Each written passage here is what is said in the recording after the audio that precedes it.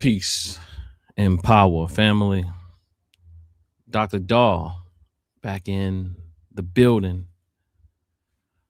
coming in to have a discussion. I want to talk about the FBA, a wound or wound we haven't named. FBA, a wound we haven't named. So I'm looking forward to some dialogue on the other side. Hope we can get some people up in here and maybe come up on this panel today. So I'll see you on the other side. When you claim your Africanness, you're going to get your mind back. Black and I'm proud. Black and I'm proud. When you claim your Africanness, you're going to get your mind back. Black and I'm proud. Claim your Africanness. Black and I'm proud. I'm telling you. When you claim your Africanness, you're going to get your mind back. Black and I'm proud. Claim your Africanness. Black and I'm proud. I'm telling you. When you claim your Africanness, you're going to get your mind back. Black and I'm proud. Claim your Africanness. Black and I'm proud. I'm telling you. Become a part of it. Embrace it. Become a part of it. Embrace it. Become a part of it. Embrace it. Become a part of it. Embrace it. When you claim your Africanness, you're going to get your mind back. Black and I'm proud. Claim your Africanness. Black and I'm proud. I'm telling you. When you claim your Africanness, you're going to get your mind back. Black and I'm proud. Claim your Africanness. Black and I'm proud. I'm telling you. Peace and power, family. Dr. Daw is in the building. I want to slow things down just a little bit today. And I want to talk about FBA, a wound we haven't named. And I'm going to open up the panel at some point today. I want to really have this discussion. I really want to have a dialogue. And I want to slow it down because I want you to know that though I am here and I will maintain on these internet battlegrounds, that FBA are still my people. You know, like I have people who are under this, what I would call a trance. And it's not that difficult to have us, you know, many of us, many times, be under this, what I call this particular trance. But what I will say is, let's talk about it. And hopefully you can share this video, like this video. And yeah, let's have a discussion. I hope you join me in the chat. And as my sister Queen says, don't hold back. A Kaba says, already starting off that I'm a fraud. Who you are a fraud, period. Who are you speaking to? A cat. I definitely you can come up today and we can talk about that. It seems as if you are starting off already. And I would like to hear you justify these claims, or that claim if it's directed towards me. But nonetheless, brother Mr. K is in the building. Peace and power to you as always. So yeah, let's get this thing started. I want to say we had a powerful guest on the other day, Dr. Jared Ball. If you haven't had a chance to check out that particular episode, make sure you go and check that out. Powerful episode around is FBA psychological warfare. And this upcoming Wednesday, I want you to join me. I have another special guest, Brother Davon Love from Leaders of a Beautiful Struggle, who's been doing a lot of work. You might have seen him on different platforms, Karen Hunter and so on and so forth, about the work they're doing here in Maryland around reparations and their Pan-Africanists and revolutionary Pan-Africanists. I think that's one of the reasons why I want them to come on. To come on and is that Pan-Africanists are doing work in the field of reparations or in reparations work and actually getting some things accomplished. So I do want to also highlight that, because there's different forms of repair. But my dear brother, definitely looking forward to it. So what I want to do, I want to kind of maybe go through some comments or maybe play some audio when I went over there to the FBA news station and really kind of speak to what I see going on, not particularly or specifically with these individuals, but more so they are symptomatic of a greater issue. So, and again, I want you to join me in the chat, and I also want you to come on, come and join the panel at some point. And if anybody wants to join the panel as I go through this and as I dialogue, I'm going to put the link in the chat right now. And let's see what happens, but let me get started first, and then we'll go from there. Let's see if I can share my screen. Let's see where it takes me. So, let's see, share screen. Okay, I think we got that. All right. So I'm going to play this clip and we'll talk through it together. I want to play what's going on here. All right, family. Yeah. Peace. This is me going on to what they call FBA News.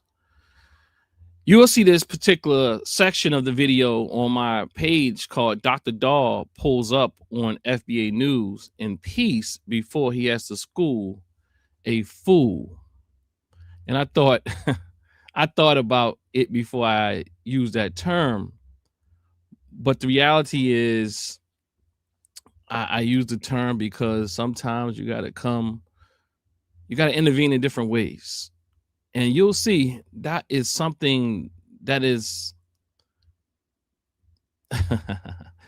someone says the FBA cult.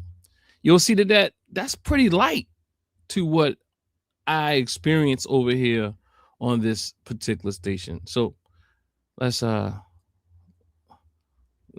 go. Wrong tab. All right. Peace, Ron. Peace. Yes, what's up, my brother? How y'all doing, chat? Good. Yeah, bro. Yeah. Let me know if y'all can hear it. Yes, FL, bro. Wait. I wanted Dr. Bassar Winkler, who I call Rupskin, and chime in. He calls me Rupskin, y'all. Teddy Rupskin. Peace. Dr. Rupskin in the house. So that's me coming in. Oh man, I'm good. Claiming the name. I'm good. I'm doing good, man. I'm just sitting here. So let me turn on. Can y'all hear? Put one in the chat if y'all can hear this. As soon as I turn on, I hear you calling me Dr. Rupskin again. I thought you retired that. I've been calling you Dr. I thought you've been, I haven't heard my mouth. I haven't heard my name. I ain't seen nothing in any titles. I said, okay, he's giving me some grace. But as soon as I turn on, Dr. Rupskin and the rest of them try to make money, or something like that off the people. Now, I know, Brother Ron, I've listened to you. I know you can tell a genuine brother, man. I know I'm genuine, brother. Whether you disagree with my ideology, ideas, concepts, or what have you, I think you can tell somebody who's genuine about their people. So I speed it up, family. I said I like you. I just think you're on the wrong side. That's what I said. So I don't think I'm on the wrong side, but I will say that, I'm just saying, so I'm an agent one day. I'm Teddy Rupskin. My wife said thank you. She said at least you chose something cute and cuddly. So so I'm just saying, I think this thing is a little bit more nuanced. I mean, the reality is Talking about FBA. I can agree with a lot of things, but I disagree with a lot of things. What they did was call me as Sister Kaba's doing here. They called me a fraud or what have you. They said that I had a audience of people in my facility that we were giving a lecture. It was a panel discussion, which they said, oh, he might have charged them $25 a pop or what have you, something like that. As if I did charge them, if that was going to be that was an issue, especially for them who clearly say that they're capitalists in many instances. But nonetheless, it was a free, open community event, so let me keep going. Well, I mean, and I don't think it's necessary for many of the things that you all say is necessary to get what you call reparations. It's just not. What? The African American thing? It's not the African American thing, it's the FBA thing. It's not necessary. And then there's a lot of lies, even the whole idea. There's so many lies, Ron. I know you listen to me, bro. I know you heard I know you listen to me sometimes, brother. So I know when I did the presentation on the whole census and the whole idea of black, with your boy, what's his name? Zion. What's his name? Zion Lex. Where he says, what's his name? Zion Lex. What's the brother name? Lex Vortex. Lex Vortex. Yeah, like the idea that like most Pan-Africans don't use the word black, like all these fallacious ideas. No. Okay, I heard y'all misrepresent that argument. No. I heard Lex Vortex. You may have not said that, but your boy Lex Vortex said that. I'm not sure. Yeah, he say anything. He says about anything. That's why Unc calls him pseudo. Yeah, I mean, he says almost anything. He's a smart brother. But he sometimes people so smart that they're a little extra creative with it.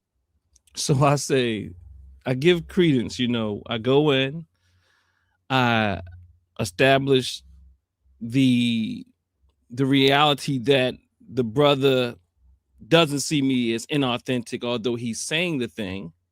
He calls me an inauthentic, and I'm getting the people and all these type of things. But then I began to speak about this idea that FBA is trying to claim that they are the only black people. And if you remember, I did a video some time ago saying that black is actually more general than using the term African American. And he's saying that they never said that. But they had an entire segment. And as I state here, I can't recall whether or not he said it, but I know he didn't disagree when Lex was speaking to it. So, and Lex Vortex was saying that, we're the only black people, so on and so forth. And, it hasn't gotten started yet. But really, I want you to hear how the others start to come in, and then they come out. And to me, they come out firing. So let's get there. Like, it's so many, like the idea that there's like how many people told me after listening to shows, or I'm not even sure if it's your show or so many FBA shows, there's no write-in. Like literally, there's no write-in category so people can distinguish their ethnicity. Huh? Yeah, nobody can say, if that was said, that'd be going back during the time in the 1990s probably. But everybody has seen the write-ins nowadays. But even now he says everybody has seen the write-ins, and we know that FBA often says, he'll continue with here. Let me just play it. The write-ins, it's okay, but it's still some confusion there with the term. It's always going to be confusion, Ron. That's the thing. Don't have to always be confusion. Ron, what I'm saying is, it's not as much confusion as you all say it is. That's what my argument is. It's not as much confusion. But he cannot deny, he attempts to deny that this is a FBA talking point, that we are all lumped together. Like, the one thing I realized when I look at the hurt and pain and the trauma about when it comes to FBA is they can't even be honest. The trauma is giving, as our sisters say many times, is given that I can't be authentic, that when someone comes in, I'll just change up my narrative, that I can't stand on what I've said, that I'll lie to survive. You know, I'll do whatever I have to do to survive. And that is what people many times do when they've operated from a space of having survived due to different traumatic events. What we got here? Some Caribbeans don't use black. I think JG, y'all give me the, well, let's see what JGLL U3X is saying. Greetings to you, Kevin, sup kid. Some Caribbeans don't use black. I don't know, JG11, what that means in this situation. I really don't. I mean, I get it. Like some African Americans or what you call foundational Black Americans don't use black. Some Africans don't use black. Some everybody don't use black. You know, so I mean, like sometimes, like to me, that is also like indicative of. It's indicative of like, what is that? Like there's something missing here. There's something missing. Some people don't like the word black, just like some people don't like the word Afro-American. Some people don't like the word African-American. Some people don't like the word Negro. Some people don't like there's some people that don't use all the terms. Some people don't like he or she, and they use they or them. So what I'm saying, like, what are you articulating here? What is the point? What are we saying? So what are we saying? So JG, oh, okay, JG11. So okay, cool. So now you brought up the dear brother AD, who I told to take that video down. And, you know how I do appreciate that dear brother's mind to a degree. I just think he's misutilizing it. Someone can be on about a thing, but then totally be off. He needs to put Chat GPT down because it's not working for him, and he's really good. I realize what American Dream is good is he's really good a person that kind of gets people caught up and have these quick comebacks and, just to do these type of things. But his scholarship is trash right now.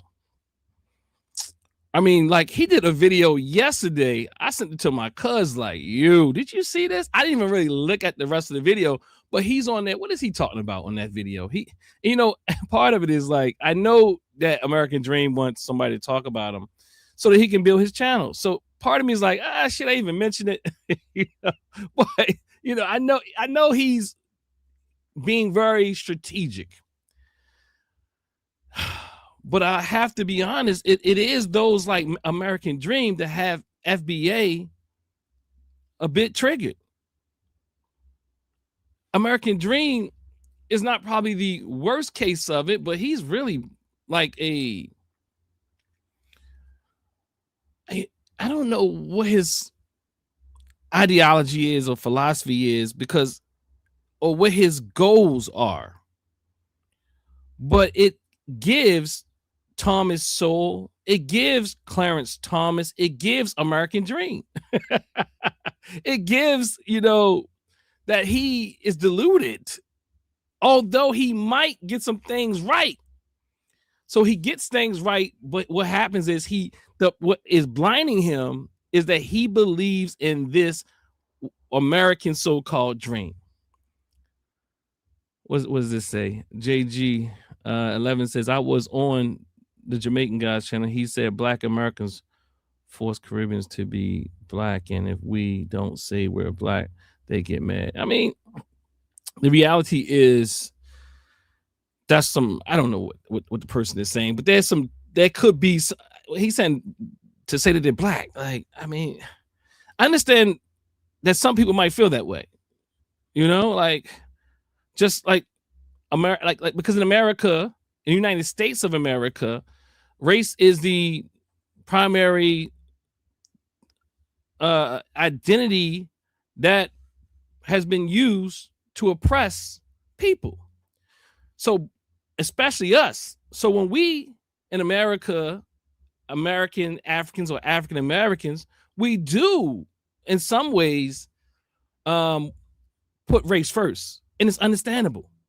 Whereas in their situations and positions or their situations where they come from, they look at things a bit different. I think that we should understand that to some degree, but I don't know what the Jamaican brother was saying per se, but I do know that in certain aspects of, let's say the continent, race is not the first thing. They look at things from more of tribal or type of thing, and they argue against that. My students always talk about it.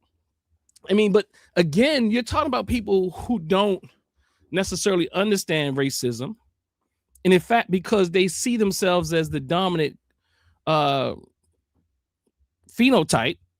what happens is they begin to see each other as the enemy, and many times not able to see the hand that controls everything. So they don't even they don't understand racism as much as we would understand racism. Although many of us in the United States don't understand racism. Most of us think racism is discrimination and bigotry and these type of things, and ignorance and microaggressions and these type of things. I'm not saying these aren't as a result or aspects or more interpersonal dealings with this thing on a daily basis, but racism isn't that. Racism is more of a social, structural power relationship. And if you talk to the average person, I'm going to say here in America, not you all who study and are all on YouTube and all that, like, you get so much information that you see things different than a lot of people. You sometimes in these silos or in these, let's say, YouTubian streets, as the dear brother says, and not knowing how much education you're truly getting, whether it's real or not. The problem is we struggle many times sifting between the information. And in fact, I would argue that that's part of the wound that's going on with FBA. The wound is already, it's being triggered, and I'm going to say also created to some degree, or exacerbated at least, when you see a video of an African or Caribbean saying something that you don't find, well, let's say it's just ignorant. Let's just say that it was very hostile. That's understandable, especially when you don't understand that people do have different ideas of each other. But it doesn't mean it's everybody. But when you're dealing with trauma, you begin to generalize greater than it is probable or realistic many times. Again, I often talk about how that wound of an individual who have experienced trauma, let's say something like, let's just use an accident because it's less grotesque. They experience a car accident, but now every time they see a car, they feel like they're going through the accident again. And this is, I would say it's similar, but more complex. And what I mean by complex is that it's more developmental, meaning that it's a longer duration of these micro or these aggressions of feeling like your people have been put down. And I get it. I do get it. When you feel, then you start to examine the world through a lens that says, why do they get to do this? And why do they get to do this and that and say this and say that? And I'm just supposed to stay here and be the bigger person? That's how it feels to a lot of people who've been through many forms of trauma, especially in their social relationships. Let's see what y'all got here. Then it's more of a case that they don't understand American racism as opposed to not understanding. Look, I'm Mr. K. They don't understand racism, and we don't understand racism. I get it, but the reality is they don't. Look, we don't understand racism, Mr. K. You might understand racism because you look like you study all day. You know what I mean? Like, I don't think you stop studying. I think sometimes we begin to think people can conceptualize things because we conceptualize things, because we study all the time. Mr. K, you study a lot. Most people don't have the information in their head that you have. They don't have as much information between those ears as you do. So sometimes I think you might you might project your information on others. Let's see here.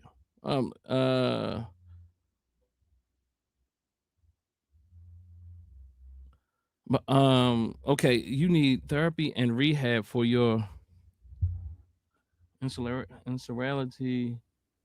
Where did it go? About the diaspora. He talking to somebody else. Kevin, what island are you from? Kevin, you island boy. Okay, I don't know what's going on. Oh, okay. So he's asking Mr. K if he's an island person, but nonetheless. So basically, no. Most of us don't look. Let's get it right. Let's get it correct, Mr. K. Most of us don't have the same idea what racism is because we haven't studied it. And most of us, again, believe racism is that we look at it on an individual level. We don't look at it as a social, societal, structural type of phenomenon. That is a fact. If you talk to most people, when they say, "Oh, he's racist," it's because he don't like me. But they hardly take it to the next level. But I mean, I'll stop there. But nonetheless, let's get back to this video. Fusion, as you said, is. And you don't have to create a whole new term. I mean, you can do what you want to do. That's not my Wait, hold on. Yeah, that's interesting because a whole new term was created in 1989. Look, I said you don't have to. I didn't say you can't. You heard what I said? You can do what you want to do? No, but we're not. The new term that was created was African American. All we doing is going back to black. Black was already here in 1960. It was not just going back to black. Ron, black is still going on. We still call ourselves black. It's on the paperwork. No. Now, black is attached to. It's always black and African American, Ron. Is it not? Yeah, no, it was always that. Ron, it's black, new. Black and African American. This nigga. You see, Ron is saying some things like it was black and we're trying to go back to black when that is a lie. That there's a time that predates when we even accepted black as a label. And they use anecdotal evidence, and I like if you now they always say, well, go talk to your elders and talk to your mother and your father and all these type of things, and they'll say, ask them who you are. And one thing you will find out is that black wasn't a very embraced term in our community at one time. Even my father's generation, he said you would get in a fight before somebody called you black. Now Ron is doing this whole flim flam, you know what I'm saying? I don't know what he's doing. He knows better than that. But I'm not going to focus on Ron because Ron just wants to make a point that he can't really make. But the brother who came in and said, this Nigger, man, I want you to, this is what we're dealing with. Like, we can't have a conversation without people being triggered. And that is a sign of people who experience some level of trauma. I'm not saying this brother, well, let me be honest, on a societal level, on a social or group level, I am saying FBA as a whole are struggling from a great level of trauma. And when something again reminds them of something that hurt them, it becomes a threat when it's not. Because I'm no threat. I'm not a threat. I'm trying to I'm actually literally trying to come here and help. I'm trying to heal. And you can't even see that. Even I've come on and I'm not being combative or nothing. But the reality is some people say, well, if you say things a certain way, then perhaps people will take it a certain way and they'll be more open to it. But the reality is you can be as nice, you can be as soft, you can be as gentle, and you can smile.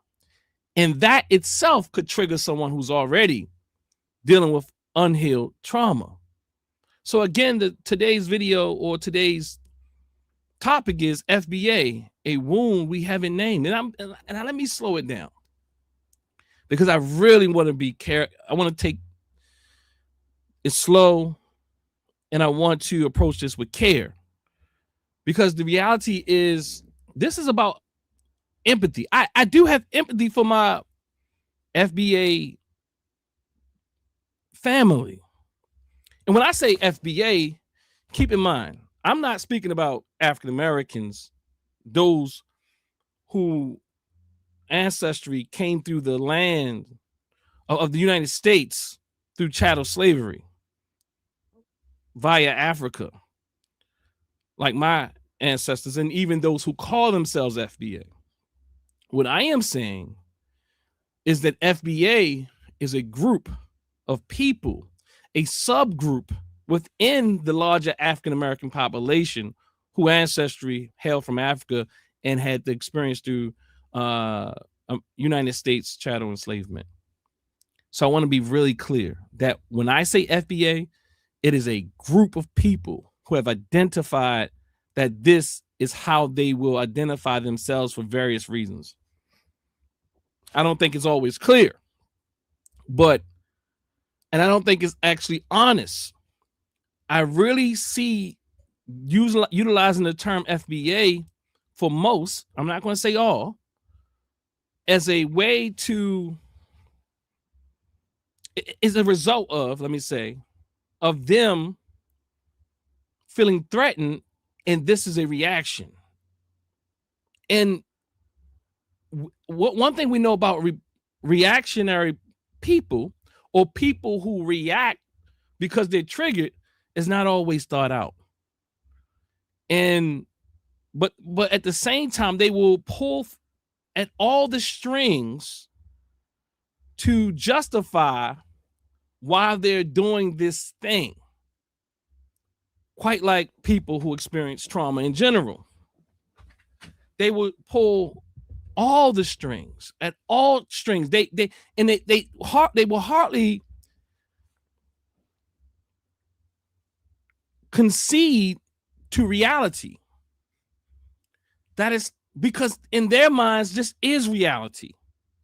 And it's very difficult to tell people who feel like anything, or that certain stimuli that is threatening to them isn't a threat.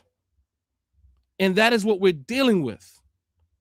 FBA, a wound we haven't named. FBA, a wound we haven't named, family. So I'm gonna go back over here to this video, and I'm going to continue. So he comes in, he says, he's reached a point where he feels that Ron is perhaps coddling me or being careful with me or being nice to me. And he's like, look, I need to jump in here because enough is enough. That's pretty much what he said. I'm gonna back it up. One is going back to black. Black was already here in 1960. It was not just going back to black. Ron, black is still going on. We still call ourselves black. It's on the paperwork. Now black is attached to. It's always black and African American, Ron. Is it not? Yeah, no, it wasn't always that. Ron, it's black, black and African American. This nigga. Brother, why would you call me a nigga, brother? Yeah, let's keep it. All right, bet. I'm gonna mute up. Bro. This shit is crazy though. I'm gonna mute up. What's so crazy about it, brother? What's crazy about it? Don't distract with me. Keep talking with Ron. No, I'm asking you what's crazy about it. I don't want to talk to you. Please don't. Ron wants me to talk to you. Well, Ron, can he talk to me? I think it's crazy. I will. Okay. Well, respectfully, without the name calling, but you want to talk to him? Go ahead. You can talk to him. Just no name calling. Go ahead. Let's break it down because this is ridiculous. What's ridiculous is I'm gonna break it down for you. You know exactly what Ron is saying. The arguments, the language, the rhetoric has been laid out 1,000 times. Why is there a question about it? He said, "Let me break it down." he popped his collar. He does this a few times on the video, and he for some reason, think that he is actually about to school me. You know what I mean? Like, he's going to school me. Let me break it down for you, brother. And I believe the argument just collapses at some point. Let's listen. I have no idea what you're saying because I'm being genuine. This what I'm saying is, Go ahead. I am not agreeing because I don't agree. Now I'm not disingenuous. That's why I called in. I'm not a pimp. I'm not taking nobody off of their money. I'm not doing none of that. Now maybe you can enlighten me, but there's no you don't even know me. So why would you say that I'm being disingenuous? You didn't use those terms, but that's what you said. Yeah, I'll break it down. The reason why is because we know that you have heard these arguments 1,000 times, brother. Which argument? You got to break the argument down. All the FBA arguments. All no. I've heard them, and a lot of them are fallacious. Okay. So you say it's a lie. Cool. Okay. No, I said a lot of them are fallacious. Yes, a lot of them are lies. That's what you're saying. They're made up. They're exaggerated. Okay, cool. So again, he goes from you're just saying it's a lie. So when people struggle with certain levels of trauma, they tend to just generalize things, right? No, I'm being very specific. I'm being very specific. But you'll hear what he says when I speak about the need for specificity. You know the argument. Why keep asking? No, which argument are you talking about? I'm all not saying I disagree. Every last one of them. No. We're talking about specific argument. Specificity no, we're is not going to important. get lost in the minutiae. No. Specificity is important because listen, it's not important in this matter. Chill, what I'm saying to you is that I don't disagree with every argument from FBA. You have to be very specific about what argument you're talking about, because I'm not one to just cast a net and say FBA is wrong about everything. So you have to talk about it from an argument. I mean, you did that before when you was on Dr. Mahat's show. What did I say? What did I say on Dr. Mahat's show, brother? You know what you said, bro. Well, okay. What did I say on Dr. Mahat's show? Hold on. Let me be clear. Let me be clear so you can follow me. What did I say on Dr. Mahat's show that cast a net on everything FBA said? Never did it. Oh my God. You want to know my main argument with FBA? If you really want to, if anybody listen to me, I have one main core argument with FBA. Go ahead. Do you know it? It's the anti-African sentiment. No, not at all. That part is there. That part is there. Yes. You know what? Let me say yes, but I frame it in a different way. All right. Ron, do you know my argument, Ron? Yeah, I was on mute. You made a couple arguments. My major argument about FBA. I have one major argument about FBA. And you speak to it all. You've spoken to it. My main argument with FBA is specifically that it is an identity category and that it has an ideological component.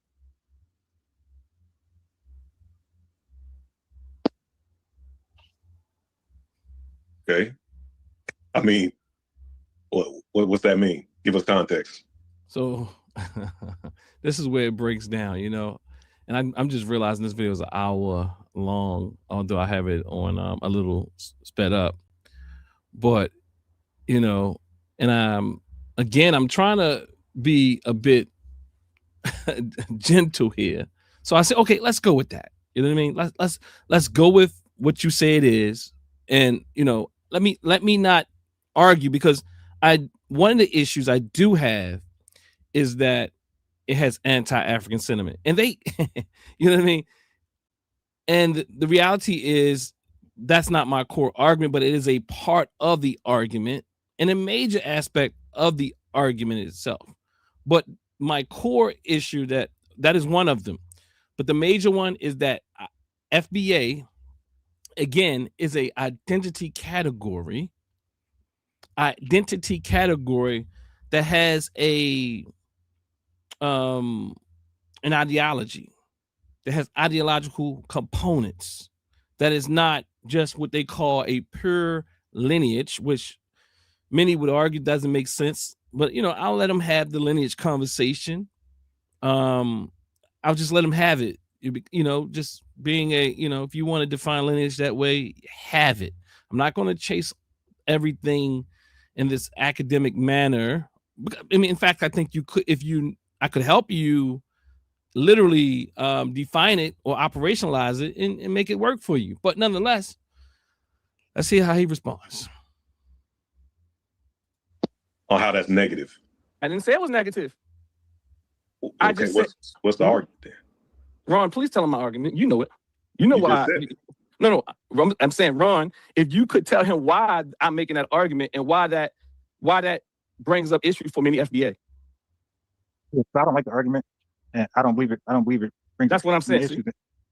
And that's what we were kind of getting to just now before the brother. You said see what he said, and I apologize. They don't even know their own arguments. You see what I'm saying? It's like that's a major FBA argument, and and if you see how he's handling me, but he's so acquiescence to Ron because I didn't do it. I didn't really do anything too aggressive, and this is sped up, so it sounds a little more intense. But even with that, it's not that intense but he came in saying this NIGGER man.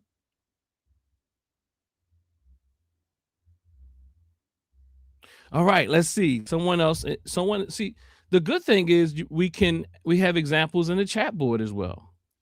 I think this person says, dude, you're dragging out the conversation because you don't know what you're talking about. I just did I put the link in the chat? Because you could come up and talk if you could be honest and respectful. I've put the link in the chat. I'm going to put it in there again because I want to have conversation. And it's really about those who want to heal. Because FBA does have a wound that we haven't named. And so there's some reality to it. There's some reality to why you're hurt. And I think that we cannot overlook that. We cannot overlook the reasons why you're hurt. You're hurt because we've been in this country and we haven't gotten much in return for all the things we've done in this country. And because we're under duress and we already feel unappreciated, we already feel, let's say not feel, because we're unappreciated, that we've been used, we've been abused, that it's understandable that when you see anything that looks like it's competition, then what happens is it presents itself as a threat. Now, For Black, I see you've come in. Are you going to turn your camera on? So when you see anything, when you see something that you think is anything in competition, you will begin to see as a threat. Let's see what For Black has to say. I won't stay long because I do want to, and if you're respectful, we can have a conversation. I won't go really long with you if you start jumping out the gate being disrespectful, okay? All right, For Black. I'm not going to be disrespectful. I'm just wanting to make a point that I feel like all your videos are being dramatic. All we're trying to do is just simply label. Hold on one second. I want you to, if you say something, right? I want you to qualify. Don't go into a litany or a rant. When you say something, I want you to support it, and then we can talk about it. My God, dude, you every day you're talking about FBA like you're upset. Hold up. Just calm down a little bit. We can breathe. Let's do this together. All right, let's talk and talk to me like I'm your brother. I'm FBA according to you. It's not about being brother. It's about the lineage. It's about respecting the fact that we are coming into our own ownership. And we have been labeled by the government and other people outside of us doing it ourselves, which is not empowering. Hold on. Can I finish my thought? No. We started somewhere and you never supported that. We were backing up So what we're not going to do is move You're the micromanaging the conversation. no.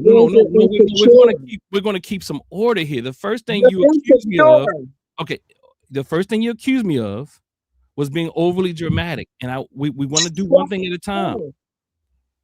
If you see again, what you're showing is that your thoughts are fragmented. If we can't keep order, video about you.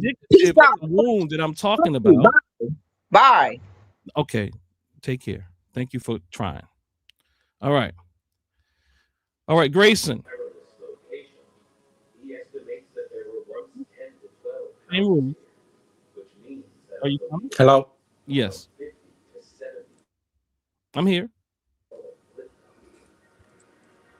Do you I can hear you. Grayson? I can't hear you. You can't hear me? Oh, I don't know why you can't hear me. I can hear you.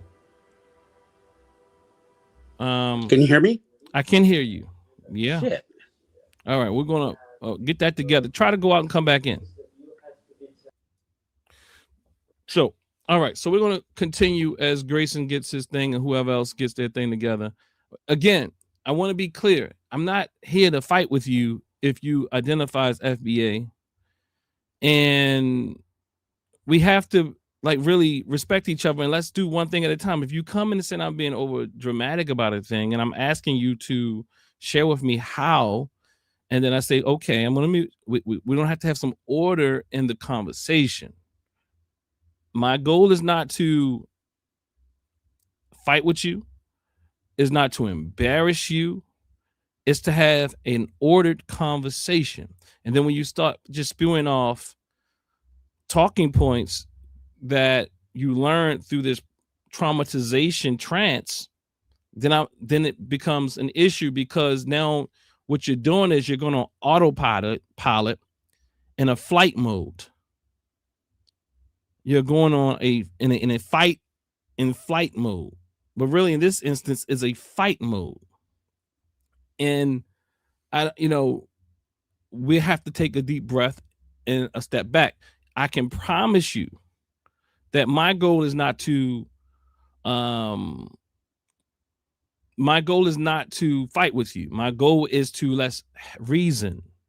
And I'm being very sincere when I say that. So you don't have to come in thinking that I am your enemy. I said I'm your brother, and then that triggered some things. What I'm saying, then you went into the whole thing is about the lineage and all of this and all. Look, you just kind of like snapped in and you went into straight apologetics, FBA apologetics mode. What I want to know one thing at a time. One, why are you saying I'm being disingenuous? And maybe we can talk about that. Why are you saying I'm being, what is it called? I'm being dramatic when, for the most part, I show data, and I show data when FBA doesn't show data. And I said to myself just yesterday, why am I showing data? I don't even know if they really care about data, because they will give an anecdote, and then I begin to say, hold on, let me give anecdotes and data. But what stops me from just giving anecdotes? And what makes your anecdote any better than mine? What happens is, it's kind of like when we've been hurt, we think that our anecdote is the only reality. The only reality is the thing that I've experienced. We don't all have that same experience. And I do want to make space for that experience. But when we've been hurt, it's very difficult for others to hear other people's experiences. All right, Grayson, let me get you back up in here. Grayson, can you hear me? I can hear you. All right, you rocking and rolling. Oh, you can hear me? Yes, sir. All right, brother, man. Hey, thanks for bringing me up, man. I appreciate you. And I'm not a long-time fan, but I've done a little bit of research on you. So I'm an FBA. Hold on And one I think I second. can clear some stuff Hold up. on 1 second, Grayson. I'm trying to get my levels right. All right. Oh man, it's messing up. Hold on, let me do it this way. Grayson? Yes, sir. All right, try it again. Yeah, I think I'm good now. Okay, you good? Yeah. All right. I'm FBA, Mm-hmm. and I think I can clear some stuff up for you. Right? Let's do one. Can we do one thing at a time? Yes, sir. Okay. I'm here, Grayson. Yes, sir. All right, let's do one thing at a time. What are we going to talk about first? Oh, okay. Yeah. So, you're a researcher, correct? If you don't mind me asking, where do you have your PhD in? I don't want to see. I'll be honest. I don't want to go down that rabbit hole. I want to know what the actual issue. Oh, okay. I was just gonna ask. My master's is in counseling. Okay, yeah, that's fine. And you're talking a whole lot about trauma, so I'm trying to have a clinical conversation with you. Okay. I don't want to speak over your head. Oh no, you're not going to do that. Okay, so let me ask you. Do you understand that FBA is a population? Do I understand the FBA is a population? Hold on. Grayson. Yes. You're still asking me questions. But as I said to you is that we're going to have a conversation about what it is. I don't need to be questioned. Oh, I'm sorry. Do you want to ask me something? No. Well, the thing is, I want to know what I have wrong that you're trying to clear up for me. That's what you said. I don't think you know that. Or no. I know Oh, this is what I was going to ask you. Have you looked at my videos? A couple, not very much. Because if you looked at my videos, you would know I know the difference between population and. No, I know you know the difference. Most human beings know the difference. I'm saying, do you understand? No, most people don't know. A lot of people don't know. Well, population. I believe so. I believe so. We're not going to talk about the cognitive abilities. Let me finish my statement. I'm on the West Coast. I'm in California. No. But you're talking about something in a very specific manner because you're a counselor. Okay. And when I'm so you've been through statistics course, probably advanced statistics, and quantitative analysis, and probability and all those type of things. Yes, sir. So what I am saying is that when we look at the difference between populations, that when you use it statistically, most people don't understand that. A lot of people don't understand that. Let's see that. Okay, California has a population, correct? Of what? People. Okay, let's do it. Come on now. Well, don't ask me the question like that, man. Come on, man. Let's just talk about what I have wrong. FBA is a lineage.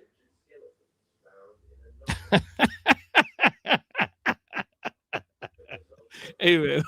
Okay. All right. Can I ask you another question that might clear things up a little bit? You keep asking questions, man. I'm a therapist. I'm a therapist. Okay. Yeah. So yeah, me and you, we can jive with it. You know what I mean? No, look. I teach master level therapists. Let's understand that. That's great because I trained for 6 years. I trained all the clinicians at the biggest psychiatric hospital. Please don't embarrass me for my students. You know what I mean? I'll try not to.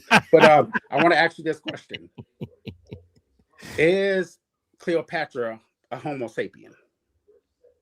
Look, I'm not going to be answering no questions like that, man. Look, because you're going to take me down a rabbit hole, man. Okay. No, the reason why I say that is because let's say a person says, no, she doesn't speak the language. She doesn't identify herself as a Homo sapien. But me and you, as two clinicians, we classify and categorize people. So we know her to be a Homo sapien, even if she doesn't know it, correct? Okay, yeah. Yeah, she's a Homo sapien. She doesn't even have the Egyptians did not even believe that man came from a monkey.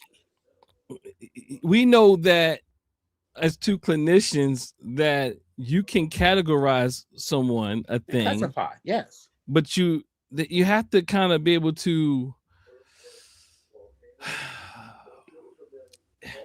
It has to be some support and some constructs to kind of support that. Yes. But when we're talking about categorizing something in a social manner, though, yes, such as an FBA, it has yes. to be that social construct has to be agreed upon. FBA is an operational definition. Do you do research, sir? Hold up. Look. It's an operational. You know, when Grayson. Yes. Why did you give me that? Why did you just say, do you do your research, sir? Like, no, I didn't say, do you do your research? I asked you, do you conduct individual research? What does that have anything to do with anything? Because in research, you define your own terms. Grayson, you could have not listened to me much at all. Even today, I've used the word operationalize. FBA is an operational definition. FBA is not an operational definition. It is for each individual person who the researcher. It's not you. I mean, you can operate. You want to operationalize. It's being used in scientific research as we speak. Brother, I've done a lot of research on FBA, and I'm looking for articles on FBA. There's more. There's not much on FBA, but there's somewhat some on ADOS. You're talking to the wrong person. No, people are using that term. How many studies have you seen the word foundational Black American in? Not many. I have not looked for any. This is what we're talking about. I've not looked for any, but it's a Grayson, you haven't looked for any, but you're telling me that is there? Well, Grayson, Grayson, I do not want to look, Grayson. I want you to bow out because you're starting to show that your thoughts are disjointed, and you're saying disjointed. Well, you need to contact the Board of Behavioral Science in California.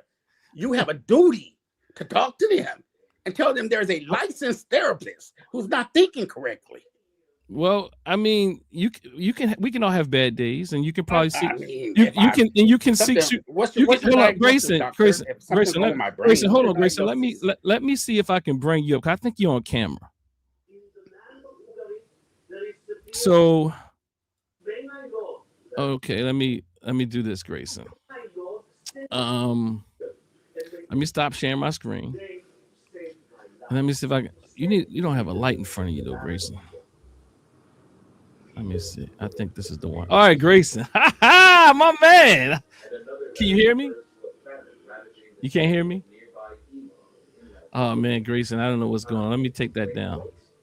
Let me see if you hear me better when I remove you. Grayson, can you hear me now? Can you hear me now? Okay, let me try this. Grayson, what about now? Grayson? All right, Grayson, I'm gonna let you go, man, because you know it's getting off the topic. Because I don't think you're doing a great job. You can jump out and come back in, and we continue this conversation. But you've already stumbled too many times. All right, family, Grayson. I'm trying to give Grayson some grace. Oh my God. Oh God, that person. Oh man, I mean, like he said, he called the boy. You know, gatekeepers don't always be gatekeeping right. You know, as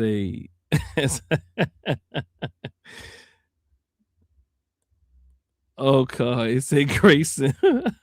Hey, cuz, why you come up in here, man? Come on, cuz. Now, look, I know you. I'm not going. Hey, cuz, I know you like to do your thinking on the other side. I just look. If you're in the building and you on the side, it feels comfortable, man. You know you got your kin next to you. I know. You can jump in there and you ain't got to say nothing unless you're ready. You know, but oh man, what'd you say? Grayson is an intellect. Grayson is an intellectual boxing match with his own tongue laughing out loud. Oh man, my man Kevin. Okay, well, Kevin is up in here. Carrie up in here too, huh? Whew. You know, I mean, again, I'm laughing because they said how they say if I wasn't laughing, I would have to cry. I mean, because oh God, it's not really a laughing matter. So please excuse me if it comes across if I'm just kind of like, I mean, it is kind of funny in one sense, but it's so hurtful in another sense.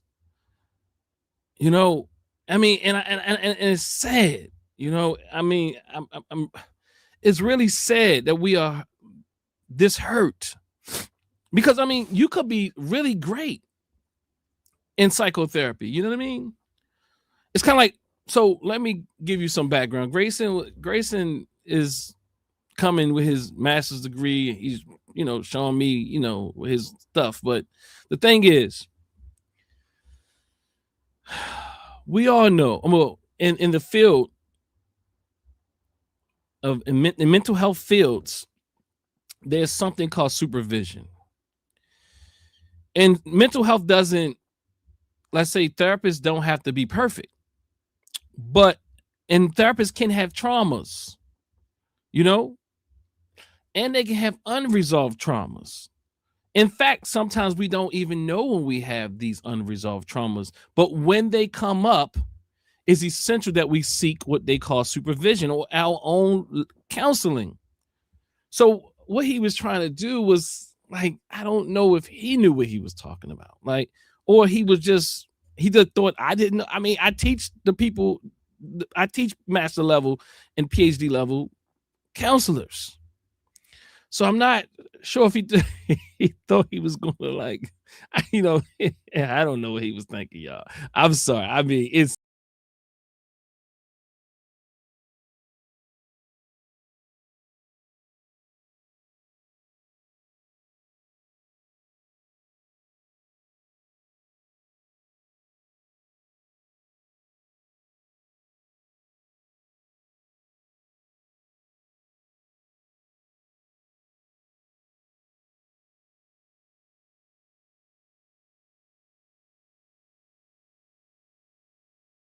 All right, so I pardon y'all. I got lost a little bit.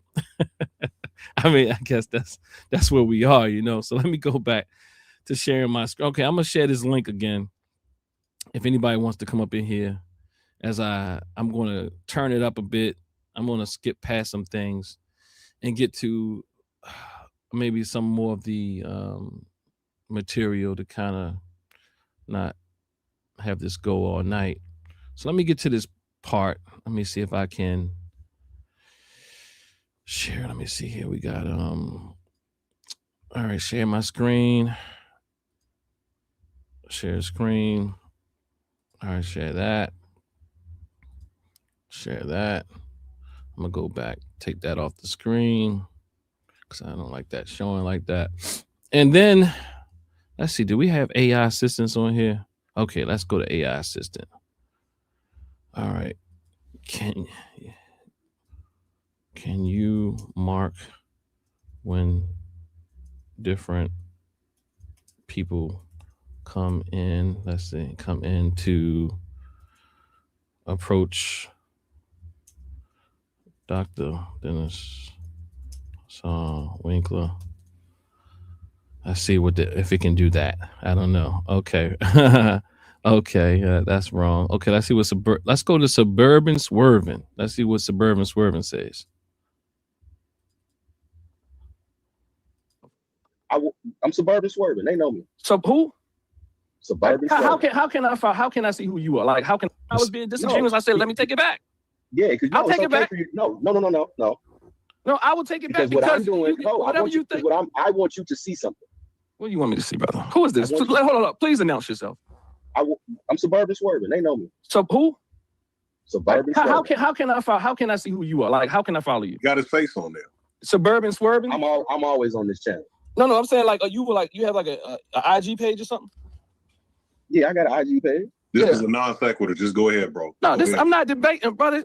Stop with the debate. Right? Stop with the debate rhetoric. This is not a debate. This ain't even a debate. I'm talking about him with his non sequiturs. Because that's what you're doing, brother. Yeah, and then you running. Hold on. You're running around the ring, bro. Okay. Go ahead. All right. So now you about to ask that brother. The reason why I said he was disingenuous because you were going to ask that brother disingenuous how he felt about the system. Ron is not the FBA spokesperson. So just because he might feel a way about a system. So I asked Ron how he felt about the system. And now they want to cut in on me. and tell me I can't ask Ron how he feels about the system. And Ron never, look, just listen, it's like Ron wasn't the one fighting to answer the question. They kind of jumped in and protected Ron. Like somewhere along the line, they got triggered. And I can't remember exactly how he came in because this kind of skipped over that, but let's finish listening. That doesn't have nothing to do with. I wasn't asking him to speak for every. I wasn't asking him to speak for every FBA, brother. But that's what the topic was about. You got an issue. Hold on. What are you talking about? You got an issue. I am talking. The brother asked you what the issue with FBA was, and you still haven't answered. Brother, but that doesn't mean I can't ask him a question specifically to him. So why not ask the question that was answered? Why do you have to go through? Hold on. What was the question? Give me the question. See, now you don't remember the question. Do you remember the question that you said I didn't answer? He asked you specifically what your issue with FBA was. I already explained my only number one issue with FBA. I explained that, did I not? What is what? Brother, Ron heard it. See? Essentially saying it's a semantic problem with the anti-African sentiment, which isn't even true because Ron just debunked that. So why is it that? So now look. So now why is it that every time we talk about anti-African sentiment? Hold on, brother. Chill out real quick. If you agree with me or not, you said I didn't answer the question. Your dear brother, the other brother with the radio voice, said he actually, Ron didn't answer it. He answered it because I said it several times with my. Okay, so now you saying two different things. So now you're saying right. So you're saying it's anti-African sentiment. Cool. I'm not saying anything different, brother. I didn't even say anything. There's no anti-American sentiment. Say it again, brother. There's no anti-American sentiment coming from the other side. Hold on. Okay, we can talk about that. That's a problem too. No. I am not unbalanced. That's a problem too. That's a problem. Why are we the ones being held accountable? No. Everybody, look, if you follow me, I got hold them accountable for it. Let me tell you something. Let me Let's get an example. So again, it's kind of like, this is to me indicative of the hurt and pain because they keep saying, so are we the only ones that have to be accountable? You know, what about those other people and this and that? Like, first and foremost, FBA are although I don't subscribe to the term, they are my people.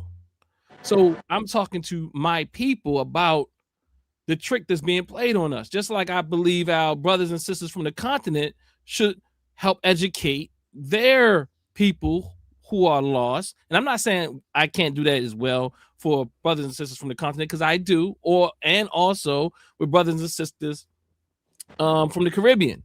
But also is really, now I'm not aware of any movement similar to FBA in these other spaces in that type of fashion is on the internet. I'm certain there's individuals and there's there might even be groups. I don't know of them. Please let me know of them, and maybe we can start doing some things. I see Cuz getting the cardio in for real. You know what I mean? So I mean, I don't know if he ever really wants to say anything. You can definitely jump in, Cuz, if you want, but you're definitely looking good on that bike, getting your perspiration and your heart rate up and all those type of things, you know. So let's see what this person says. Dude is literally making stuff up. You have not let none say one thought, and you're acting surprised. Why are you pissing folks off? I don't know what they talked about, but let's keep going. Example of the anti-African sentiment. Shut up, Dennis. You making me mad. I'm old school in here. Him, this guy comes in and he says, let me play it back. He says, No. Everybody, look, if you follow me, I got hold them accountable for it. Let me tell you something. Let's get an example of the anti-African sentiment. Shut up. So he asks me a question, and then this guy comes in. Let me tell you something. Let's get an example of the anti-African sentiment. Shut up, Dennis. He says, "Shut up, Dennis." Then he goes on to say, "You making me mad. I'm old school in here, and you make me mad." Who's this Midwestern sounding brother? Who's this? Okay, I'm gonna tell you who I am. Dennis, hold on, brother. Did you come in telling me to shut up? You come? Yes, I am. What are you? Oh, hold on. What you? Elder? How old are you? Anti-African stuff. When FBA started pro-African, pro. We the one put y'all on the map. Who is y'all? Well, no Brother, white I'm people you, brother. What are saying you nothing talking about about, no- man? What are you Now, talking he about? FBA. He just. What are you silly. talking about? I'm He just you. silly. What are He you called me talking silly. about? You know what I That's mean? why. This- That's this- why I'm trying to get some order here. I have I'm called sorry, them I'm by their sorry, I'm name. sorry, yet. man. So- He just talking too much stuff. Yeah. So the thing is, like when you say the I've been a system, white man system, nigga. or I've been African silly. anti-African I've been sentiment, told to shut up. when you leave it like that, it's left to our imagination. Well, What your anti? the only reason it's I left to our stopped because the imagination. brother didn't want me to ask you a personal No, question. no. Okay, but even with the These sound like wounds to me. I mean, and I'm just saying it's sounding. And the dear brother who came on earlier, the licensed therapist, he knows that these are trauma responses. If he had to be honest, like what is the reason? What is such a threat that I have to come? I'm coming in to talk about something I disagree with, and I'm being called disingenuous, this, that, and other. You don't have to be disingenuous because we disagree. I could be undereducated. I could be miseducated. I'll take all of that, but then you have to show me how. Like the dear sister, I think it was a sister or a brother. I can't tell by the voice. Pardon. Came in earlier and told me that I am exaggerating things.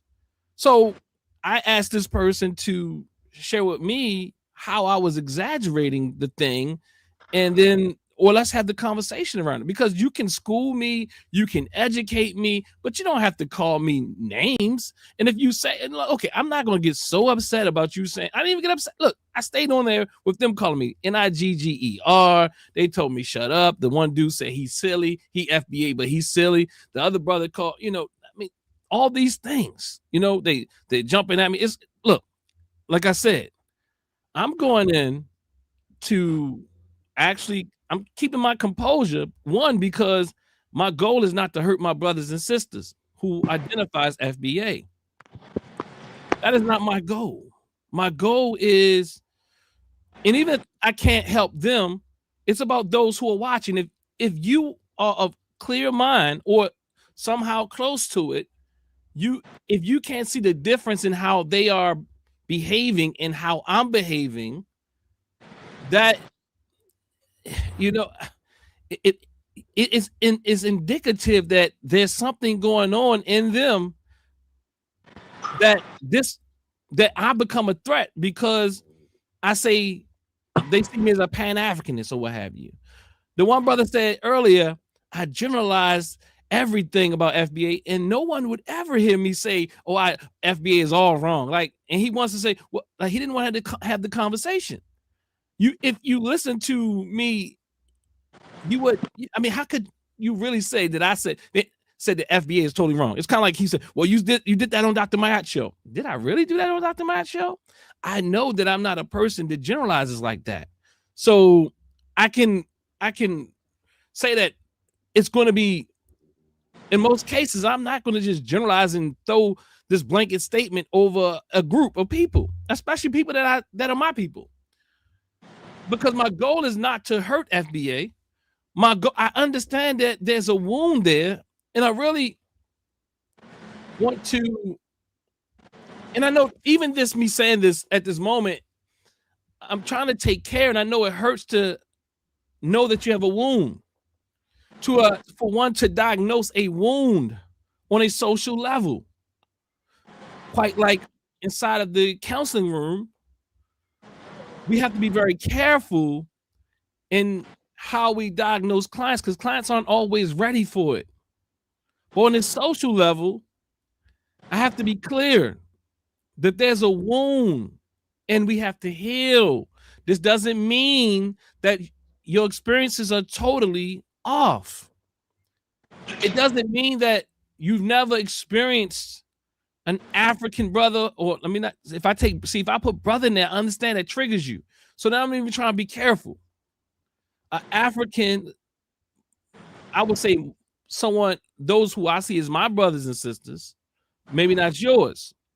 Or Caribbean that I see as my brothers and sisters, maybe not yours, because I understand that even me saying that in some way elicits a certain level of emotion that is connected to unresolved trauma. And I'm not saying that's like, and I'm not making fun of this, but it's really clear that it's there. Going back to what I said earlier, it's really clear that is there, and we need to heal. And I'm going to say that on some level, we all have varying degrees of this. That we want to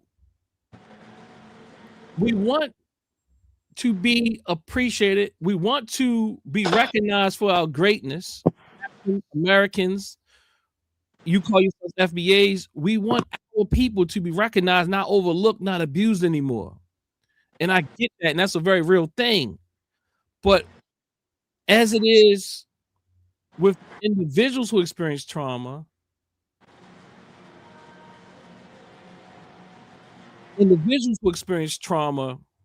many times, let's say it's the tendency is to overgeneralize and exacerbate, or as the person said to me earlier, exaggerate. I think they said exaggerate the reality. And that is what trauma does. It has you exaggerate things that remind you of that harmed you. And I'm suggesting that you may not even had a firsthand experience for this type of social trauma that I'm identifying. It could have been a YouTube video that you heard someone say something from another country and you felt hurt by that. So now when you hear some people say, look, we're going to stand up against that, and then they start feeding into you other things that support that trauma, in fact, perpetuates and creates a narrative that keeps you stuck in that trauma. Yeah, so again, FBA, a wound we haven't named. So again, I'm gonna back up, because it is also true that the wound is there. And it does, and doesn't mean that your experience, again, that has not been your experience with these with other people. But the reality is we can do that in all categories. People overgeneralize other people when they haven't healed from their trauma, or that they're still overcome by it. Again, as I said earlier, many times we don't even realize that we have the trauma. We have these visceral feelings. And I often compare this to the gender wars that we see in our communities. The gender wars that we see in our communities, where you have men, let's say specifically black men and black women, that are fighting one another and believe the worst things about the other sex. And at times you have people that would even say, I'm not dealing with black men because black men are this. And then you have brothers saying, I'm not dealing with black women because black women are this. And it's not the clear reality. It's been your experience.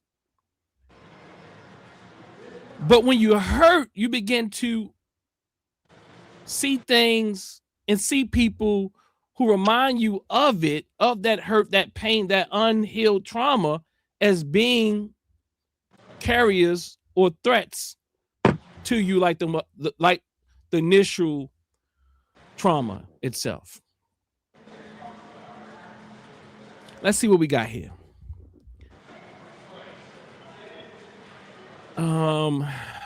That's why we always ready to fight each other. That's why we always ready to fight each other, but got no smoke for the real oppressor. Yeah, because part of it is that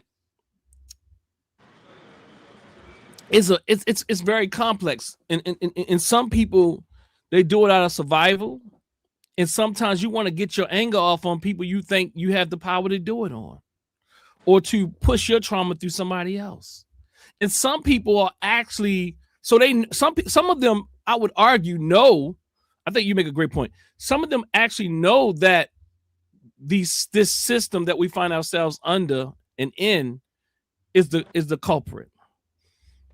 It's kind of like a person who's been abused by somebody, and they never, and they're submissive till this day to that person. But then they carry out the same or similar act on their progeny, their children, their nieces, their nephews. But they're so hurt by it, but they'll never, some of them will never confront the person who did it to them. So I blow my trauma through somebody else and perpetuate the process. Then you have those who actually have been hurt by someone who had a certain accent, who had a certain last name, or identified as a certain ethnicity or nationality or what have you, or they at least ascribe that nationality or ethnicity or identity to that person. So now they see all these people as this way. So there's a multiplicity of reasons. These are just two conceptualizations of why that may be happening. I wish the dear brother would come back on who's a counselor and really have this talk. Now the gender wars that were, this might be the person I was talking to on the show. Or unless this person is being funny, because when I was on this show, it might not come up. They started saying that the gender wars were started by people of Caribbean descent, the women, and they only said that. Well, they said Caribbean descent, and then I shared with them that let's look at this women's liberation movement, white women, white feminists, who, and then he took some time out, was like, yeah, I'll give you that. Then he came back and was like, well, he came back like, I don't know how long later, 30, 40 minutes or something, I don't know, maybe 15 minutes, and said, well, it was the Caribbean women who let them in. It's something like that, you know what I mean? And again, I'm laughing not because I'm making mockery. I'm laughing because, boy, the trauma is real. The hurt is real. The pain is real. All right, let's go back to this.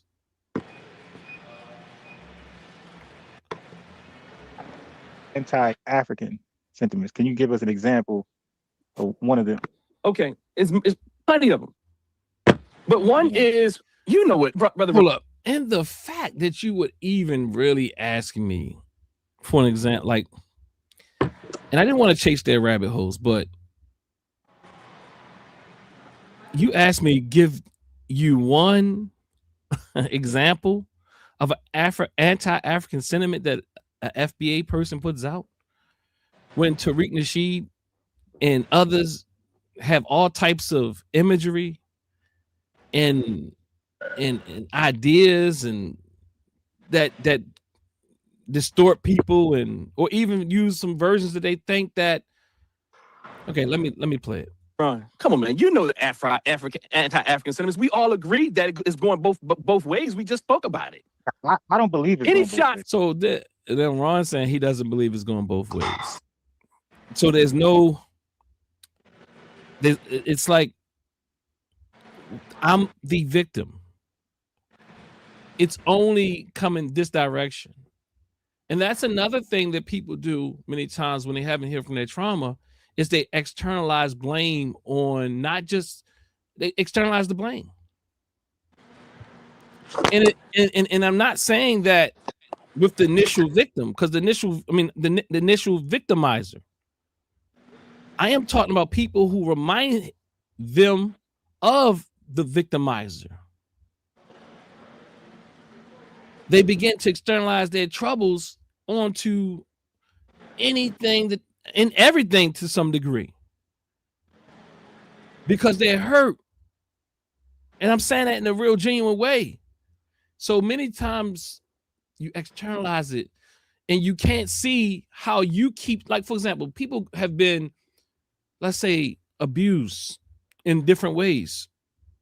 And then they keep getting in relationship after relationship after relationship. And they find it very difficult. In these, let's say, abusive relationships, and find it very difficult to see what they are doing wrong that keeps them in these relationships, one, and two, how they also are part of the abuse of reciprocity. Because many times that abuse is bi-directional. But you can only see what you quote unquote receive and not how you give it. Any shots, all these headshots, all these extra exaggerated African features, and they ain't us, and none of us look like them. This is how they look. Now you know that there's people in Africa that look just like your cousin. Come on, man. Wait, now hold on. See now that see, here's the thing about that. When people say it go both ways and things like that, we know that we have people that come in the name of FBA online, and they're not. They're out there starting trouble, starting beefs. All right. And the main click the link, and the link just disappeared. Let's see if I can get to homeboy. I can't remember exactly what he said, but I know. But I told him intellectually, because I like to go intellectual. I like having someone to come out on is this major. He envies her. Another. But we don't just sit around and think we taking from the white man. We feel like the white man owe us. I think a brother about to come in now. FBA who's saying, well, got their money. We talking about gender wars now. So now my thing is, we begin to throw more, like we begin to done. But my concern is, and this is where we will diverge, is that I think it's coming. I mean, where I would diverge a bit, maybe not, is that, yeah, we gotta get that together and intersect with the one that needs it. Make sure that we take care of self first. I think it's a both and. I think it's a both and. Yes. Okay, let me. Yeah, let's do this. Put the mask on yourself. Yeah, let's do this one. I think people think that airplane analogy works with everything. You know what I mean? And it's showing you. I'll just let me explain it here first. Right. As I get older, I'm 42, but as a man, I'm starting to learn that you have to take care. Like, I got to be in good shape. My body got to be right. I got to take care of me so that I can go out here and work and get the money so I can take care of my family. Right. I got to make sure that I'm able to operate at a certain level of vitality before he takes care of. Yeah, I don't think this is a plane going down. Though, I do think we might have some turbulence issues. You don't get the same instructions for turbulence. So I do get the analogy. I'm saying that I don't think that our social relationships with our brothers and sisters in the diaspora and in the continent can be seen as a plane going down, but it's more of turbulence. And so I'm saying that his analogy in and of itself is flawed. Now, okay, let's let it play. But I don't agree with the analogy in this case. But I do, what I would like, the analogy that I would use is that many brothers, I'm going to use brothers in this case. Wait. Many brothers feel like they got to get their money right before they can actually spend time with their woman. I mean, literally, like, huh? Hold up. Hey, look, can I jump in here right quick? Then I'm gonna drop down. Here he comes, y'all. Can you hear me, brothers? Yeah, we hear you. All right, so I'm gonna drop down in a minute. I just want to say this right here, okay? But look, this is what the other brother did earlier. I hear what you're saying. I think that you're a PhD, man. I'm 59 years old, and I'm telling you right now, I just got to keep this real with you. Bringing up degrees. This stuff right here don't make no sense to me. If you don't understand what FBA is, and I'm from the South, bro, and I've lived in New York. I've been overseas. I've been a lot of places in my life, and there's no way.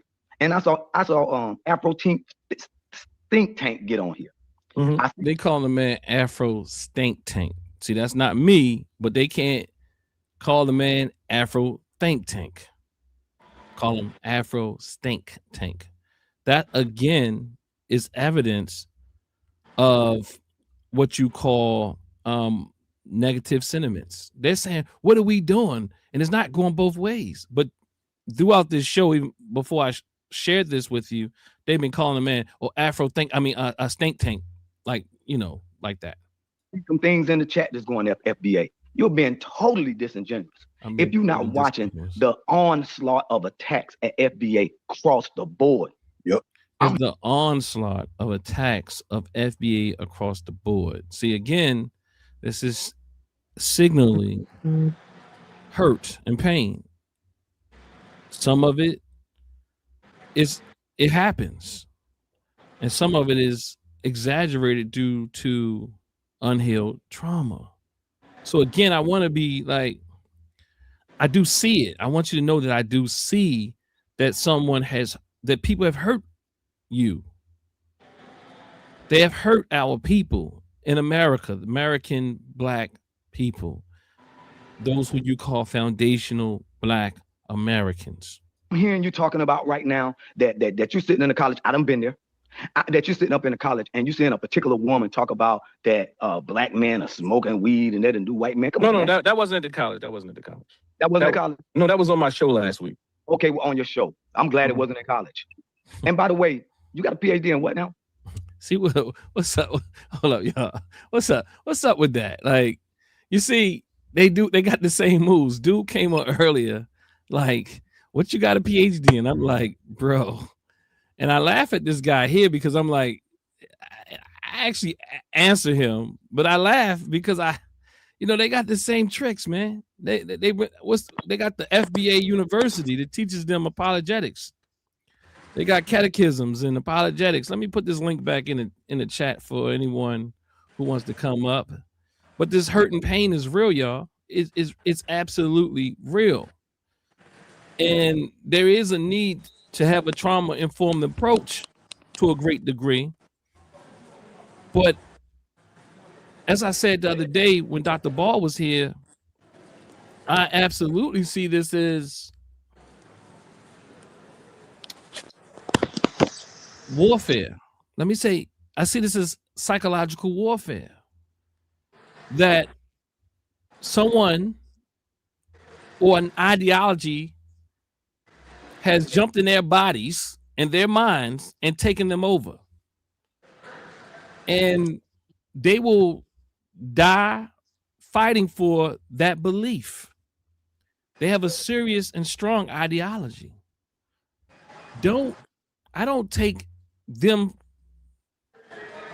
underestimate what they will do as a result of that as a result of embodying that ideology. I don't underestimate what they will do as a result of the unhealed trauma that makes that ideology so easy to take on wholesale, and also deny that it is not ideology. And if you remember earlier, you have the brother Ron, and then you have the other brother.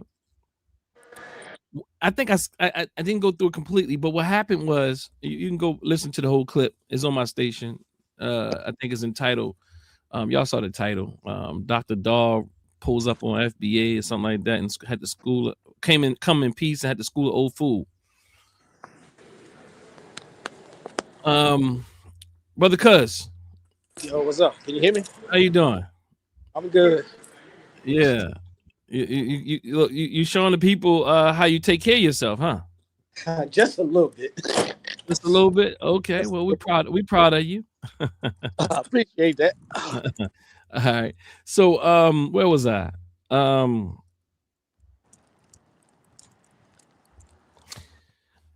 You all where was I before I stopped? Let's see here what we got here. Jeffrey, Brace 7, Richard. No. That is no interest to them. What is this? Jamaican government didn't have to put their embassy in the hood around FBA, but they chose to. Paying rent, FBA owned building. Okay. Yeah, I it's so interesting. As I said, you can give all types of receipts, and the reality is receipts become triggers for the trauma. Yeah. It's kind of like, I don't care about your goddamn receipts. You're not honoring my feelings. And that's what that becomes, right? It becomes, you're not honoring my feelings, because my feelings are the truth. And I think we should honor the feelings, but the healing process it also requires us to become brave and to recognize that my feelings aren't always correct. And it's also essential to understand that when I feel a thing and if I want to really heal and resolve issues within myself and within family and community and so on and so forth, it's essential that we become brave and look at the alternative, to look at things that dispute or may challenge my beliefs, and look at it in a real way. Be brave to do real research. Be brave to realize what I'm doing. And that's one of the things we have to be really clear on. When I am hurt and I'm dealing with certain levels of trauma, I'm not really happy.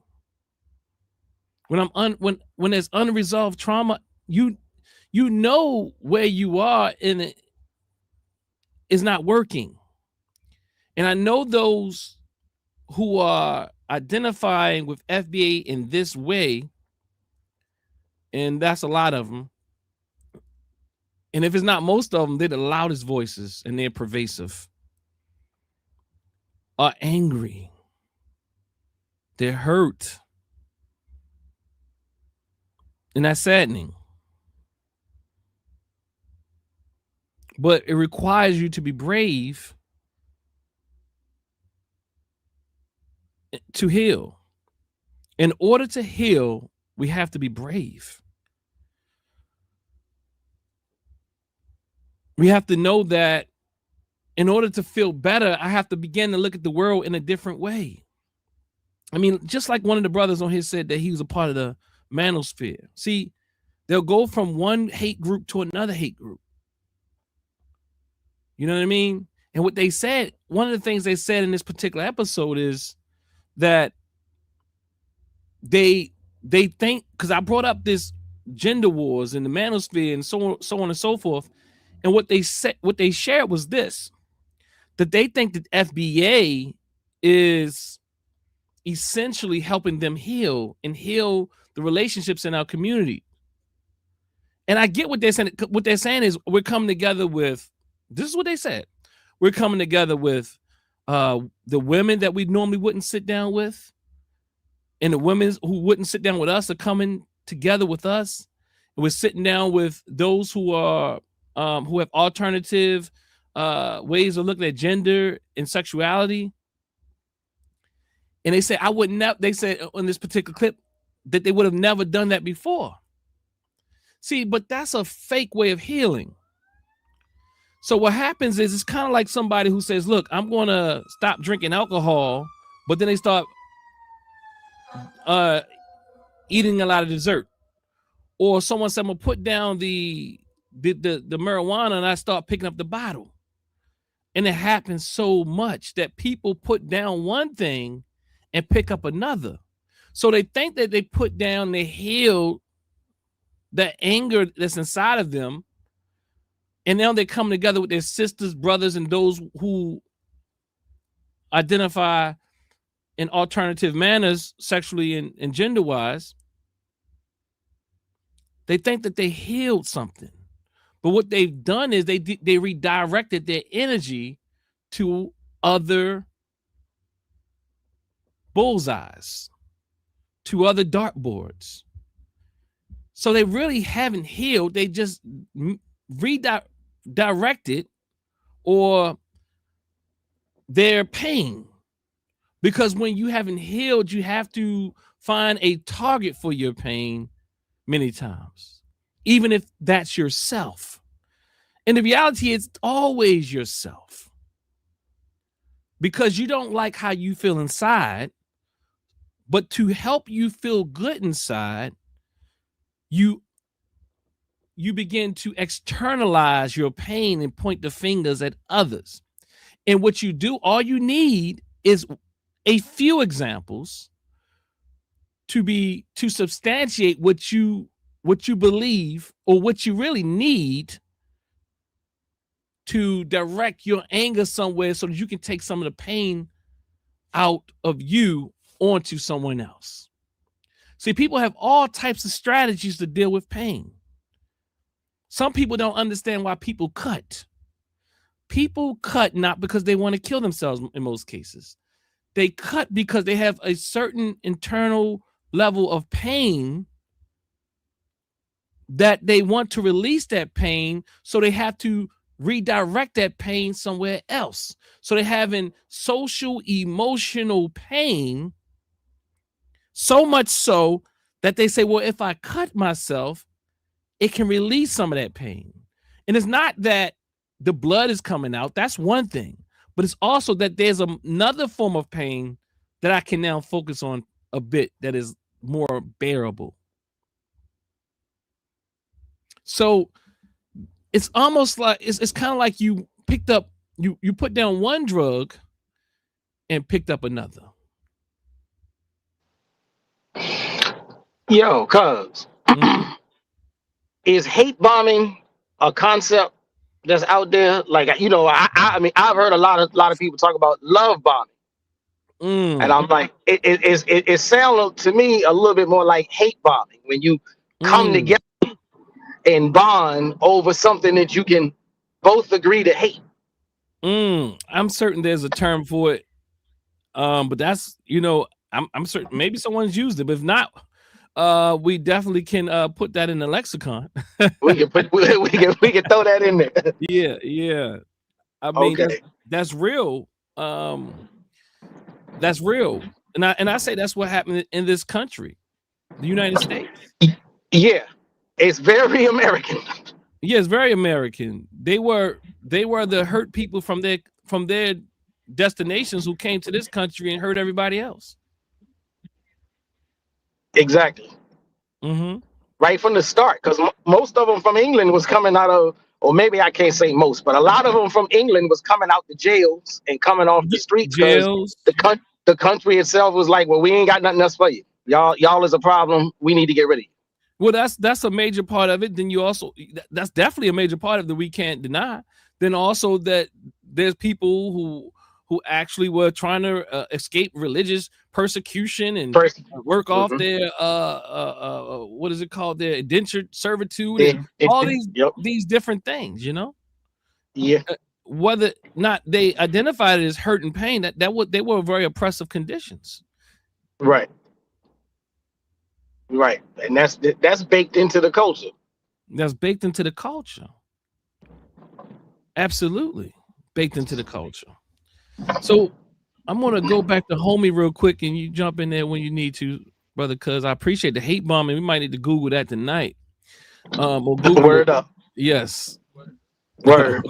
I just asked him. I'm not trying to make fun of you, bro. I'm not. Okay, so he said he not trying to make fun of me. Again, I laugh because he asked me about my degree, what I got a PhD in. Going to go at your stewardship or your scholarship. I just wanted to know what was your PhD in, and then I'm moving past that. Just so ironic that the brother who called himself an FBA and said, you know, he asked the same question. That's all. It was just a question. I'm not going to go into your PhD. It's just a question, you know. He came in saying, "Oh, you supposed to be a PhD?" You know, all that earlier. You know, then he comes in. You know, yeah. So again, what does that have to do with anything? But here you go. Nothing about are you smart. I just wanted to know. On the psychological field. Okay. All right. So this guy Afro think tank. You see, he did it again. Think tank. And I think you probably know who he is. I don't. All right. Afro so think tank. Yeah. So this guy right here is very upset, and a lot of people is upset right now past that. That's all. It was just a question. I'm not going to go into your PhD or nothing about are you smart. Yeah. I just wanted to know. On the psychological field. Okay. All right. So this guy Afro think tank. And I think you probably know who he is. I don't. All right. Afro so think tank. So his comrade, if I can say, I don't know if they're, you know, his comrade says he clears it up because he knows that he's playing on the words. Think tank. You know, like it also is indicative of the hurt and pain, the trauma, because when you see people that are operating at a childlike level, it's very clear that that's where the trauma began on a societal level. The trauma, how they say you don't age past that trauma, or like if you went to prison, all that type of thing. There's some reality around that, and people begin to be forever children, although they look like adults. So again, I'm saying that for whatever reason we are hurt, we'll find what one of my mentors called an opportunity. And the opportunity in this case is anything to blow our trauma through, anything to point the finger at, which, you feel like you can be, just anything to point the finger at, rather than doing the internal work. And you can't give them enough evidence.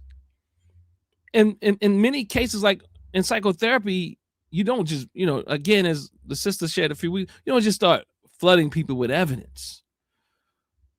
Now, I did not do that even when I went on to their station, because they shared so much misinformation.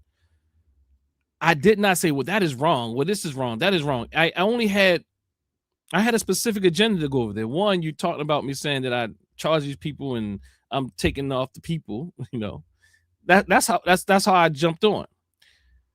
And two, I wanted to hold fast that my main major argument that FBA is a identity category created, and I'll be clear, by people like Tariq Nasheed, created by Tariq Nasheed, which has an ideology that supports the reasoning for the identity, and it also the people who subscribe to this term many times, they embody this stuff. Some of them don't. The people who fight for it and say, well, it's just some of the people are really honest. They just don't know that there's a lot of foolishness going on, because they heard somebody say it and they say, well, FBA is just a lineage, and it's just saying that we're different than these groups of people. And a lot of us, we were like, yeah, I think even Cuz was like, yeah, okay, I can get that part. Let's give them the benefit of the doubt. And if that's just it, I might even subscribe to the term. But the reality is, when you go to Tariq Nasheed's website and you listen to all these people on these platforms and all these different places who say they're not anti-African, they're definitely anti-Pan-African, as I shared. And even in this video somewhere, I'm not sure if I passed that point yet. They're like, okay, yeah, do you know why we anti-Pan-Africanists? So there's a real ideology behind it. But there's also some differences when you don't know the talking points. Like the brother here, and Ron was very clear. Like, look, we don't, I don't subscribe to the idea that is more than a lineage with an identity. The brother's like, okay. He said, well, look, I think all lineages, all identities have some cultural accoutrements and all these things, he said. So he agreed that there's an identity is necessitated as a result of some need, that there's some political or some ideological necessity for, as it relates to certain people who want to subscribe to these frameworks. But nonetheless, I'm just saying that there's a difference in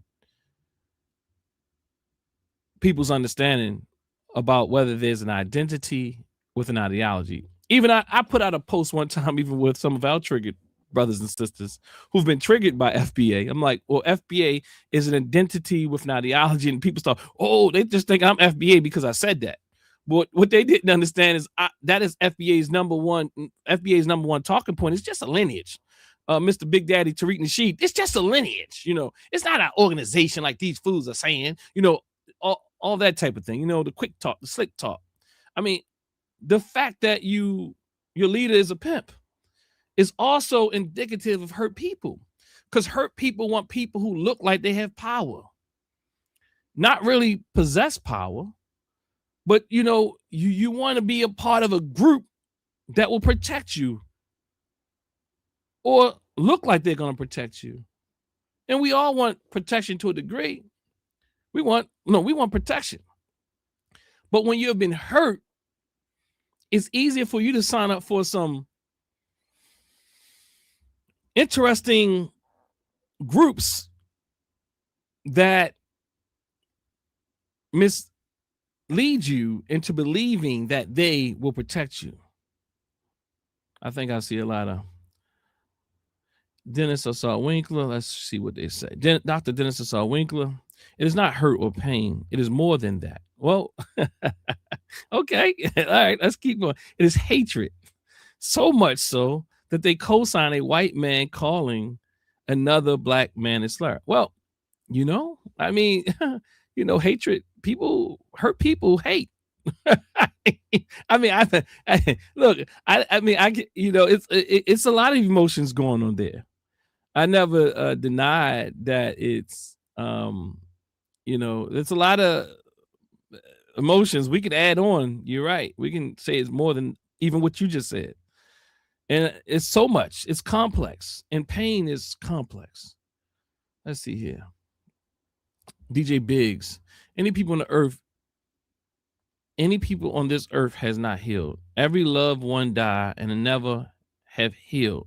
Stop focusing on one group. Hispanics, Asians, Japanese, Caribbeans, Africans, Europeans, Greeks, etc. need healing. Bro, I'm focusing on my people. You got what I'm saying? Why can't I focus on my people? Why am I focusing on Japanese who haven't healed will drop a bomb on your head? And they'll be more likely to do so because you're fragmented within yourself and fragmented within the African black race. Why would you want me to take you off the screen for a while, cuz? Or you good? You good? Okay. I'm gonna take you off until you. Oh, you say take you off? You don't have to. I'm good. Okay, cool. All right. So, can I focus on my people? Just because I don't subscribe to the term FBA, don't mean that they're not my people, and that they're not hurting and they're not infighting with other aspects of my people. Why do I have to focus on Asian people when I know they will hurt you? When I know Europeans will hurt you? Why am I trying to go over there when my people are here? DJ Biggs, help me out. You know what I mean? Like, see, again, that's another argument that makes no sense. Talk about the video link I sent you with the sister, Mr. K says. Oh man, Mr. K, you be giving me duties. I think the sister, Mr. K, you could put the information in the chat. I don't recall it so much, but I do recall that she did a wonderful job of breaking down. I can't remember what it was, Mr. K. Honestly, if you have to kind of remind me. I remember she was talking about a topic, and it was very similar. But I will say this: have y'all seen that this link that the FBA like pushing their chest out about? So yeah, we made it to the mainstream. We on, what is it, NBC or ABC they were on, and they had somebody's mama up there who wrote, I guess she wrote a book, or I don't know, she created a website or something. And basically, I'm assuming when she went to NBC or ABC, she said, make sure you use the word foundational Black American. That's my thought. I think she said, make sure you use this term, FBA, because we're talking about foundational Black Americans. And the news anchor said foundational Black American, they all about lost their minds and said, I told you. Just like the brother earlier. No, we are in scientific journals. Do you know about scientific journals? That's what he asked me. I'm like, bro, why are you asking me these questions? Like, and I'm trying to be kind to my dear brother. You know, like he's really trying to like suplex me, but he suplexed himself a few times. Like, brother, please bow out. Brother, cuz said he did something with his tongue. He slapped himself in the face with his own tongue or something like that. And so it's like they thought that they won this big war or something like, yeah, we made the ABC, and so did the group that you hijacked. And maybe this is what it was. Mr. K, is that what it was, Mr. K? You know, they hijacked ADOS, and ADOS is all over the map. I keep telling y'all, if you want to be a part of one of these delineation groups, if I had to choose, right? If I had to choose, like y'all know, y'all say that you got to choose the Democratic or the Republican. If I had to choose, it would have to be ADOS, African Descendant of Slavery. I wouldn't choose, just like I don't necessarily choose the Democratic or the Republican just because someone said I have to. But somebody's jumped in. But nonetheless, ADOS would be a better choice if you want to be successful. But the problem is, Mr. Nasheed is real good at making you feel like you're your own man. See, a lot of people is hurt. They want to let you know, I put my pants on one leg at a time like you. So Tariq knows that you don't want you. He want to trick you to believing that you ain't being tricked by him. He want to make you believe that you are utilizing your own mind, although he told you what to do. Ain't that some stuff? And you believe it. And because he says that, yeah, Tariq ain't our leader, but then in a verbatim sense, articulate every one of his talking points, sometimes better than he does. I bet you all have pulled these talking points together so well that Tariq listens to y'all to kind of remember them. But again, all right, again, this is about healing. This is not about, it's, again, the laugh is because this is bizarre. It's not because, like, I would never laugh at your condition, because the condition is serious. It's really serious. And I'm being real serious. The condition is serious. And I'm hurt that people are manipulating you. I'm hurt that you're being manipulated and you believe you signed up for it rather than being co-opted into it due to someone playing on your trauma. I'm hurt by that you believe that you're making your own decisions, that you believe that you're thinking your own thoughts. I'm hurt by that. I'm hurt by the fact that you are in such a hyper aroused, hyper alert, hypersensitive state that anything that looks like African, sounds like African, becomes a trigger to you. You know? And all of it doesn't have to do anything with your experiences with Africans.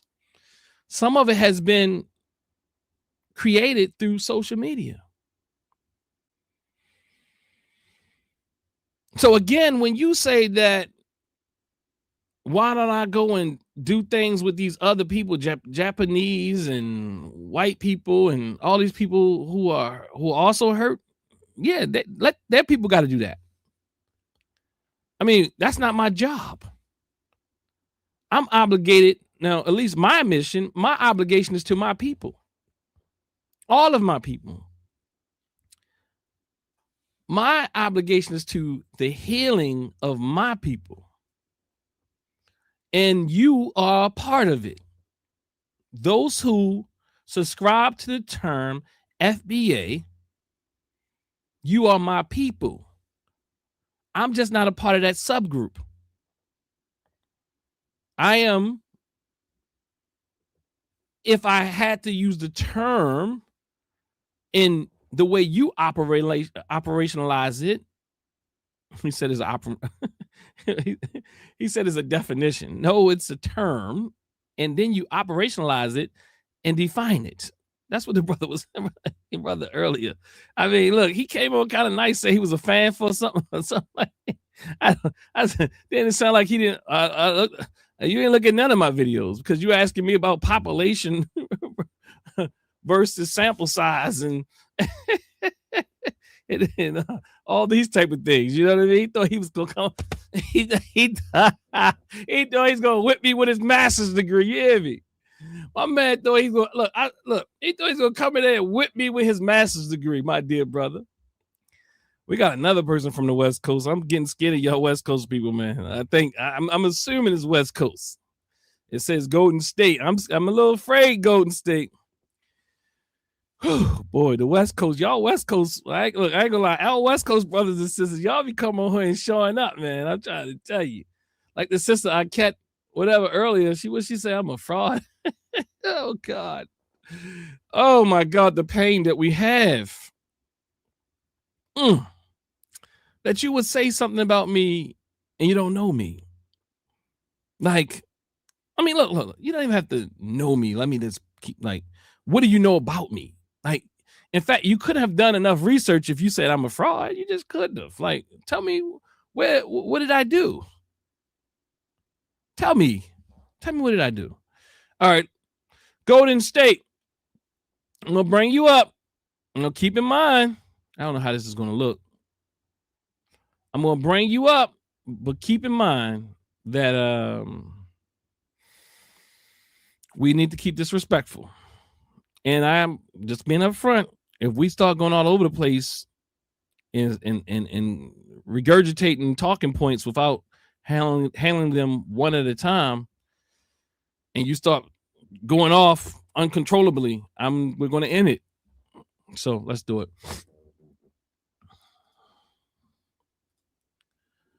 Golden State, what it is? How you doing, brother? Peace, brother. Yeah, I'm not FBA, bro. I am Black American. You started off with a brother. Yeah, I'm Black American of African descent of African, Black American, African American. I do not agree with FBA. Matter of fact, early on, I was with FBA because they were talking about reparations. Mm-hmm. It sounded good, right, early on, but then it started to become xenophobic, and that's where I was like, yeah, I don't have any problems with Afro-Caribbeans, Afro-Latinos, or Africans. I get along with them all the time. I belong to a boxing community known as the Lions Den boxing community, the LDBC. We have Nigerians, we have Jamaicans, we have people from East Africa, Eritreans, Somalians in our community as well. You know what I'm saying? Plenty of other folks from Guyana. So, and mostly Black American, but we just root for Black fighters and support Black fighters, right? So we don't have this kind of xenophobic ideology. And it is. What happens is that what happened early on, right, is that it started off with FBA. What they would do is they would see videos, especially of Black British, right, from overseas being disrespectful, saying something disrespectful about Black Americans. So there has been disrespect coming from different parts of the diaspora. But instead of isolating those people and saying that person is a moron, right? Saying that person's an idiot or ignorant, right? They say all of these Caribbean, because they know that the Black people and the Black people in Great Britain, right, or in the UK, that they are either Caribbean descent or they are either African, right? And because of that, so what happens is they just start generalizing. There will be someone who's Nigerian, who are the first generation Nigerian, would say something disrespectful to Black Americans. They'll say, see, all the Nigerians hate us. See, all the Jamaicans hate us. See, all these Caribbean folks, all these tethers, they hate us. And they would just parrot it and repeat it and put it on loop, right? And they would look, they search for someone from the diaspora to say something negative about Black Americans. And they have this dude overseas who interviews people in Great Britain. And he asked them questions and they said, well, how come Black Americans don't know where they're from? Right? And not having a better understanding, instead of taking the time to explain. And he's pseudo himself because he says that we are Aboriginal, indigenous to this land. And instead of telling them that, and they'll say, no, you are you come from Africa. And he'll say, no, we've always been here. Right. And so they have a mixed messages. Some of them believe that they descend from Africans. Some of them believe they descend from Africans and these mythical Black indigenous people that you cannot find nowhere in history, right? And so I tried being reasonable with these people, but they're just flat out disrespectful and angry right away. If you don't agree with their talking points, which they parrot Tariq Nasheed point for point, where your hairline from? Look at your hairline. Let me see your hairline. Where your grandparents from?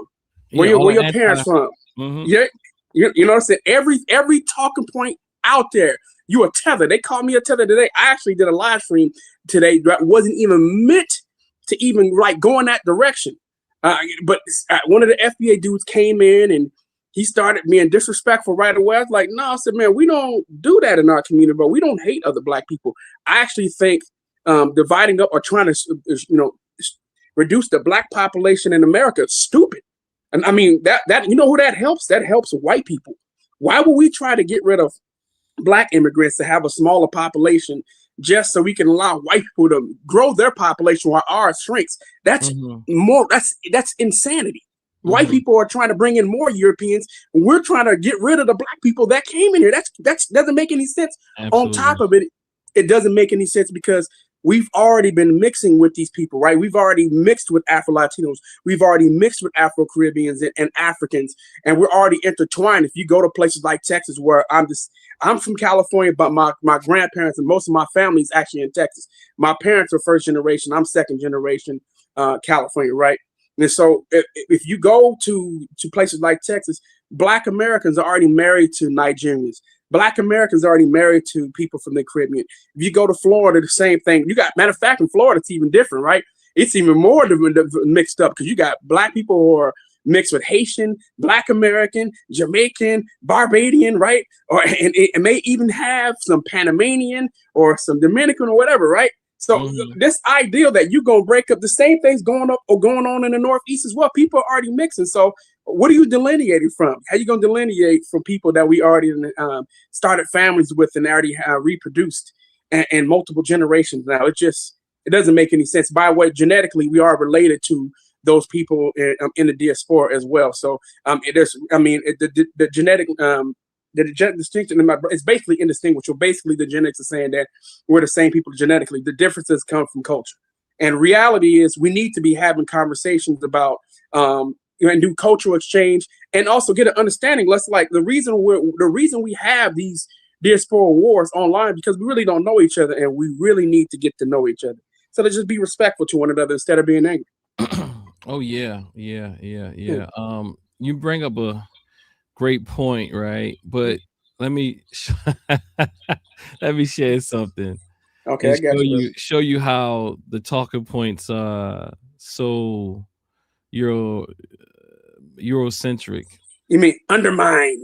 Yeah, they got right wing, alt-right, white supremacist talking points. Right. So when you see here, I don't know if y'all can see that, but let me see if I can do it through the whole screen. Hold on. Can y'all see this? How can I do this? Where's the other one at? Is this it? No, that's not it. But where is it at? All right. So anyway, this is a video. I'll see if I can make it larger. It's just a little bit more because I got it blown up already, but I can't find the right slide. So anyway, so on this video that I did the other day, you all should go and check it out. I mean, it has people upset because I showed African-American Caribbeans. I showed the sentiments from the different groups, and it showed, and the research supports that Caribbeans show a stronger sense of solidarity they're aligned with us. Yeah, in our direction than we return it. And it also shows that over time, Caribbeans and Africans, their sentiment increases, their alignment and their solidarity and feelings of closeness and all. And then people are saying things like, so this guy here, Kareem Sharif, says, okay, so it's personal with you. You're married to a Jamaican. FBAs don't feel close to Caribbeans. And and let me back up and say, well, maybe you don't say all. They say they don't say all, but when you make statements like this, like FBAs don't feel close to Caribbeans, you just said all. You just made a blanket statement. You made a blanket statement for all of us. You made the blanket statement that Foundation Black Americans, which you say I'm a part of, I think the 42 or 52 million that you suppose that you are trying to co-opt into your movement, which doesn't exist. FBAs don't feel close to Caribbeans, it says, but then also saying this is personal with you. In other words, it's kind of like saying, oh, you're married to it's so crazy. I told my wife about maybe 7-8 months ago. It's almost like saying, oh, for those who are in a strong Pan-African, strong nationalist type of perspective, strong race people, and then they marry a white woman or whatever. It's almost like they held me accountable to that type of standard because I have a Jamaican wife. I thought I would never see that day. Like hold up. So now, because it's personal to me, it's personal to you because you're married to a white woman. Now, my wife is that's what it sounds like to me. You know what I mean? No, a lot of them are, brother. And I'm trying to tell you for real. And like I said, we were talking about earlier about people being in your family, right? My cousin is half Congolese. My cousin just had a baby and has a husband who's from Belize, right? I have relatives in my family who are Puerto Rican, who are Afro-Cuban, right? Who are Nigerian, right? And I'm talking about in the South. So I don't have this kind of, some of y'all need to get a passport, man, and go see some of these places. Go travel to other Black countries or where Black people are at. If you go to Central America, go to the Caribbean coast and see that these people, they like you, man. I'm trying to tell you, y'all think they hate Black Americans. They don't.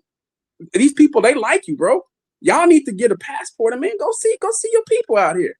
They like you. Yeah, we don't do good reasoning, and we don't, and in fact, they look up to you, right? And I'm not saying people ain't hating on you. I ain't saying some people ain't a little jealous, but none of that. But in general, they're looking up to you.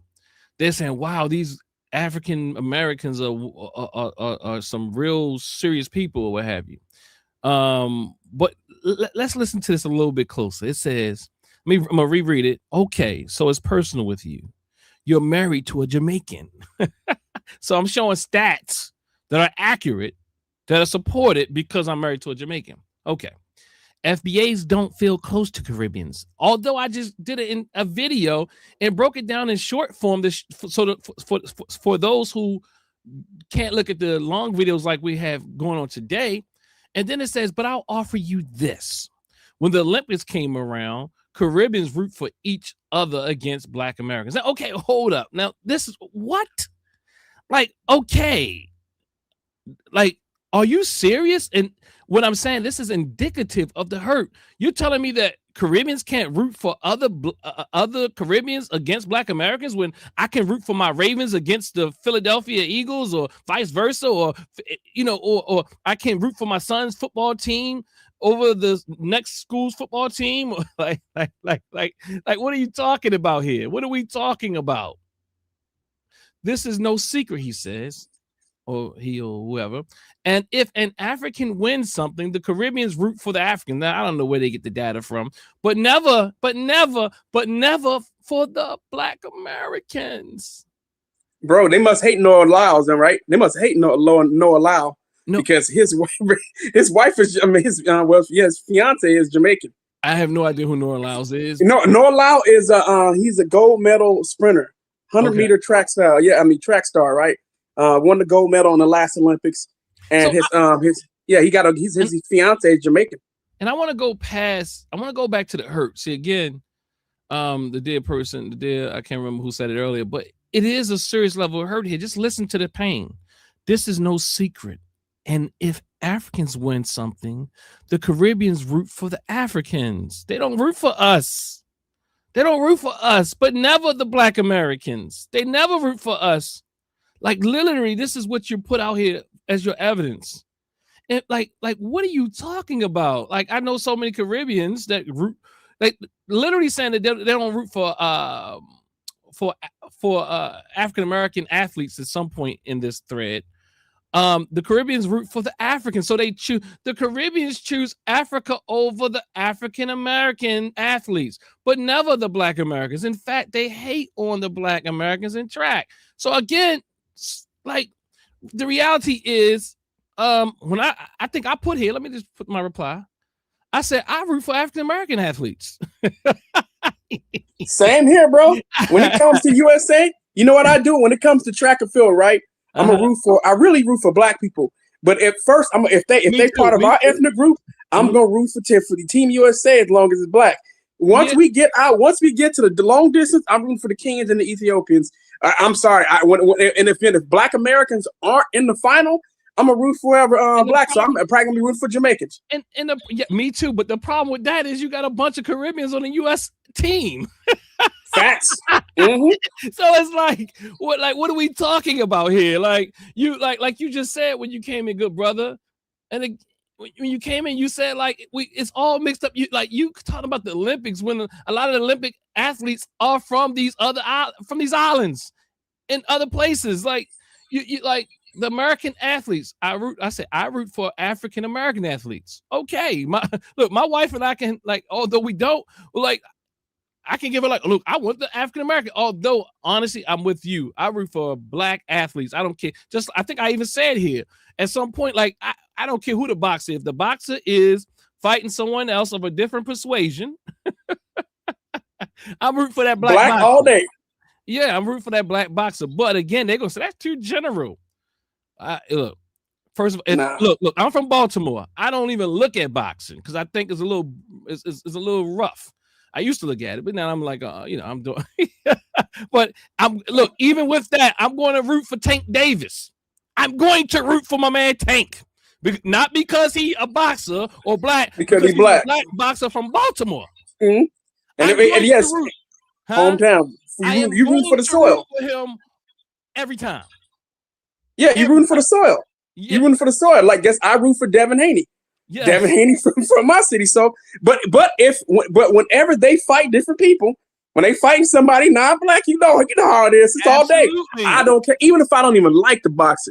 Like there's certain boxers that I don't like, but when they fight somebody non-black, you absolutely right. I'm siding with the brother every time. You're right. So even if I look at the NFL, I don't even look at the NFL. But if I see it and they say, well, these two teams are going. And they say, "Oh, look, they got a black coach, black coach with a black quarterback." Yeah, yep. So I'm going to go that's going to instantly be my next team because I don't look at football. My Jamaican wife is behind me, hiding, looking like I can't see her. What's up, baby? How you doing? Because we talked about this topic right now. We talked about the very topic that someone said that. What did they say? They said, what did they say? They said that I am biased pretty much. That's what they said. Oh no. What happens? Just how I see it, brother. You married a sister. That's Absolutely. All that matters to me, bro. That's all that matters. I don't care where she comes from. So I can't marry a white lady for you. Hold on. Let's go back. I can't marry for you. I can't marry someone unless they're a sister. Me neither, brother. No, I'm asking you. Oh no, I can't marry nobody unless they're a sister. I'm saying, so if I married a white lady, how would you feel about that? Oh man, I'd be like, oh bro, really, bro? Come on, man. But that's how I'm treated, though. That's how I'm saying they treat that. They treat that you marry a Jamaican sister like you didn't marry a white woman. That's what I told him earlier, babe. I told him earlier that they're acting like you married a white woman or something. Let me read this. Let me read it.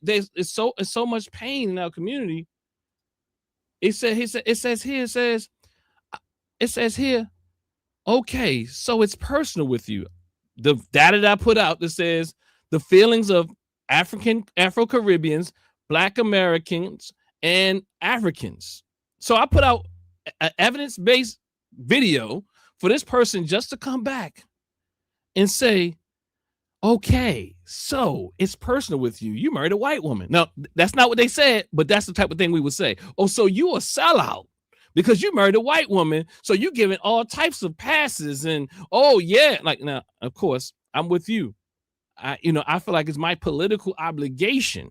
Now, I'm not saying for everybody else, but I am saying as a black man, it is my political obligation to marry a black woman. And then that makes two of us. Okay, it says this is no secret. And they're talking about the Africans win again. This is the hurt. I'm talking about the hurt. Look, somebody said it earlier. I can't remember their name, But yeah, we can talk about the hate and the vitriol and the hostility and the anger and all those things. But I do want to go back to let you know that this hate is coming from a hurt place. And maybe you can have some empathy for our dear brothers and sisters, because they're not our enemies. They are just hurt. They're lost. They're not seeing things clearly. And I don't want us to begin to have the feelings that they are.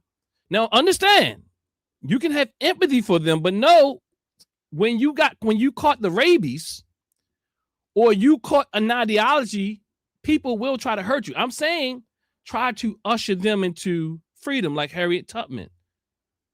You got what I'm saying? Try to usher them into freedom.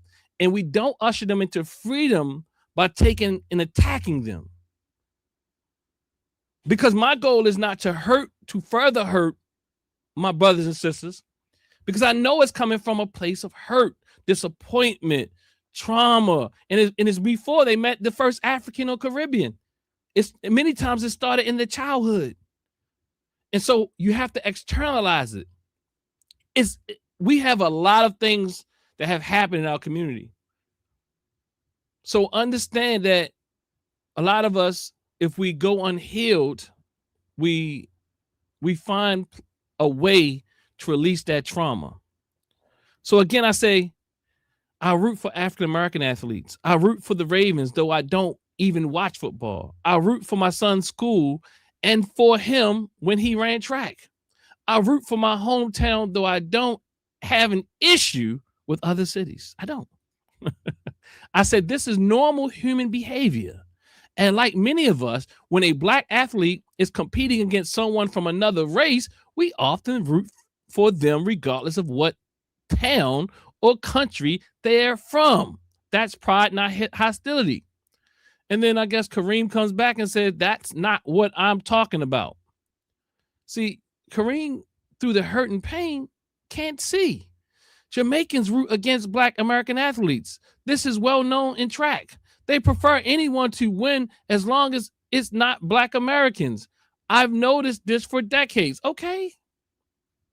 I don't know what I mean, okay. I mean, and then another thing I think we have to do as Black American people is realize, look, yeah, when you are doing things right and when you are some of the innovators of things, sometimes people hate on you, just like your cousins hate on you when you do some things, just like your own sisters and brothers. They love you, but they be hating on you sometimes.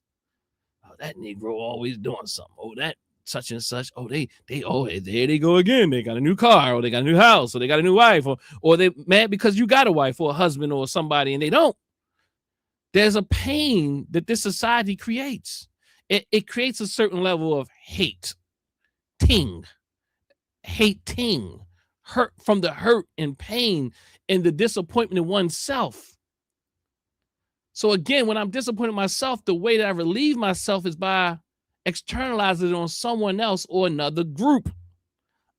So again, Kareem saying, I'm saying, oh no, I say this to Kareem. Kareem, I'm saying I do the same thing on various levels. I've seen Jamaicans root for Jamaicans and other Black athletes at different times with a special pride for those from home. That's normal human behavior. The Jamaicans I know are Ravens fans and fans of athletes like Ray Lewis, Allen Iverson, Michael Jordan, Shaquille O'Neal, Tyson, Kobe Bryant, Simone Biles, and many others. Your anecdotes don't match my own experience. That's why I rely on research in addition to personal stories when talking about group behavior. Personal experience matters, but it is not the same as evidence of patterns. I don't know what I'm not going to. Okay, this is the last one. So, Kareem, I'm saying, what happened? I don't know how I'm saying I do the same thing. Okay, I think I might have pasted it twice or something like that. But nonetheless, my dear brother, you still there? Oh yeah, I'm still here, bro. Okay. Yeah, I like I said, I don't get it, man. Like I said, y'all gonna be mad, bro, because the Black people, Black Americans are going to continue to marry other people from the diaspora and for the continent of Africa. I mean, y'all, I don't know what you're trying to delineate from, because there's a lot of Black Americans living on the continent married to Africans. there's a lot of Black Americans in America married to Africans. There are Black Americans who live in Central America married to Africans. There are Black Americans who live in the Caribbean married to Caribbean folk. And I don't know how y'all. What are you trying to delineate from? How you gonna delineate from that? Because there's a lot of like multi-ethnic Black people running around in America and around the world now. So how do you delineate from people? So what you're gonna do? You're gonna start discounting them because according to FBA rules, right? Those people are FBA if they're half FBA, according to y'all. So how you guys gonna be dealing with this with all these multi-mixed people? So they got to be half. What if they're a quarter? What if they're a quarter? What if they have one grandparent who's quote unquote FBA? How does this work, y'all? Yeah, you're doing a lot of reasoning, and see, even a trauma-informed approach that becomes flooding. You're giving a lot of things to consider at one time. I say you are. I mean, but I think these things are to be considered. Really, let me go back to this this video. I want to close this video clip out. You can hang around or you can drop off, whichever one you want to do. No, I said I'm gonna say a couple more things and go ahead and drop on, man. Because I listen to you a lot, and I think that you're doing really, really good work. And I think that it's important for us to have panels where we have, Black people from the diaspora, right? And a lot of times, and I bring this up, right? I said a lot of times we always leave out Afro-Latinos. We always use talk about Afro-Caribbeans, Africans, and and Black Americans, right? And I think we can't forget them. We can't forget our brothers and sisters from Brazil, from Colombia, right? As well. And on top of that, with the continental Africans. So we need to talk. We need to do cultural exchange. We need to talk about our differences and some of the misunderstandings that we've had with one another, right? Because a lot of it comes from because we don't know each other. It's important that's why we need to do cultural exchange and have conversations. And I think if we can present that, because somebody may come along, you may not get everybody, but somebody will come along and see that live stream like, whoa, wait a minute. I've been told that all Afro-Latinos, all Afro-Caribbeans, all continental Africans hate African Americans, right? So, and now, go ahead. I just want to say that you've heard people say all. Then I also want to say there's also those who say we're not talking about all, although viscerally they feel like all. But again, they won't say, oh, they saying all. We never said all. Well, you do say all when you just make these sweeping generalizations. Then you'll say we never said all. But when you make these sweeping generalizations, that is the same as saying all, or most, or too many. If you say Caribbeans, right, instead of just saying some Caribbeans, right? Because I try not to, when I'm speaking about people, right, I have somebody say something disrespectful to us, to our ethnic group, right? I point out that individual, that I isolate that person. I don't put it on the whole ethnic group. Okay, this person's the problem because we have problematic people in our own ethnic group. And the one thing I brought up, and I've been bringing up, I said, we seem to have what I would call is a raccoon epidemic going on. And it seems to be something that's very popular to be nowadays, right? A lot of Black people who like to disrespect and sell out Black people on behalf of massa. And I'm tired of those people, right? And I'm sorry, FBA, and I'm not trying to be disrespectful, but because I'm nice on this brother's platform. You know what I'm saying? When I was on TikTok and I tried to be respectful to y'all would just try to bite my head off right away, and I just crash out right there with you. And that's when I told you guys that you guys are part of a internet coon cult. So that's what I would say on TikTok. But this brother's trying to give you a chance. He's trying to meet you where you are, and trying to he's trying to get you guys to hopefully you guys can see the problems here and get out of that, because it would be in the best interest for Black America if you guys were to get out of this mindset, because this is a trap. This is the road to nowhere. It doesn't benefit you. You guys don't seem to have any other type of plan other than just being anti-Black that aren't Black American. That's what it seems like. I'm just telling. I've been waiting for you guys. I don't hear you guys even talk much about reparations anymore. You guys, the only thing you do is spend all your time online disrespecting other Black people, and you guys try to come up. I never see you guys making any type of positive content. He's saying a great amount of time disrespecting Black people. We don't want to get caught in their all trap. Okay. No, we don't. No, right. So what I'm trying to say is, yeah, I don't want to do it, but I've seen the majority, and at least in my anecdotal evidence. Let me do that, because that'll be more academically correct. In my anecdotal evidence, in my anecdotal worldview, from what I've seen of you guys on multiple social media outlets, in anecdotal evidence, because I haven't spoken all there, but you guys seem to be very, very Go ahead. There is some evidence that is that's quantitatively supported that says that they spend a major amount of their time doing so, starting with ADOS. Yes. Basically, FBA for the most part is ADOS that mutated into something worse. That's basically what it was. So you got ADOS. It's ADOS, it's FBA, and then it's this other group called Solon. Have you heard of them? I heard the dear brother speak about that the other day, and I've been trying to figure out the spelling of that word. Soulaaan. Hold on. Soulaaan. Okay. Yeah, because that's a three. It's all three of them. SOL. I'll figure it out. But yeah. It's soul. So it's soul. SOUL. Okay. So AAN. SOULAAN. Yes. Is this one newer or older? Yeah, this is newer, right? There are a bunch of younger, or like Gen Z, Gen Alpha, Black Americans who are trying to rebrand themselves as something else. Some of them decided to pick up this Tutanese as well, right? So yeah, and they're trying to isolate themselves from the rest of the diaspora because they don't believe that we have a language, even though Black English is considered to be its own dialect, right? And so they have some of the same, from what I've seen. I want to let her know it's anecdotal evidence. If you go on TikTok, if you go on IG, but they're mostly on TikTok, right? They also tend to be very, very ahistorical and also anti-immigrant as well, right? So they also have bought into the Black Indian narrative, which is absolute garbage, right? So yeah, you'd have to go check them out, man. It's three of them. It's not just ADOS. ADOS is the parent, is the parent, or I should say ADOS is the grandparent.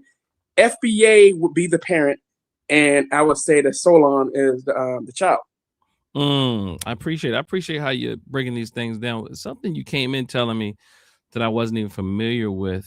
I can't recall what it was, but definitely I appreciate it. Anything else before you rock and roll?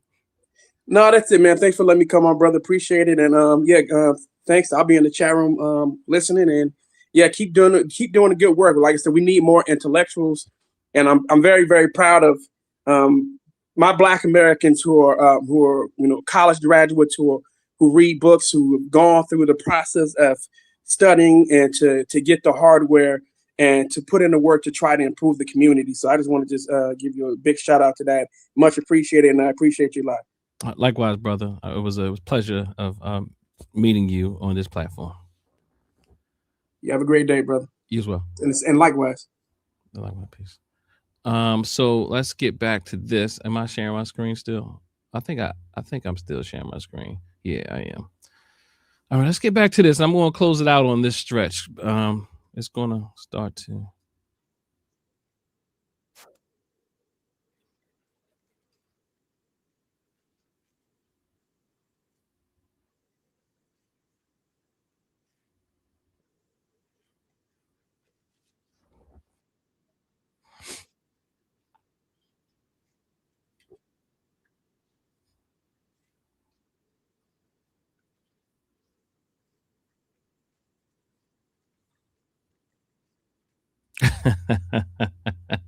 Hey, I'm sorry, y'all, but did you hear the the brother who came on earlier and told me it's a lineage, but he can't really tell me where I'm wrong. And he started to ask these questions to try to trip me up, but he tripped himself up, you know. But and I don't mean to laugh, but you should hear the deep conviction in this brother's voice as he said that. I mean, it's coming from a serious place, and it's scary because he's serious about this thing, man. He said, "This is really a lineage, bro." Like it was. He's serious. Look. Hold up. I don't know how he. Hold on. How do I lost it.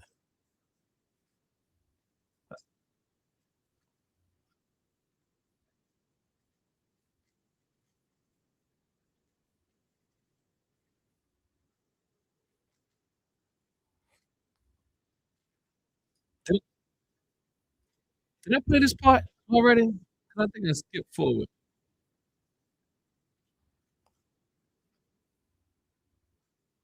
What? Why is he? Okay, think about it. Okay, here we go. Here we go. I'm, I'm trying to figure out how he got there. This is really a lineage, bro. This is really a lineage, bro.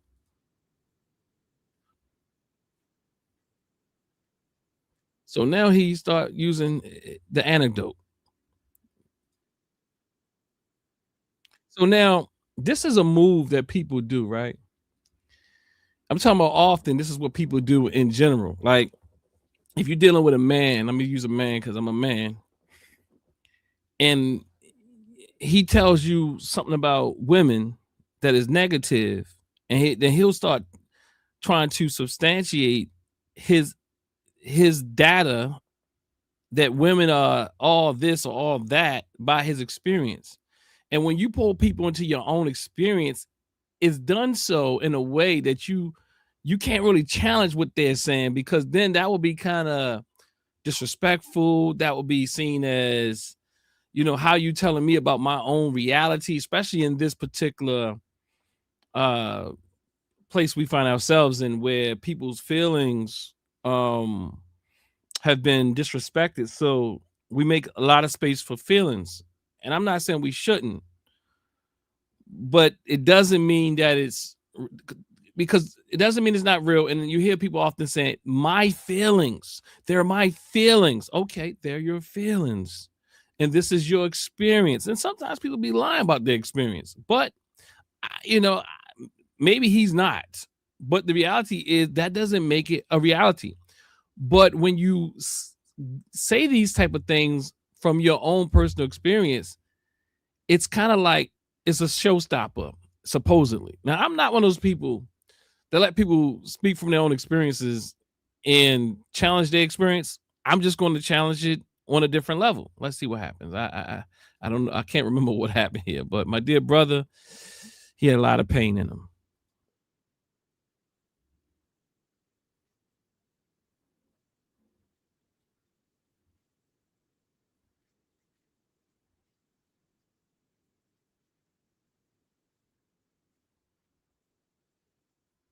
So again, he's bringing up school again. This guy came in talking about, are you supposed to be a PhD or something? Then he asked me what my PhD is in. And then now he's talking about now earlier, if you recall, see, this is the manipulation that goes on. And sometimes hurt people, they're so used to survival strategies that it's almost like they're on autopilot when they're fighting. Like they don't even have to think about it. They're so good at it. He tried to build the whole case. He started off talking about my degree. Then he went into ask me what degree I have a degree in, that he's not going to clown me for having a degree or try to disqualify my education. And then this is where we land. Do I need to go to school for that? So again, there's a certain level of trauma, it sounds like, around education going on. And again, I get that because this society has us looking at each other in very class level ways, or hierarchical ways that, to me, is understandable that a lot of people have been hurt by that. But again, I'm not one of those people that push out paper or push out degrees and push that forward. In fact, he's the first, he brought it up. I don't know how many times, but let's see how many more times he does.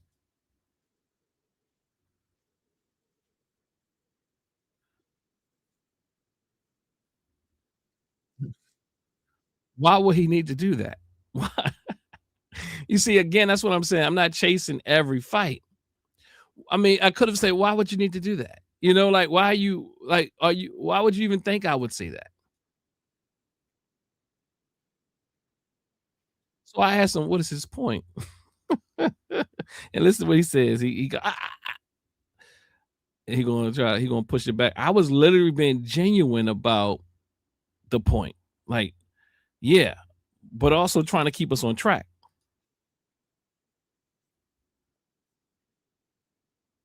So now he says, now we say the same thing, which is a defense, a defense mechanism, is a defensive tactic. So we, instead of, answer my question, he wants to now turn it back on me. I asked him the question. I said, now he didn't answer my question, but mine was a genuine question. I want to know, what point are you making with this information? So we said the same thing about you, and that's how people stay in these arguments and these backs and forths versus actually having real good communication. And lots of times that's coming from, I'm trying to win.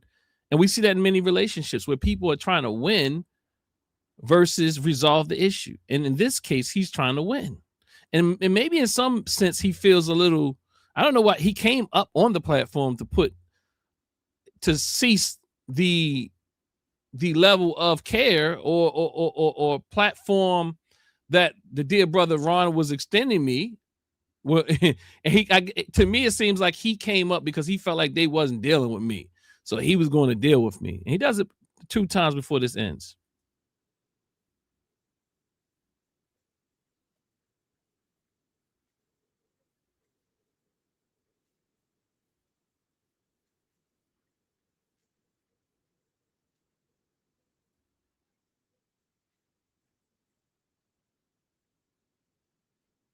I'm asking the brother, can he be clear for me? And he, wait, bro, wait. He's very excited. He's very triggered. He's very hyper aroused, and he's in war mode. This is a symptom of trauma of some sort, of hurt or some pain of some sort, which creates, as some people say, some people become hostile. Some people have hatred. But really, the type of hatred, typically, it really is like an internalization of hatred. It's not really about the person there. It's the unresolved issues the person has within them.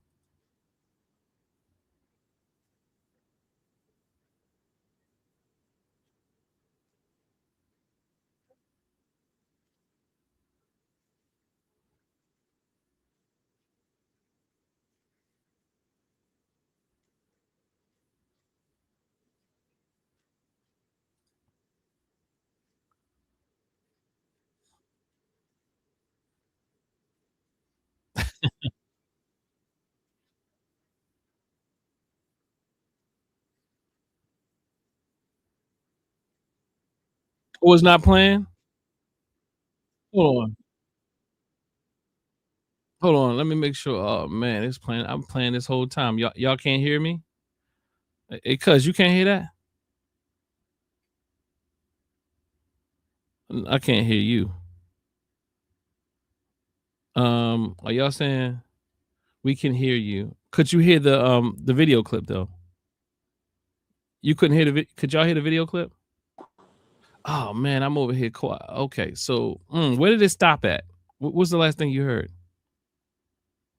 I'll try to push that too. But okay, I don't know what's the last thing you all heard. Last thing you heard, Brother Proper? You've been loud and clear the whole time. I don't know. Okay, it's saying they can't hear me at all. Dr. Dunn, we cannot hear anything. So you can't hear me at all. I'm gonna go out and come back in.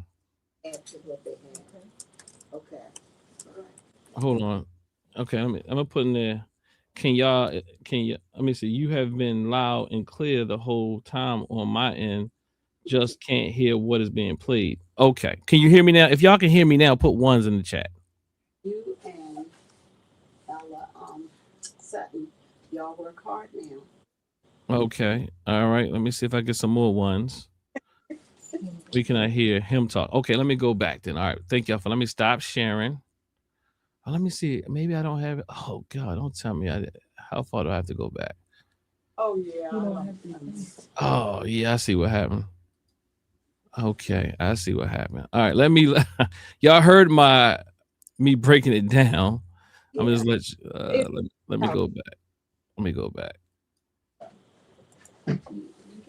Oh yeah, I see what happened. It's gonna be fine because I'm gonna drop PhD in what now? I just asked it, and I'm not trying to make in 1928. I'm looking to change. People don't understand. Look, man, this really is a lineage, bro. I got my mom sitting here. She's 77 years. This is what I was talking about when he said it's really a lineage, bro. This is really a lineage, bro. I got my mom sitting here. Years old. I'm looking at a on my phone. My uncle passed in 1928. I'm looking at his obituary. Now my grandmother was born in 1900. Okay. Never said anything about Africa. Never said we was African. Never talked about Africa. Never was thinking about anything about Africa. But for some reason, my scholarship don't matter, do it? So I need to go to school for that. Do I need to go get a degree? Do I need to go get a degree in Afro-American studies to discuss about what my grandmother told me, or her mother told her? So we not into the 1800s. What is it? The point you're making, though? I know, because see, we be saying that same thing when you talk. No, I'm saying. I mean, you can ask that question. Wait, you're gonna be fine because I'm gonna drop. Because like I said, see, a lot of people in the chat understand me, but when they hearing you, it sound like straight babble. It sounds like you're trying to you're filibustering. You're talking about, but you know, really it's coming from FBA. You think we don't hear that? Then you trying to go. Say it again. Wait, because you're gonna get opportunity. No. I want to make sure I heard you, bro. Wait, you talked a long time. You're gonna get an opportunity, and like I said, you double. They were asking me questions. They were asking me. Okay, I think some people are still saying they can't not hear the caller, but maybe you are on like replay mode. We can hear it now. We can hear you, but not the caller. I can hear it now. I'm thinking maybe referee, maybe you maybe a little delay on your end. Hopefully that's the case. All right, so let me continue. Let me finish. It's double speak. And what it is, you convoluting almost everything you say, because that's really that convoluting talk and that stuff that you're saying, man. Look here, man. I ain't no way. It's no way in the world I would be listening to somebody like you and sit up there and listen 5 minutes. Right. So that's the pain, you know. Like if you realize, like I'm really being gentle with this brother, and he's been coming, you know. You so angry? What are you angry, brother? Doesn't make any sense. And I'm gonna tell you like this, right? I'm 59 years old. I've been all over this world. I'll put my expertise. Now, maybe again, he's 59 years of age, and he's been all over this world. He's 59 years of age, and he's been all over this world. Why is he building this case? Who challenged him? You know, why is he doing that? This person said, let me see, that caller did not understand what you were saying. That is why he called it doublespeak. That's yeah, I agree with that. But it's also that they have a lot of catechisms and FBA apologetics that they learn. Okay, Tika teaches in the building. I'm gonna add you to the stage, Sister Tika. Just, you know, as I play this, and you can come in whenever you want. I'm gonna play. So, all right. Maybe not my speaking, but like I said, I got a hell of a lot of. He says he has all this, all that. Maybe not his speaking. There's something there, from my assessment, is that he has some kind of what is it called? It's called when insecurity about something going on in here. So he's pulling all these accomplishments out, but then he's honest, like maybe not my speaking. In other words, he's probably saying my speaking can't match yours, because he then He says my speaking is babble, just fancy. Do I got to go to school to learn these words and all that babble type of thing, you know? So let me keep playing. Why do we have? Why are we credentialing here? Why you can't be quiet? I said, why are we credentialing here? He said, what? Be quiet. Like he's talking to me as if I'm his child, and I haven't said anything to him aggressive. And to me, I understand that my dear brother's hurt. I don't know where it came from. So again, today is FBA. Today's title is FBA, a wound we haven't named. And again, I'm being real honest. This is not a joke. This is not a joking matter. There's a serious wound that we have to heal. A lot of our scholars and social scientists and historians and so our African-centered scholars and so on and so forth have been trying to do that work. I think it's essential that we continue this work. We continue to heal. I think in many instances we believe we've been further along, and it's maybe in some ways we were. But what Tariq Nasheed has done is actually, in many ways, infiltrated those spaces, hijacked the minds of people who were in those spaces, and now took them to nowhere. Let me continue. See, I'm asking you, I'm saying, why are we credentialing? I never said I had a degree. I'm asking, why are you credentialing, brother? Ask some students to do, you can't do. Say it again. See, that's the problem. You sitting up in a college and you know. Again, he talking about college and my students and all this. Talk. So you don't want to talk. You don't want to just listen. No, I'm saying why are we credentialing here? I'm asking you a question. It's impossible for you to listen. I'm asking, why are you credentialing, brother? That's all. You can't do it. Let's I can't shut up, he's saying. So I'm supposed to just shut up as he sits there and berates me. It's okay, I'll drop, bro. I'll drop. But again, I understand my dear brother hurt. And so I'm trying my best to practice discipline. Let's try to get some he won't gonna work. Order here. But me, right. Me sitting there listening to him. Let's try to, why did I upset you so much, let's try to get a conversation. Let's work so much, brother? Towards it's convoluted. Brother, the only thing I was sharing is that I was giving an analogy of why my perspective, you don't have to agree with it. My perspective is I would like to see us resolve our issues. I'm not saying the issues don't exist. No, I think that's what we're doing, even with the delineation. Yeah, we're getting on code because this is what I said. This is the first time you said Lex earlier, right? Lex Sanchez came over here. Now these are people who I would probably never normally talk to or share a space with. Okay, but I'm able to drop differences, right? And even like at work, there's a woman that's into women. Like normally I'm past. I'm not even talking to her. But now I'm like, you know what?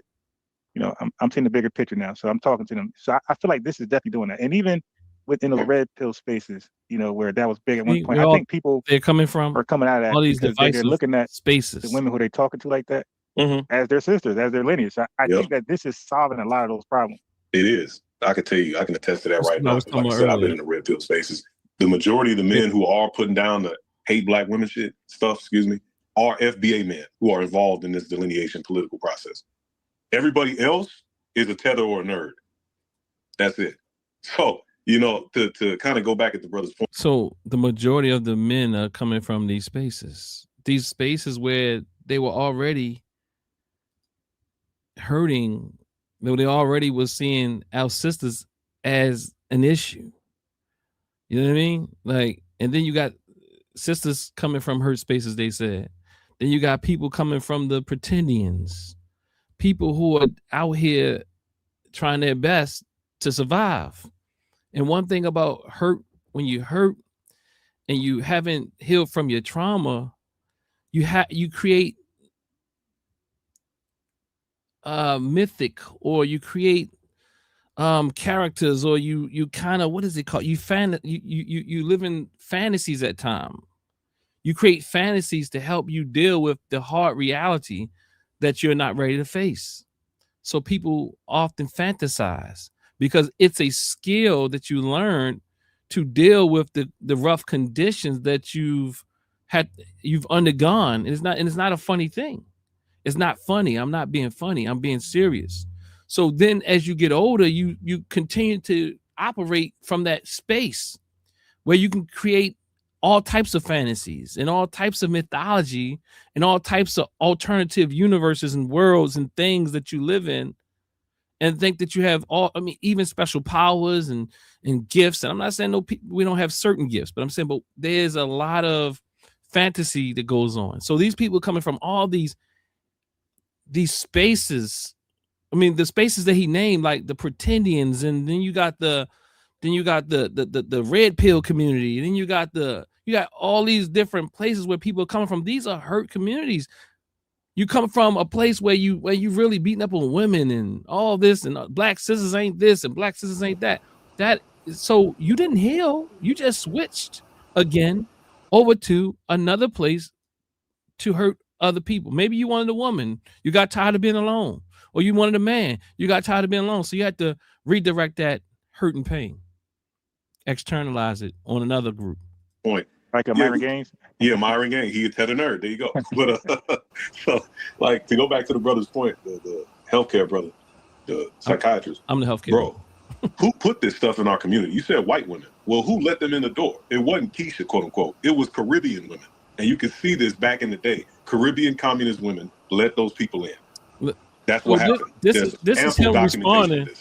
This is him. I don't understand exactly what you're saying. I'm not refuting it, but I don't know if this is him responding to my my claim that white feminists came in our community. Now, I've never done any research or stats or statistics to refute his claim, but I never saw this. I'm not disputing your claim, but I would like to see data I share with him. And listen. Is that easy? I would need some type of sources and some how you and I'm saying how you're quantifying that as well. But I like to see that, and I'm not really again here to debate. I just still haven't received it. Said I'm not here to debate. I didn't come here to debate. State my point. I'm going to land my plane. I'm sorry, my dear brother, that I frustrated you because I'm talking the way I talk. Pardon me, but I appreciate y'all again. I was going rock and roll a little earlier. I do appreciate y'all entertaining me. I appreciate the space and the grace. And wait, before you hop off, I want to talk to that Marcus Garvey guy. I know he was romanticizing like a mug. I want to talk to him, and I promise you, I would be. I just need 10 to 15 minutes. That's it. Because I got like 3 questions that that's it. 3. You got everybody over here thinking I'm some huckster, man. I'm talking to the host again. Look, man. Look, man. But I get it though. I mean, I say. You can't, people gonna believe what they want to believe, but just real quick. That was my whole point of coming there to share. Look, I know, like how are you gonna prove that I'm a huckster? Like that's gonna be a real hard task. When you was asking that question, the reason why I was saying it was disingenuous, I wasn't trying to jump on you or nothing like that, bro. But sometimes when we having these conversations and when you see something, you gotta deal with it right then and there because it'll get washed up.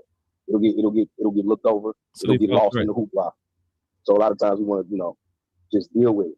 Mm-hmm. But I want to ask you one more question. So I guess because I gave him grace, his nervous system calmed a bit, and he was able to say, brother, I wasn't trying to. That was like somewhat of an apology. Now I can't remember where he goes next though. Let's see. Before you go, and really this is the main point for me. And why this shit becomes so frustrating. There's a lineage of people in their own country have a right to distinguish themselves from everyone else. Oh, is that the question? That's the question. You know what? I was really imagining. You said, do a people in their country have the right to distinguish themselves? Right. I would answer it directly and say yes. Okay. So why does anybody have an issue with this FBA? I don't think, the problem has nothing to do with that aspect. That's the only aspect. No. We've all agreed that there's an element out here that might be misrepresenting FBA. I don't see, that's the thing. None of that has anything to do with it. No, you got to. And I'm being very just working with them, you know. But I mean, because okay, let me just be real clear here. There might be an element that's adding to it. Whatever it is, it's too much. And FBA is too young to already have that dirty name. You know, there's bots out here. In fact, I think the bots come from their leader. But you know, I'm trying to reason with them, because when you're doing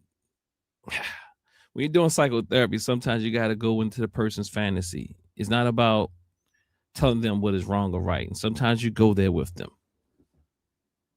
I mean, many times you have to go there with them, because my goal is not to tell them what's, again, right or wrong holistically. My point is to try to bring some unity to themselves and our community. I understand though, when people, if they are the loudest voice in the room, people begin to believe that is so what.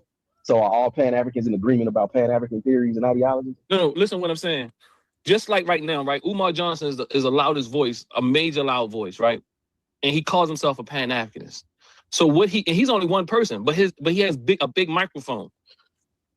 And that's pretty much a lot of people's introduction. I'm talking about not you all. I'm talking about a lot of other people's introduction to Pan-Africanism. I want to get back to so they begin to believe that. I'm talking.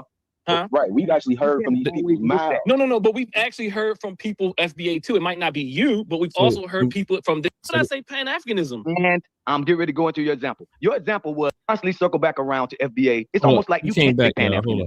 And look, Africans have the same negative feelings, but it's not the majority. You definitely got a blind spot. Oh, he came back, y'all. This the brother. All right, this the closing lap here. All right, y'all. He comes back, because when he thinks that his people ain't doing a good enough job, he got to get in there and show me how G he is. Because listen, I'm listening to you. That's what I'm saying. What's the blind spot? I'm sitting here listening to you. Let him break it down.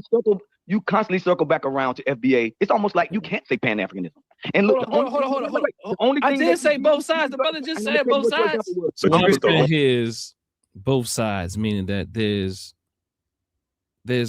mud being thrown from multiple directions in our diaspora, in our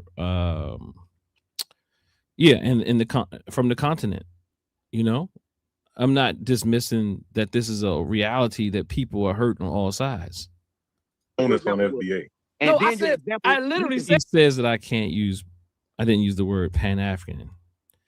And then he tells me that I brought up Umar Johnson. So then I say, oh, I did use the word Pan-African. Hey, both sides, brothers. And I didn't say Pan-Africanism. Why would I say Pan-Africanism? And I'm getting ready to go into your example. Your example was what was the Prince of Pan-Africanism. Look, FBA sees. Oh yeah, I did use Pan-Africanism. Matter of fact, I did. But see, FBA sees through Dr. Umar. We make jokes about him. Almost all of us. But y'all can't see. But look, but see, you can't see through a bot. What I'm saying right now, listen, man. Look here. What I'm saying. Are you the same brother from down south that's 59 years of age? I'm listening to you. Hold on. I'm asking you a question, bro. I'm listening to you. Bro. You've been coming real strong, bro. What I'm saying is. So listen. So what happened was,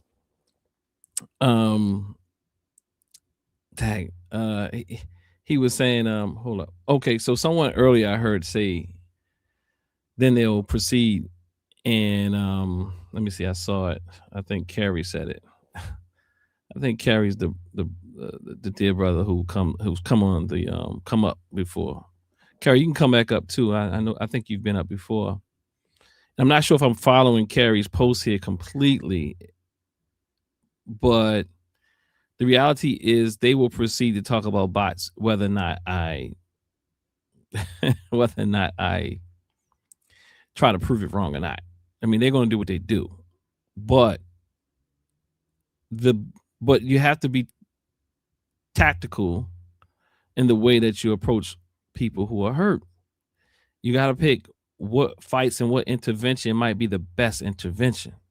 I'm not coming here to tell people that this God don't exist or that. I mean, I got a lot of things I can just sit there and talk to people about and prove wrong. But my approach is to try to reach a place and get to a place of understanding, even if it's not them. Again, like I said, it's the listening audience. So now I go to bro, to break it up a bit and show them, oh, okay, you know, this is a different level of intervention it's about to happen now.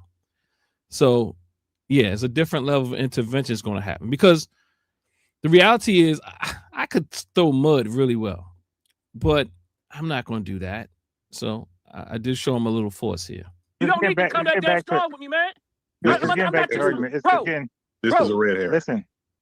But it is. Listen, all of them against me, right? This is a red herring. Is this? Is that? Right? What I'm saying is, like, this is why I don't really have too many people. When I get to my guests, I don't have, because they get sloppy. And then the panelists is even admitting that, you know, I mean, the host, Ron, is saying, yeah, this is getting a little too sloppy. That's why I don't normally have these people up there. So they had quite a few people up there, all of them trying me in different ways. But again, this is where the intervention changes.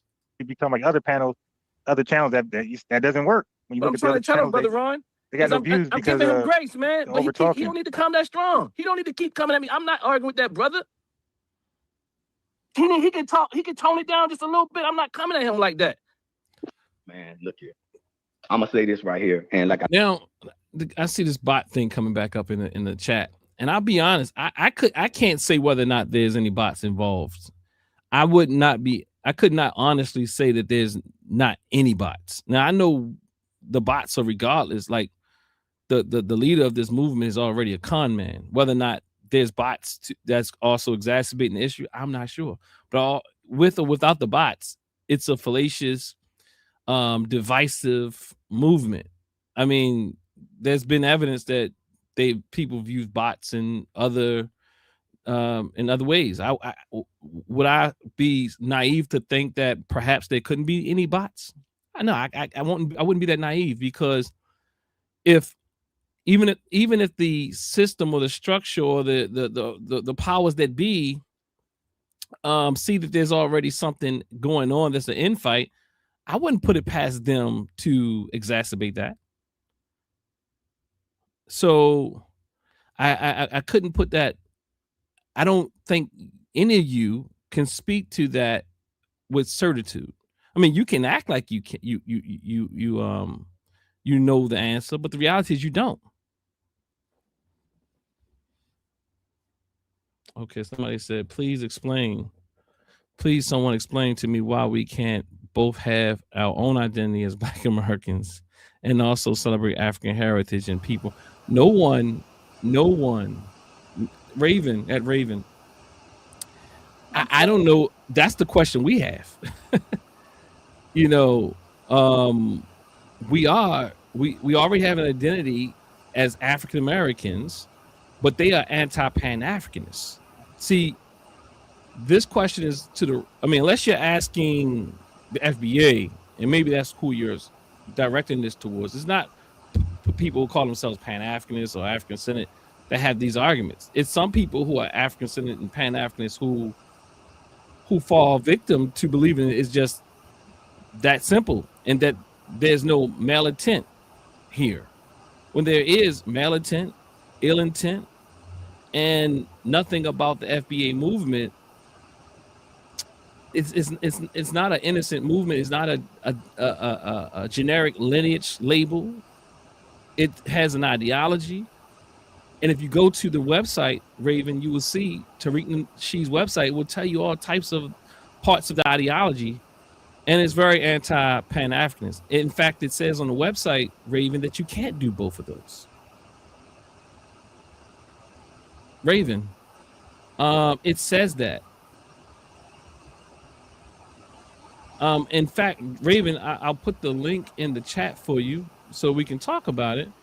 But if you just take a minute to go to Tariq Nasheed's website, and you'll see in their ideology, they are anti-Pan-Africanists in the structure of it. As Dr. Ball said the other day, in the very foundation of the foundational Black American doctrine, it tells you can't be both. On their website, they say you can only have allegiance to foundational Black American, even if you have parentage from America black people and Caribbean black people. So it says you have to choose one over the other. You can't be Pan-Africanist and also FBA from their own website. And the leader and the creator of the very term FBA, Tariq Nasheed, said so. And it's on the website. Now, because we are so hurt and many times we struggle with being able to see the fraud or the grift, we ask questions like that. I'm not sure if that's, which position you're coming from, but many people who come from that position that I could assume that you might be coming from, they ask questions like that because you haven't done enough research and you think that somehow Tariq Nasheed and his followers are open to that when they're not, because most of us would say, oh yeah, it's cool, you can be African-American or even FBA if you weren't also anti-Pan-Africanist and also anti-African or Caribbean or black immigrant or what have you. So, I mean, and I feel sorry for those of us who are lost in these things, who think that you can be both. Like, it's a setup, and I think because I haven't gotten a response back, I'll throw it out there a little bit like Kaba Khamenei. I think he's part of the confusion. I think he has to, at some point, really address this issue because he's out there being used by Tariq and maybe willfully used because he has people thinking he's on different platforms saying that you can, like, acting as if he doesn't see this vitriol coming from FBA in the direction of even African American brothers and sisters and our Caribbean brothers and sisters and our continental African brothers and sisters. And as you all said today, the European brothers and sisters. But the brothers broke it down earlier that even the vitriol that they have for the brothers and sisters in the European nations, they still see that as an attack or on those from the Caribbean and Africa, because as he articulated, is that the majority of the people there, I don't know the stats there, but this is what he articulated, are from these places. Now, I know that anecdotally, I know that anecdotally, it makes sense. Are from the Caribbean islands and so on and so forth. And also Africa. That's been my experience as well. But I don't know much about that. But so anyway, that's why I'm assuming I don't hear much of them talking about Brits and so on and so forth. Oh boy, we got the team on here. Let me get through this video. I'm gonna bring y'all up. Hold up. Let me get through this last part. Let's go out with this bang right here. I'm gonna just let it play. I said I'll go. I'm still gonna stand on what I'm saying. I asked you a question. Is this the 59-year-old brother from down south? That's all I was asking you. Yes. And okay. Bottom line again. I look here. I've been on this earth long enough. I know what I'm listening to. I know what I'm doing, and I know I got plenty of credentials. I don't need to talk about them. Brother, why are you caught up on credentials, brother? You seem traumatized by credentials. I see yours. He brought up credentials once again. I say, brother, you seem traumatized by credentials. See how you keep talking? But you got yours all on. Yours is on the screen. But what I'm saying, I asked him a question. He said, see how he talking? Like, I'm not supposed to talk. I would hate to see how if he has a wife, how he engages with her. I would hate to see how he engages with his children. Because that hate that pain, that anger doesn't stop. You can't have that much anger and not take it out on somebody. Line is what I hear from you. Mine was on the screen because I teach a class on Zoom. Exactly. And if I was sitting up in that class. Exactly. What he's saying is that I have credentials behind my name on this screen because when your name that you have that you sign in with Zoom has your whatever it is. I didn't even know it was up there because they don't put pictures up, and I wasn't even looking at the screen. But nonetheless, he's saying that maybe that's what triggered him, that he saw my name with letters behind it, and he couldn't get moved past it. Again, so it's that pain, that hurt, that disappointment. And I feel for that because we've been played against each other on so many levels. Again, I don't even think his argument was more about FBA versus FBA versus Pan-Africanism and FBA versus Africans and all that. I think his hurt and pain and divisive thoughts in this particular case was a bit of all of that, plus the pain he has that this country has created, in a sense that you're a nobody unless you have these degrees, this paper, this white man stuff that, he feel like he's going to beat me up for having something that he would call the white man stuff because it makes him feel better. And the entire time he's been setting up his own credentials. I'm 59 years old. I've been doing this very long time. You ain't got to tell me this. My mother said, like, all these different things. I've been to college. I know professors. I know. Okay, I think he's going to say it now. Class, I would probably walk out because I was in your class. I would probably walk out. He said. Everything that I do, and I've been sitting up in college. I know professors. I know professors. I know presidents of colleges. But I don't have to daggone bring up my credentials. I'm just being a regular guy. You know, you've been bringing up credentials since you've been talking. As soon as you come, I'm 59. I know this. I know that. 59 ain't no credential. But that is a credential. 59 ain't no credential. You are saying I'm older. You are stating your age. I've been on this earth longer. Why you talking while I'm talking? Why you talking while I'm talking? Because you I don't know what you have. You must have a problem. You have some type of issue with me that you're trying to figure out a problem why I'm the disingenuous brother. Look, you got to keep in mind, you the one calling me disingenuous.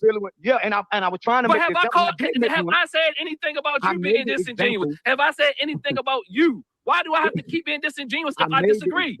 I made the example, brother, you have a problem with credentials. I'm still trying to make the example. See, you the one that's, if you listen to yourself after this, you're going to hear yourself crashing out. I hear you, brother. I hear you, brother. I understand you got a problem with people with credentials. Why you still talking? Brother, because I can, brother. Are you going to let me finish? Brother, you know what I'm saying? You literally filibustering. Brother. You literally filibustering. Go ahead, brother. Go ahead. You have a blind spot for FBA. What is the blind spot? Say you it. Have a blind, listen, just like I said, brother, articulate it then, brother. Right, articulate. Can you say it? Look here. Brother, you can't get words out. I just made the example.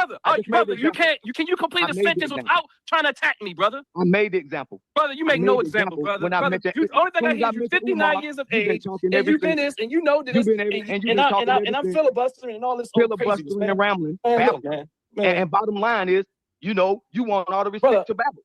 Brother, I understand. Brother, I understand that you can't understand me. Brother, I can't help that your intellect can't keep up. Yeah, your intellect. Psychology. No, I said your intellect, brother, science. Or the lack thereof. Your junk science. Okay, brother, I knew you was a pseudo. Junk science. Because it ain't real. That Pan-African stuff you're talking about, that's why you're going back and forth. That's why we sick of that stuff. That's why we delineate. Brother, you ain't. That's why we sick of that stuff. That's why we delineating. That is so indicative of the hurt and pain. He's being very clear. That's why we sick of that stuff. And listen. Brother, you angry, brother. It doesn't make any sense. Brother, you the angry one. He said, you the angry one. Hey, brother, you've been trying to beat me up since I've been on here, man. I said, you've been trying to beat me up since I've been on here, man. Talking about Umar Johnson. But look here. I agree with him about Umar Johnson. I'm the one that brought Umar Johnson up. I agree with you about Umar. What's the problem? We see through Umar. He got a problem with me calling Umar out. Umar Johnson. Do you think I can't see through Umar? You can't see through these bots because Pan-Africans can't see through them because they're always caping for Africa. Brother, I'm sorry you heard. Doing is sitting up here talking about because Pan-Africans are always caping for Africa. See, this is how he sees it through his hurt lens. FBA, you keep circling around. Brother, I'm sorry somebody hurt you, brother. Yeah, whatever, man. And this is not just about him. This is about what's going on in our community. This is hurt. And pain is coming from a real place.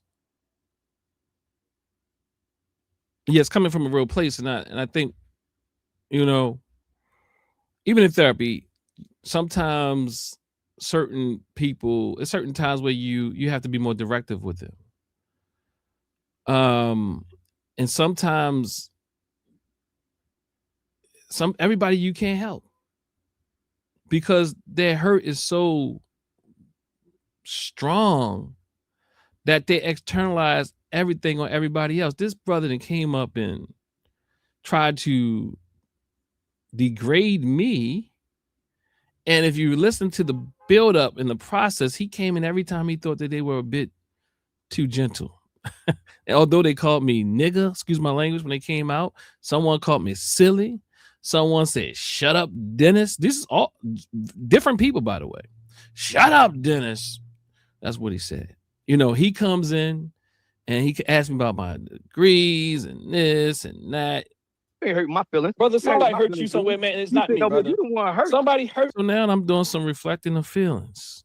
And you know, it's to be straight honest, it's a bit of reflecting of feelings and a little dig. You brother, it's not me. Dude, you running your mouth about brother. nothing. I must remind you of him.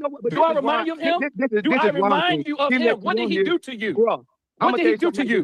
Brother, what did he do to you that you 59 years old and you got to keep saying your name? Do you feel like a man? Do you have to tell me your age every time and talk about somebody's credentials who never brought their credentials up? Brother. Bet this right here. Bet this right here. When you got on, listen, when you got on, there was two dudes on here that Ron let on here. They were saying the same thing about you I was saying from the beginning. Brother, it doesn't matter. I know you don't. I know you don't. Both of them said you was talking crap. That's why they jumped on here. You know people, you know what happened, right? People hang together. You know, like minds hang together. Yeah, I know. See, that's where you really at. Like minds hang together, brother. I can't help that. I can't help, brother. I can't help that babble to you. It's just words that you don't understand. Yeah. I guess they didn't understand either because they had to stop you. But they were trying to be nice. Yeah, they hang together. All right, family, that's enough of that. I see that we got a few people who joined. I don't know if you all want to, if y'all had some words. I see a few people on the panel. Sister Tika, I can hear you. Yeah. You sound kind of far back, Sister Tika. Am I far? Can you hear me now? We'll bear with it. Okay, because I have my heater on. Can you hear me now? Mm-hmm. Okay. I don't think you should traumatize yourself by entering into spaces like that. Oh God, you care about me. Yeah, I don't think you should. I think at some point in time we have to, make sure to not cause undue harm to oneself. Mm-hmm. I deal with this stuff all the time. As a matter of fact, today I was like, I need a break. Because you're not, and this is why I said that we're dealing with a cult. This is a cultism.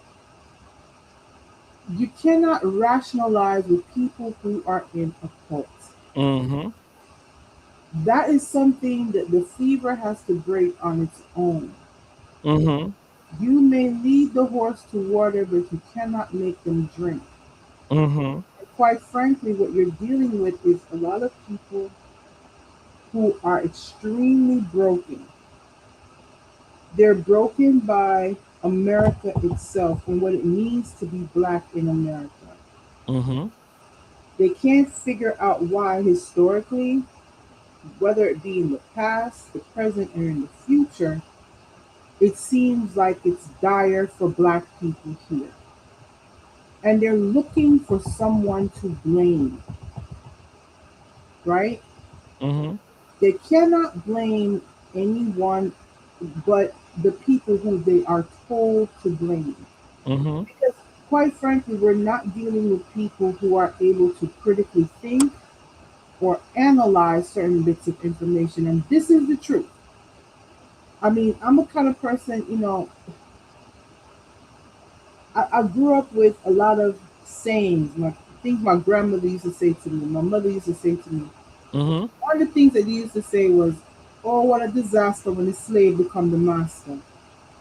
Mm-hmm. When you become becomes, when you start taking on the belief system of the oppressor, then you become even worse than him. Okay? And on the plantation system, the Buckra Massa was one thing, but everybody was scared of the headman. Because the headman was the black man, but he was trying to impress Buckra. So he would be even crueler. So this is what you're seeing. And I just want to, because for me, I'm not, as like I said, when it comes to certain things, my degree is in social science education.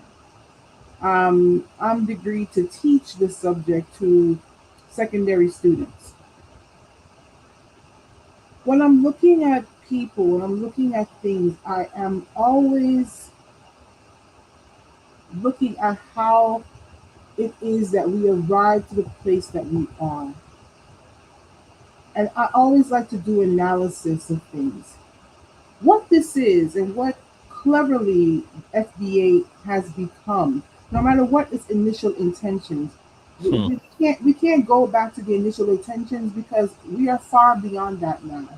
Whatever this was supposed to be, which is supposed to be reparative, justice and a new acronym for people and all of that, we've gone far beyond that now.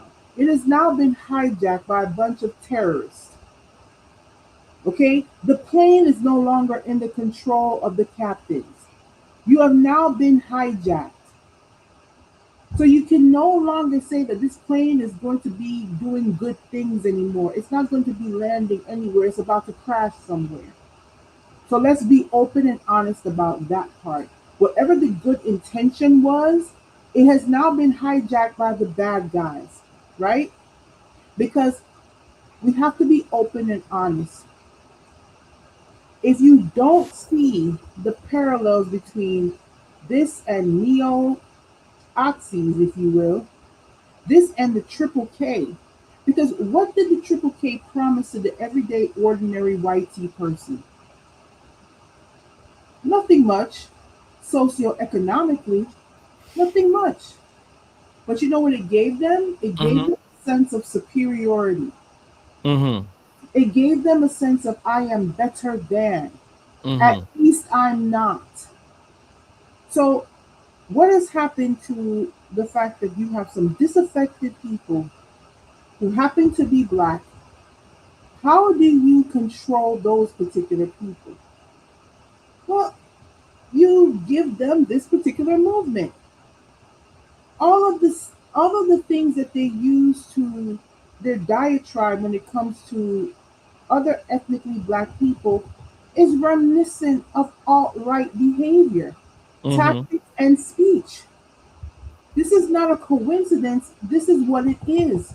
So whatever intention FBA had, that is gone. It's out the window. Sister Tika, I just want to jump. I've been, like I said, I don't like to argue certain points, just because. But I do want to say that FBA's intentions have always been this.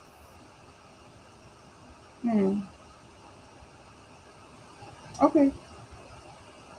Because you got to keep in mind, they came from, as the dear brother said earlier, ADOS. And ADOS was already doing this. Tariq Nasheed jumped on board with this already in motion. ADOS have fired up a lot now, even with their anti-African rhetoric to some degree. But FBA is really still perpetuating and pushing it strong. Yeah, I mean, well, I can go into Yvette Cornell and her ties to John Tanton and how that all relates to all of that, the anti-immigrant sentiment, right? I can understand that. But when I'm talking about what FBA truly meant, I'm really talking about for the everyday black African American that was going after this particular idea. Ooh, a flag that's separate from the American flag that represents our ethnicity. Great, ooh, wonderful, right? What's that initially is what I'm speaking of.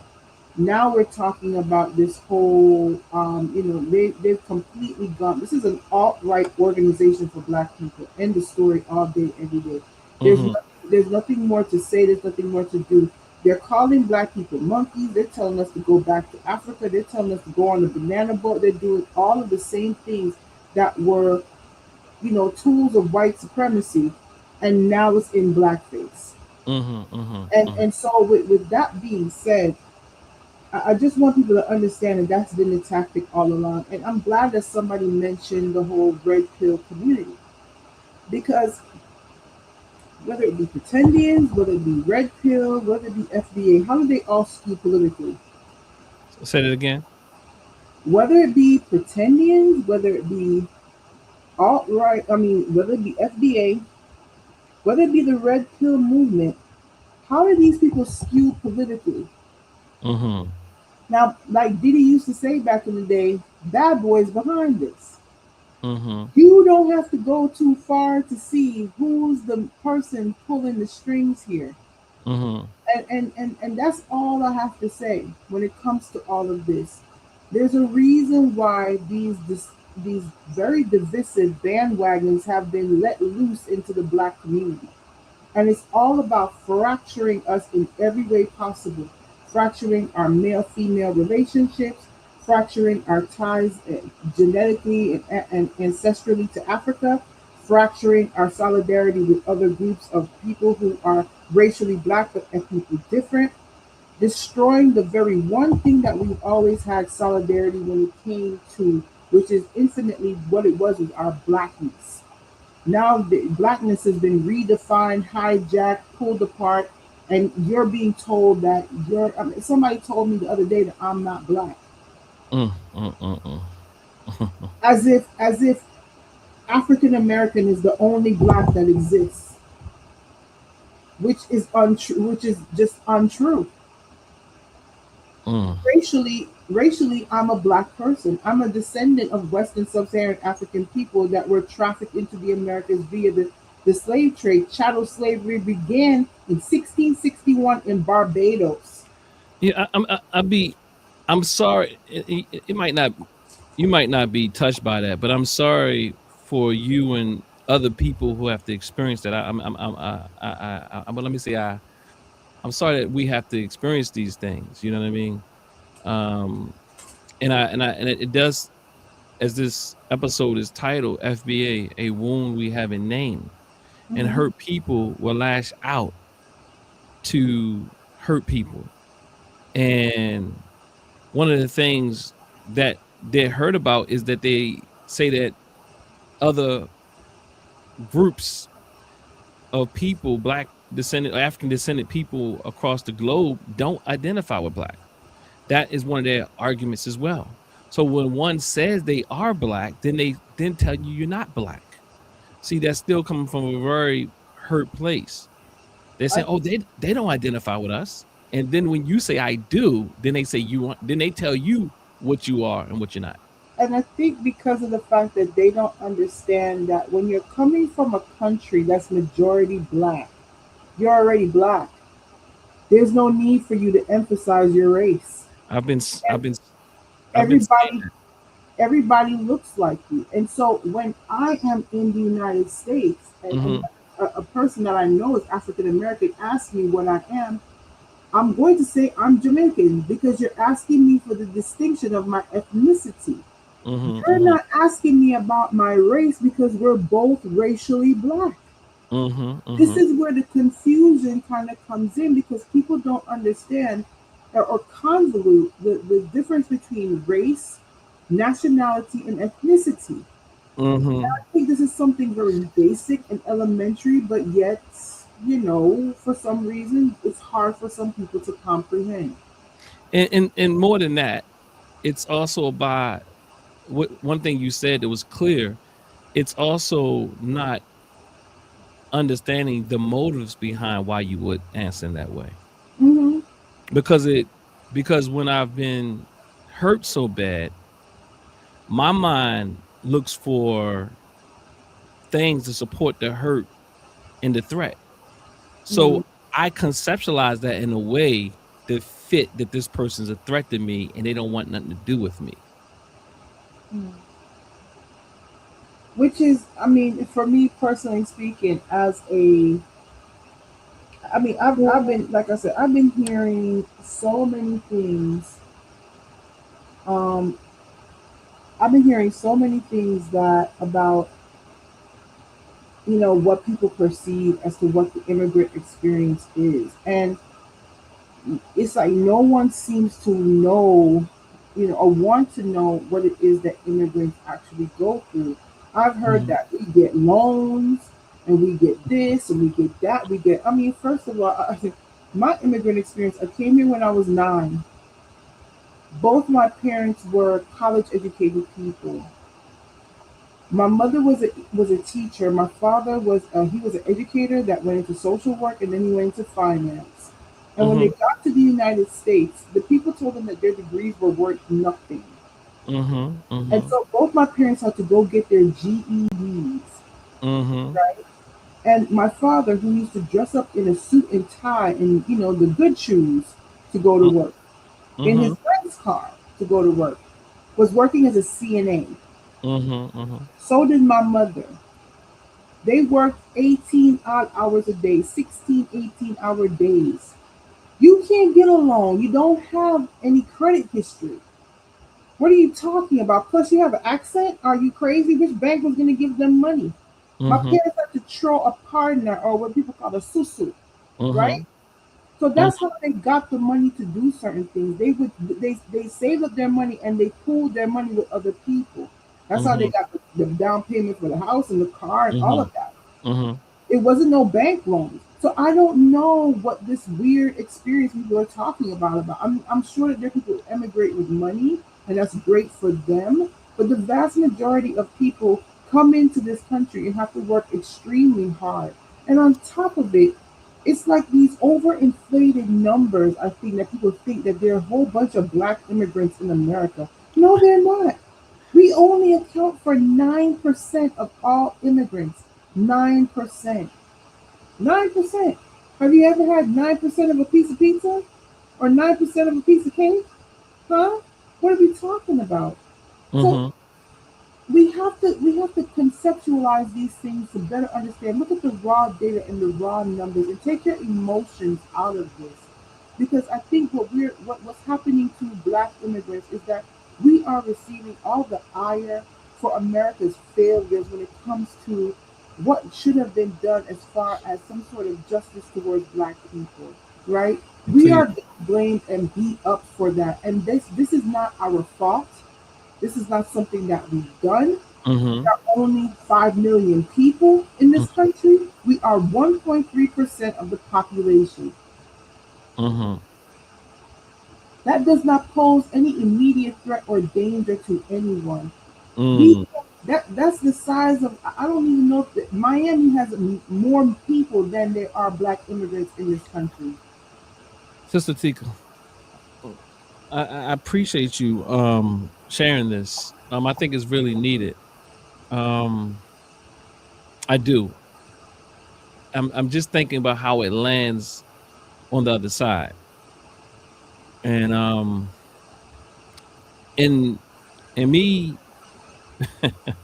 being around immigrants for my entire life, Black immigrants. I don't even like if I like the term, to be honest with you. I'm using it for the sake of conversation. But I mean, it does help us communicate. But my Black brothers and sisters who migrate here, I haven't seen any of that either. I haven't seen these. I mean, in fact, I wish we would. My wife would be a first generation. I wish when we started our restaurant, we didn't have to use our own hard-earned funds. And I'm not sure if you know. Like what I'm saying is, I've been with my wife since I was 16. She's from the same island you're from, I believe. She's from St. Elizabeth. Oh, okay. I'm from Montego. Okay, yeah, you told me last time. So it's like, please tell me where we can get some of these loans from. Please tell me where. Look, I want to use some. You know what I'm saying? Yeah, please. I don't know where these. Like I said, it's like all of these mythological things that people keep talking about. It's like, no. But it's the trauma, and I want to be real, like, and I get it. So the trauma that begets trauma. You see what I'm saying? And that's why I'm saying, like, not just for you, Sister Tika, but for our brothers and sisters who have to experience these myths and people acting out these mythologies through their emotions and behaviors because they really believe these things. And it's sad, Sister Tika, because I think as you started off earlier, you spoke about where it's coming from, and you said it's coming from, this American experience that we have had here. And many of us have had experiences wherever we are. And I think that we do poor statistics. You say give them the raw data. I'm sorry. We got to start with the aggregate. The raw data I'm sorry. The raw data, what's that going to do? That's just pull out a number, say, ha ha, I told you. One right here. I got what you meant though. But definitely we need to be like, we have to, and I appreciate your care. I do. And I always feel and I'm always real fast paced on these shows. Mm-hmm. And I hear your heart and your concern and your effort. And even you came in worried about me. I'm gonna be okay. I won't do that a lot, Sister Tika. I promise you. But I won't ever say I won't do it again. But it's so few far in between. And to be honest, I am not really trying to. Maybe, hopefully, if someone I'm talking to can wake up, that's fine, and maybe they will. So, and I don't, honestly, as a therapist, people may not know you deal with that level of aggression even from clients. They might not call you stupid, but some will. But it's not a typical thing, You might get somebody who brought their, in a clinical sense, their narcissistic partner there, and they will try their best.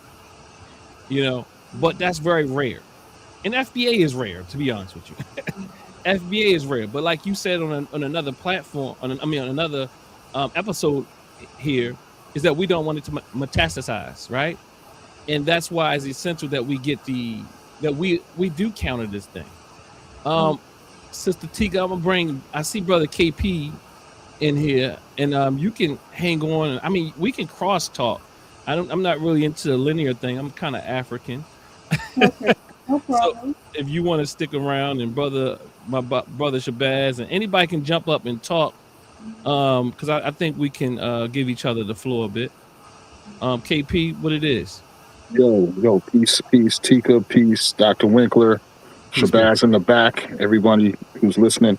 Before I come up on these public, I like to say, peace to everyone identifying as FBA as well. You are our brothers and sisters, even if you deny us so-called tethers. That's just a point of where we start. And let me just say, it's hard to follow Tika because she was just dropping mega bombs, in her in her testimony. Well, I don't even know if that's the right word, but in everything that she just said. I endorse almost everything she just said. The only reason I came up was to, again, remind you, Dr. Winkler, how valuable this service is. I know it may seem futile initially, right? And many of the people who are being engaged probably won't learn in the immediacy, right? Or right away. But eventually, they're going to reflect upon that time when someone approached them, someone confronted them with another view. And hopefully at that point, they will be able to at least admit to themselves the error in their ways. And I'm saying that not to say that I know everything or my view is the unquestionable correct view. I'm not. I'm still learning every single day about who we are as a so-called black people in the Western Hemisphere, and we're all in this fight struggling to be free. That said, the only point that I wanted to address was when the brother Golden State was up here a little while back, and he was spitting pure fire. So if you're still listening, Golden State, props to you, 100%. But I only wanted to drop one response to that, and that is, it's not an equal. He was with that. What's the word? He was representing a position of we don't know one another. We don't know one another. I wanted to comment on that a little bit, just to suggest that in actuality, and Tika was touching upon this as well. It's not that we don't know each other. People from the Caribbean, especially in the modern age of radio and TV and internet and social media, they know a lot about African Americans, Black Americans, right? Not all of it is true. Not all of it is 100% correct. But the Caribbean is a zone that is dominated by American media. And people in the Caribbean consume everything, positive and negative, about Black America. So when you were in Africa in the 80s, when African Americans were watching the Cosby Show in Different World, people in the Caribbean were watching that too. But when we look at it the other way around, many African Americans, I don't want to speak for all, but many African Americans are totally unaware of what was happening in the Black diaspora. So this is where this gives room for a lot of the invective, charged ignorance that you hear being manipulated by the likes of a Tariq Nasheed and others like FBA Ron. So I just wanted to add that to Brother Golden State's fire. He was burning fire tonight. And so I want to give him his props, but I just want him to reflect upon that little part of it. And that's it. That's it. Brother KP, are you near Baltimore? Yeah. I was just in Baltimore today, actually. Because I heard you say your daughter. I'm not sure if your daughter traveled to come here or. Well, no. Yeah. My daughter goes to Morgan State. And she was just in DC today. There was an NAA. Well, I'm giving away too much information, but no, I'm just trying to figure out how close are you close proximity. I'm in DC. Okay. But I'm a transplant from Miami. Most of my life, I grew up in Miami. You sound like this brother. Yeah. Oh my. I'm a Broward girl. Okay, well, I'm way at the bottom. You know about Homestead? I was from down there, Richmond Heights, Perrine, Cutler Ridge. Okay. Yeah. I think one of the things I always try to, not always, but many times I try to also utilize some metaphor to kind of give people an example of how things kind of work. So if you're from like Jamaica, everybody from Kingston, right? So if you're from United States, you probably everybody from New York. So New York City, most of the world, until recently, most of the world, but even I'm talking about the United States for sure, knew about New York City. And in the world even. But in America, Black Americans, let's stick with Black America. We knew a lot about New York through hip hop and television and all this type of thing. And they might know some things about little things about us and all that type of thing. But people from New York typically don't really have to think much about other people. Exactly. They don't have to think about other people. And sometimes they think that they said you got New York. Some people use this analogy. And then you have Jersey, then you have the country. Everything else is country. New York City, New Jersey, and everything is the southern South, and everybody's a misfit and not up to their level. Now that's, but really, a lot of times people from New York have that type of disposition. And I'm saying the United States, we have that disposition as well. I would even say people on the East Coast have that disposition when it comes to the West Coast and Central times and all that.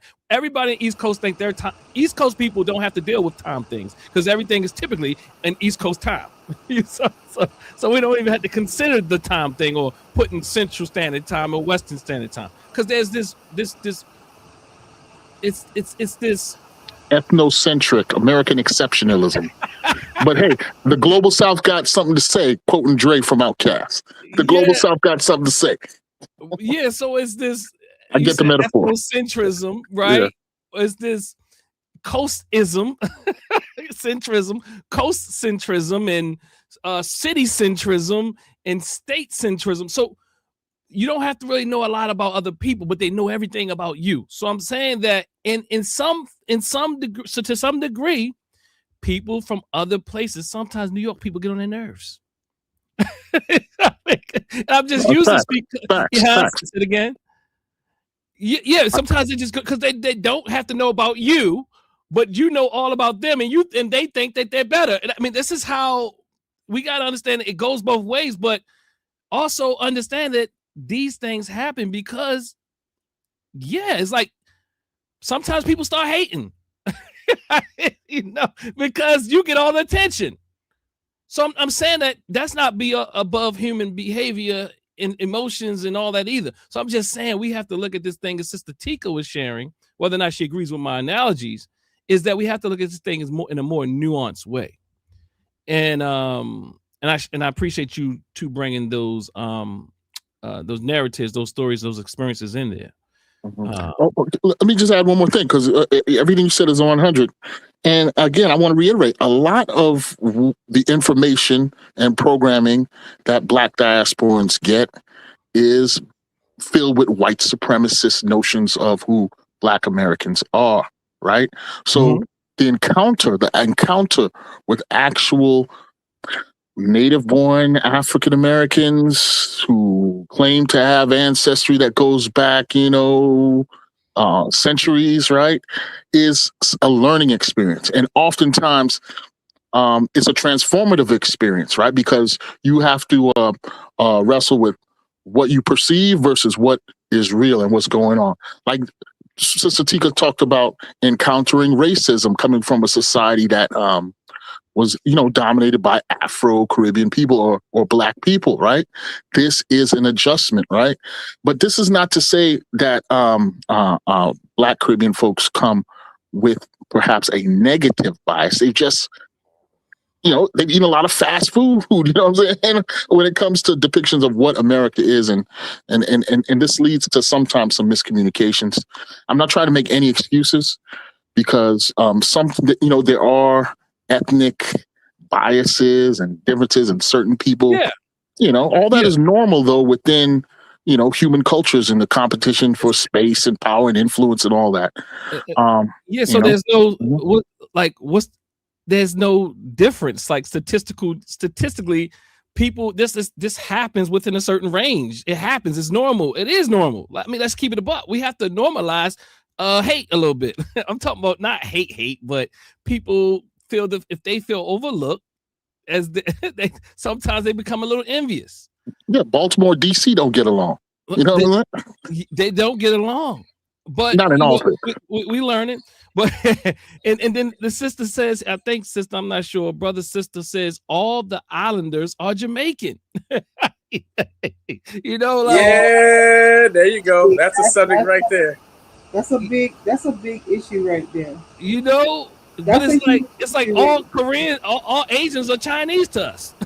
And that causes issues in the diaspora as well, because within Caribbean people, they don't like that. They know that if they're from St. Lucia, they don't want to be called Jamaican.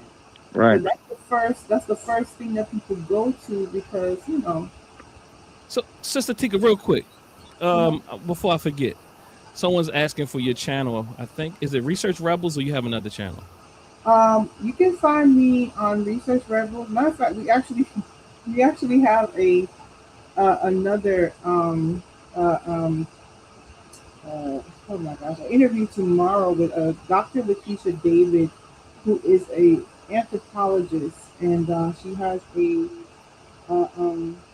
program that she started called They didn't invite me yet, y'all. Yeah. I'm too familiar. I'm too familiar over here. I'm gonna have to step back. Brother KP, you told me to continue, but Tika don't invite me yet. Oh my gosh, no, listen, please. Listen, we have to, trust me, it's in the works. It's in the works. All right. Yeah, it's in the works. I'm hating over here. I'm hating. Oh no, don't do that. Don't do I'm you bringing who? Who you bringing? You just got one more subscriber. Dr. Asai, I listened to the Research Rebels. Their interviews, they've interviewed a lot of great people. Dr. Gerald Horn, Dr. Gerald Ball as well, right? And so, I think you would be great, because they actually need somebody to give the type of analysis that you can give, especially from I'm talking about from a mental standpoint, of being able to diagnose the fact that you've been able to pick up that these people have real trauma, right? And we can tell that this is an internet cult. People have been radicalized. I don't think a great conversation for you, and I'm not in the Research Rebels, would be the discussion of Black people being radicalized online, right? It's become a major problem, right? Black radicalization on the internet. Let me make sure Sister Tika gets her channel out. There's a new channel. Yeah, my channel, my personal channel is Tika Teaches You the Truth. I just got a new computer, so I don't have my logo on there, but it's Tika Teaches You the Truth. Tika Teaches You the Truth, you say? And it's on YouTube here. I don't have a lot of followers. If you want to follow me, great. I'm supposed to be creating more content for here, but I'm mainly on TikTok. Most people know me from TikTok. I'm over there. Tika, but who's told you to go do it? I told you to get on YouTube when I was on TikTok. I told you to get on there. I just want to let people know this. You're back on because KP did say something. I'm gonna let y'all hash it out a little while. Brother Cuz, make sure you can come here if you want to. Oh, you're not on the stage. I brought you back up on the stage. If you want to jump in there, Cuz, I'm going to jump out of here so that I can go to the bathroom. And put you right there. No problem. No problem. We understand. I understand. You've been here for a while. And Tika, can you drop the link in the chat so we can just click on it? And I just subscribed to Research Rebels, so I want to definitely lock you in on the other one. No problem. Let me do that now. Hold on. Okay. How you doing, brother? All right, what's going on? How you doing? Oh, I'm doing good. You know what I'm saying? I'm one of the ones you guys are talking about, like New York and stuff. But I'm in California, man. I'm in Northern California. I'm from the Bay Area, man. I'm from Oakland, California, man. You know what I'm saying? So everybody knows, man. When people think about the Bay Area, you know, they think about LA. And so I laugh at some of the folks in the Bay Area because I got first cousins down in LA, so I don't have this, the rivalry that some of the Northern California people, for the most part, have with Southern California people, and a lot of SoCal people don't think about NoCal people, other than when the Giants, I'm talking about from a baseball standpoint, from the San Francisco Giants and the Dodgers play each other. You know what I'm saying? Shout out to the Dodgers, you know what I'm saying? Anyway. But anyway, when they play each other in baseball, right? So, but Northern California does feel a type of weight, you know what I'm saying? When it comes to Southern California, because Southern California gets all the attention, even though San Francisco, more times than not, is considered usually one of the top two cities to visit in the world, right? And so, so it's I don't know, it's just wild, but yeah. It's always some type of issue or rivalry, or people felt like they're being left out. But I would say that in California, I don't think that we feel that New York is, or the East Coast is better than us at all. No. People don't think that they are better. It's the thing. Like, nobody from Baltimore think nobody better than them. Baltimore think they're the toughest city out. Oh, I know. I've been challenged by Baltimore dudes before, man. I got homies out there. He said, "Man, I'll stop you." I said, "Bro, okay." I got a boxing background, bro. Like my cousin, he from down in Richmond. And I'm certain they don't feel that either. But we do know that New York, there is a feeling towards New York. It might not be you. There's also a feeling to California for people too. There's feelings to Chicago. Especially those two. Now, you want to talk about California, though, before you go real quick? But when it comes to California, we're always the ire of jokes and stuff like that. But I said, I don't know why. And it's always somebody coming from a state like Missouri, not to take a shot at Missouri or Arkansas or someplace like that. I'm like, you said, you world's are failing. Like, how are we failing when we're paying for your state? I mean, we got the world's fourth largest economy. But what you're saying is proving my point. You said how even absolutely. You in your level of ethno-Californiaism, how did you of all people, how dare you, Missouri? What did you say? Wyoming or something? I can't remember. What you said. I said Missouri, man. It's all the same, babe. I mean, we all consider follow the country. See, now my St. Louis people are hurt. You see what happened? Sexy Red is gonna come for you. Hey, well, I gotta quote my guy Uncle Luke from Miami. Cowards in Compton get sprayed in Dade, but I don't really mean that. You see, I'm old school. You know what I'm saying? That was a thing back in the early '90s. Remember? So we didn't even think about that at all, man. See, but Well, hey, them boys had to step light when they came down to Miami now in the early 90s. See, we having the wars. We having the wars. See it. Look, but we still love each other. It's kind of like the football team. It's like the football team. Yeah. But some of us. This is called. But no, but you know what? Remember, this remind me of when this FBA sister sat there and was interviewing James, what his name, Fishback. James Fishback, right? Mm-hmm. And he sat there and he called the Byron Donalds a slave and a tethered. I don't care how much of a coon that Byron Donalds is. Ain't no white man gonna call any black man a slave or a tethered to my face. Ain't gonna happen ever. Sister, I don't know who you are, but you should really reconsider what you were doing there. You really should be ashamed that you allowed that man to say that to your face and you thought it was funny and you thought it was cool and you were excited that you were being recognized, white people were recognizing that you were disrespecting someone black. I don't care how much of a disrespectful clown that Byron Donalds is, but I would still never let anybody white disrespect that brother, even though I don't like him. That's just a code that I have. Nobody from who is not black can disrespect black people to me. It's just I can't allow that. It won't even sit well with me. I wouldn't even be able to look myself in the mirror if I sat there and did something like that. You know what I mean? I don't know. That's just I'm white. I can't speak for everybody else, but you can't disrespect black people to me. I don't care what you can't say nothing about no African, about no Caribbean, about no Afro-Latino, and damn sure can't say nothing about my damn ethnic group. So nobody. This is family. When we have issues with each other, we're talking about eternal things that we can work out. Absolutely. That's what I always say, and I say it to even our brothers and sisters fighting in these manosphere and femisphere wars. That look, hold up, we cannot get confused about, because I mean, even I teach my students a lot of times I have to go through a whole process. Like, look, never ever confuse structural oppression for the inner diversity and infighting. Or these things. We have to figure those things out. But there's a enemy that is like really a oppressive force that is even creating the conditions to have us pointing the fingers at one another. Yeah, but Tika, if we can hold back on what Tika led with, she pointed out that this is really a response that can only be understood via the super oppression that all black people face within the United States. And I'm talking about FBA. FBA is formed out of a self-defensive impulse, but the targeting is wrong. The targeting is wrong, and it's not backed up by history. But that's what FBA. I'm speaking about the overall oppression globally and also in our different nations and spaces. But then also in these different nations and spaces, how it's not just FBA fighting each other, men and women. You go anywhere where black people are, and they're gonna be doing similar things. Like I think even one of the great, I'm not gonna stay here long, but one of the gravest things we do, even as people come from other places and spaces, is that we're not really being fair.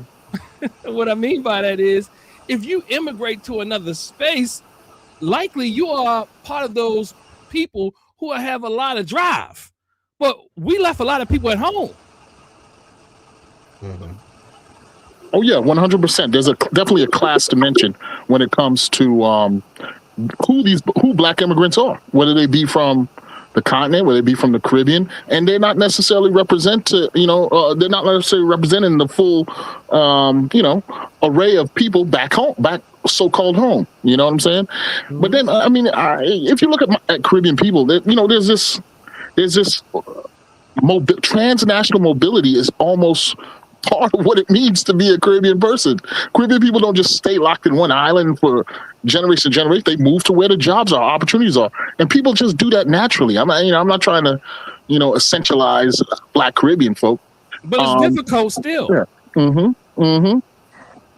But there's still a lot of people stuck there who want to move, to mobilize. Absolutely. But can I point out one of the structural issues, and I want to point out, because this is FBA always talking about Black immigrants or immigrants as a whole.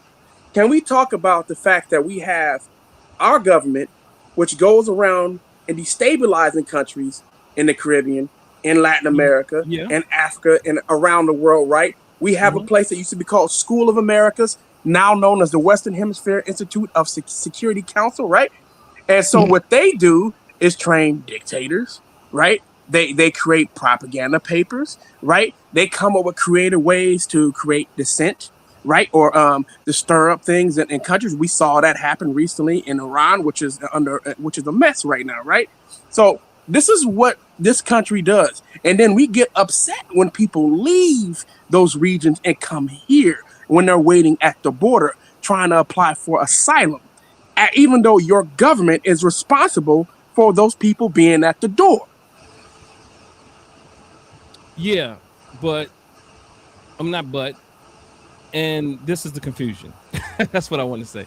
This is the confusion, and you almost have to be you have to really understand this very complex stuff.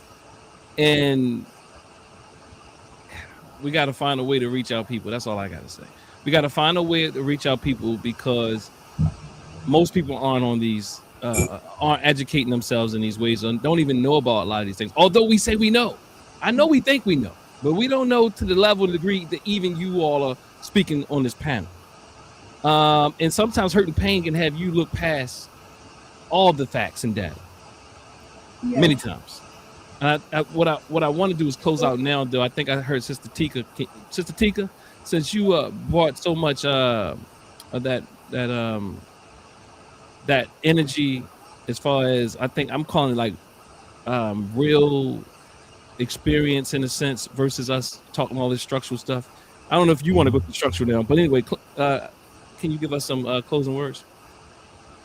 Well, I think what we need to understand is that there has to be some redress when it comes to Black people globally. I think what we are really. Sister Tika, I think it's kind of difficult to hear you. Oh, you can't. Can you hear You sound me? muffled a little bit. Can you hear me now? Is it clearer? Better. It's better. A little bit better. Is it clearer? And maybe having like connection issues. Is it good now? You can go. I'll let you know. Okay. When it comes to this, I think what needs to happen universally and across the board is the addressing of certain issues when it comes to us as far as historically. And I think that maybe what the point of Cali was Golden State is hitting on, which is basically this. It's the fact that we have been oppressed by the same oppressors, but we don't know the history of that oppression when it comes to each other. We haven't shared each other's historic, like the memory of slavery with one another, or what happened to us during those particular times.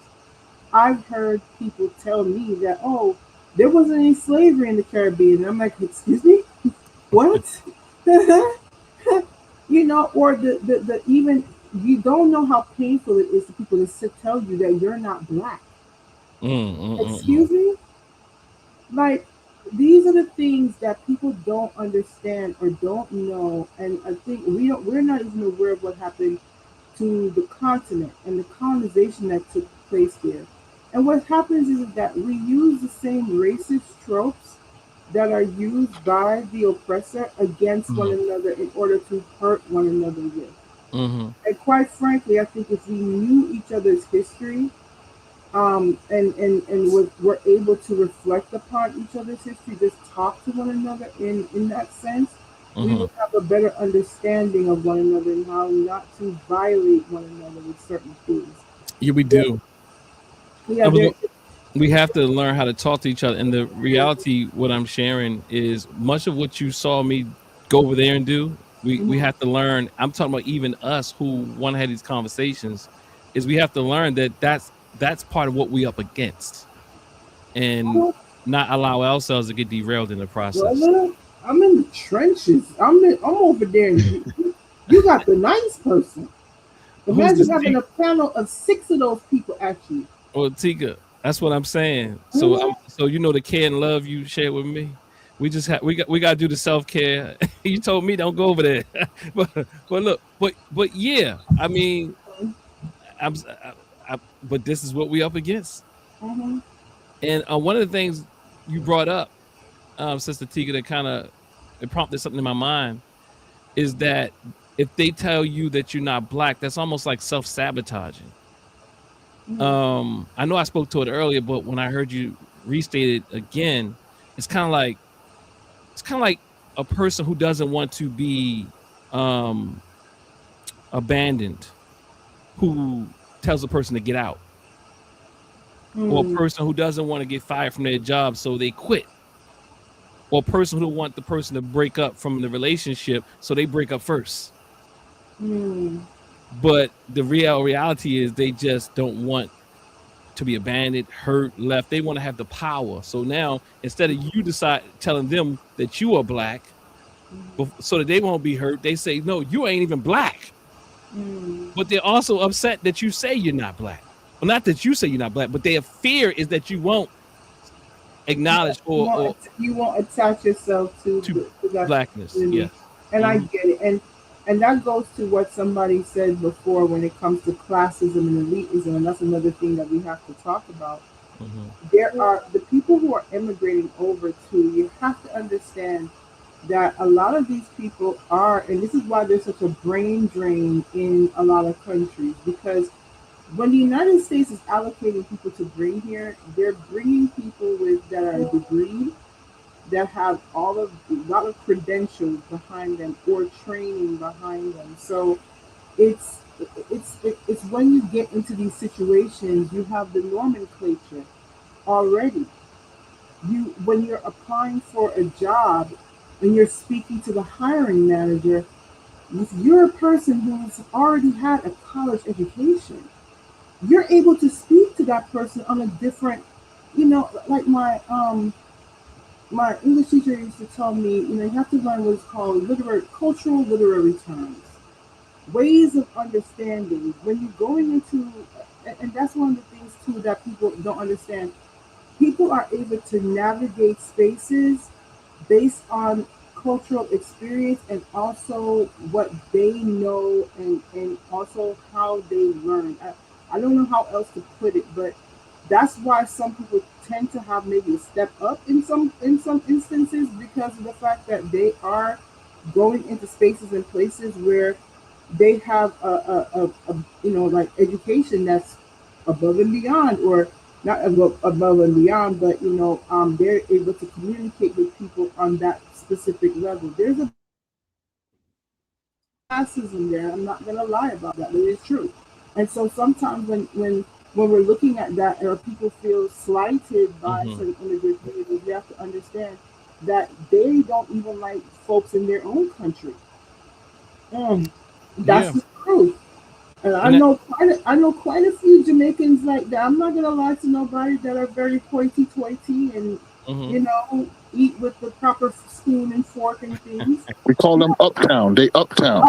Uptown people. The uptown people. Yes. You talking about them elected leaders, especially those more like ambiguous types of Black folks in Jamaica? Yeah, but it doesn't. It's not strictly held to a color line. But go ahead, Tika. Sorry for that.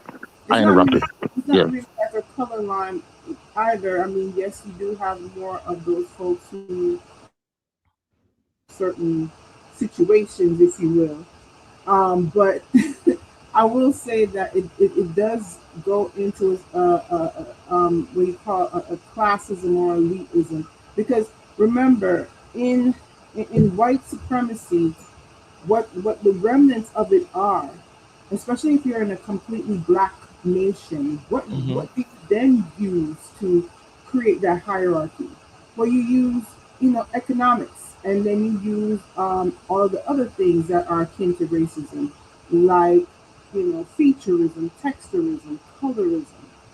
Those become the big boogeymen in the society, right? And especially classism in the Caribbean and on the continent, that's very rampant.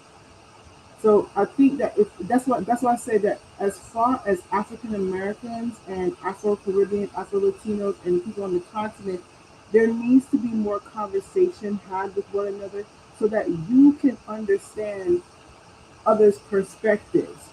I'll give you an example. I'll shut up because I know I'm going to be long-winded. Well, you're defining Pan-Africanism. That is exactly the Pan-African project. But go ahead. But someone, African American sister, said it to me one day. She was like, you know, every time I meet a Dominican, they tell me that they ain't black, they ain't black, they ain't black, they ain't black. And I said, do you understand why they're telling you that? Mm-hmm. Because if you knew that, because for me, I don't take offense to it.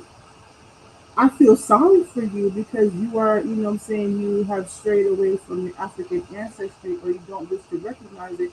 But I understand the socioeconomic implications that it has for you there in your society. And I know that it's coming from a history, right? I know it's coming from the fact that you had a, blanquimento, that their society is based off of the casta system, if you will, where not only was it about your race or what you look like, but also because of the fact that that gave you positions in society, that your admixture alone wasn't just it, but it afforded you the ability to get certain jobs within society.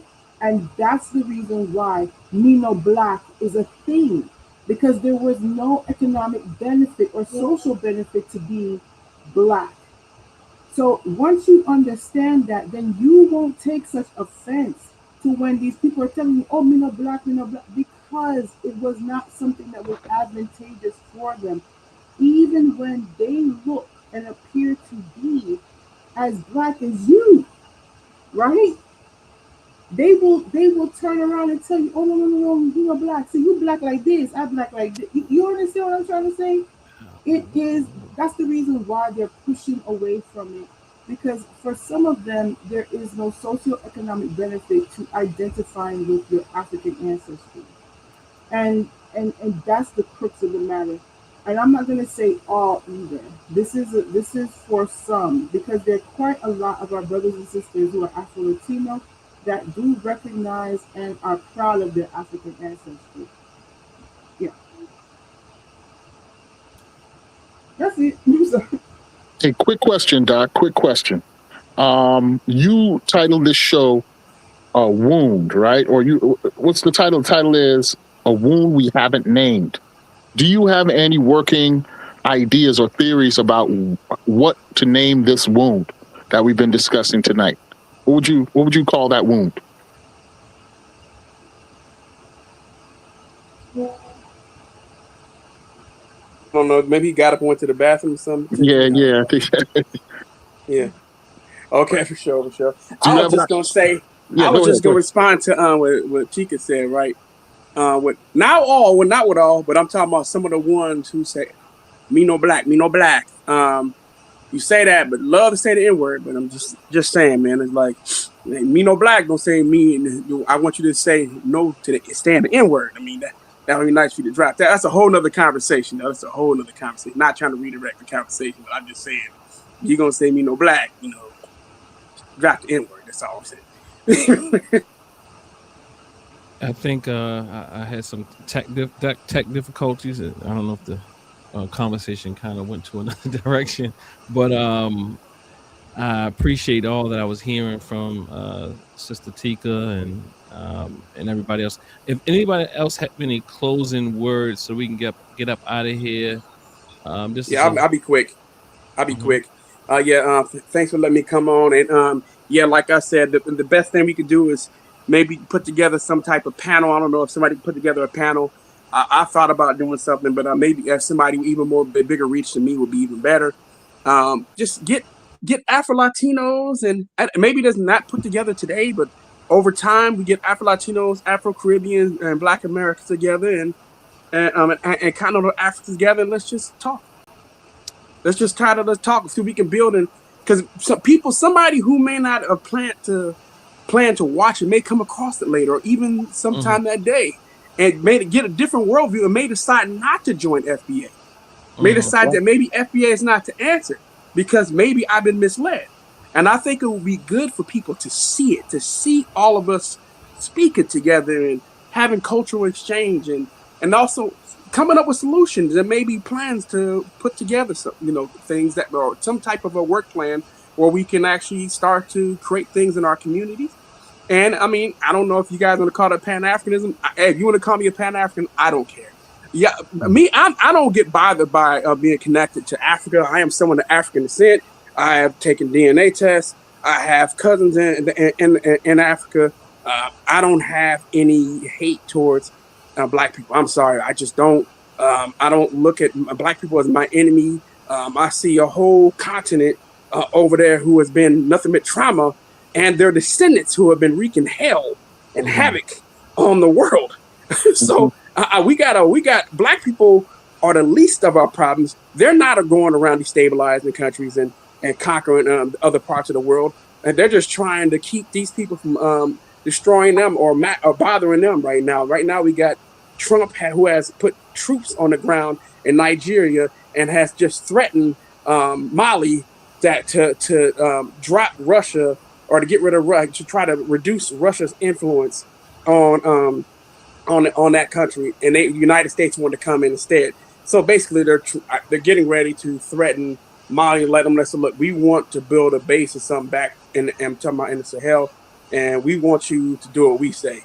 So right now, we're sitting here watching once again the United States get involved in other countries because they're trying to conquer the world, because they're concerned that we're going to have a multipolar world, and also we also know that the West is trying to do whatever it can to prevent the rise of sub-Saharan Africa. It's inevitable, but they're trying to slow it down because they're trying to maintain power as much as they can, because as long as they control the world's resources, they will be in control.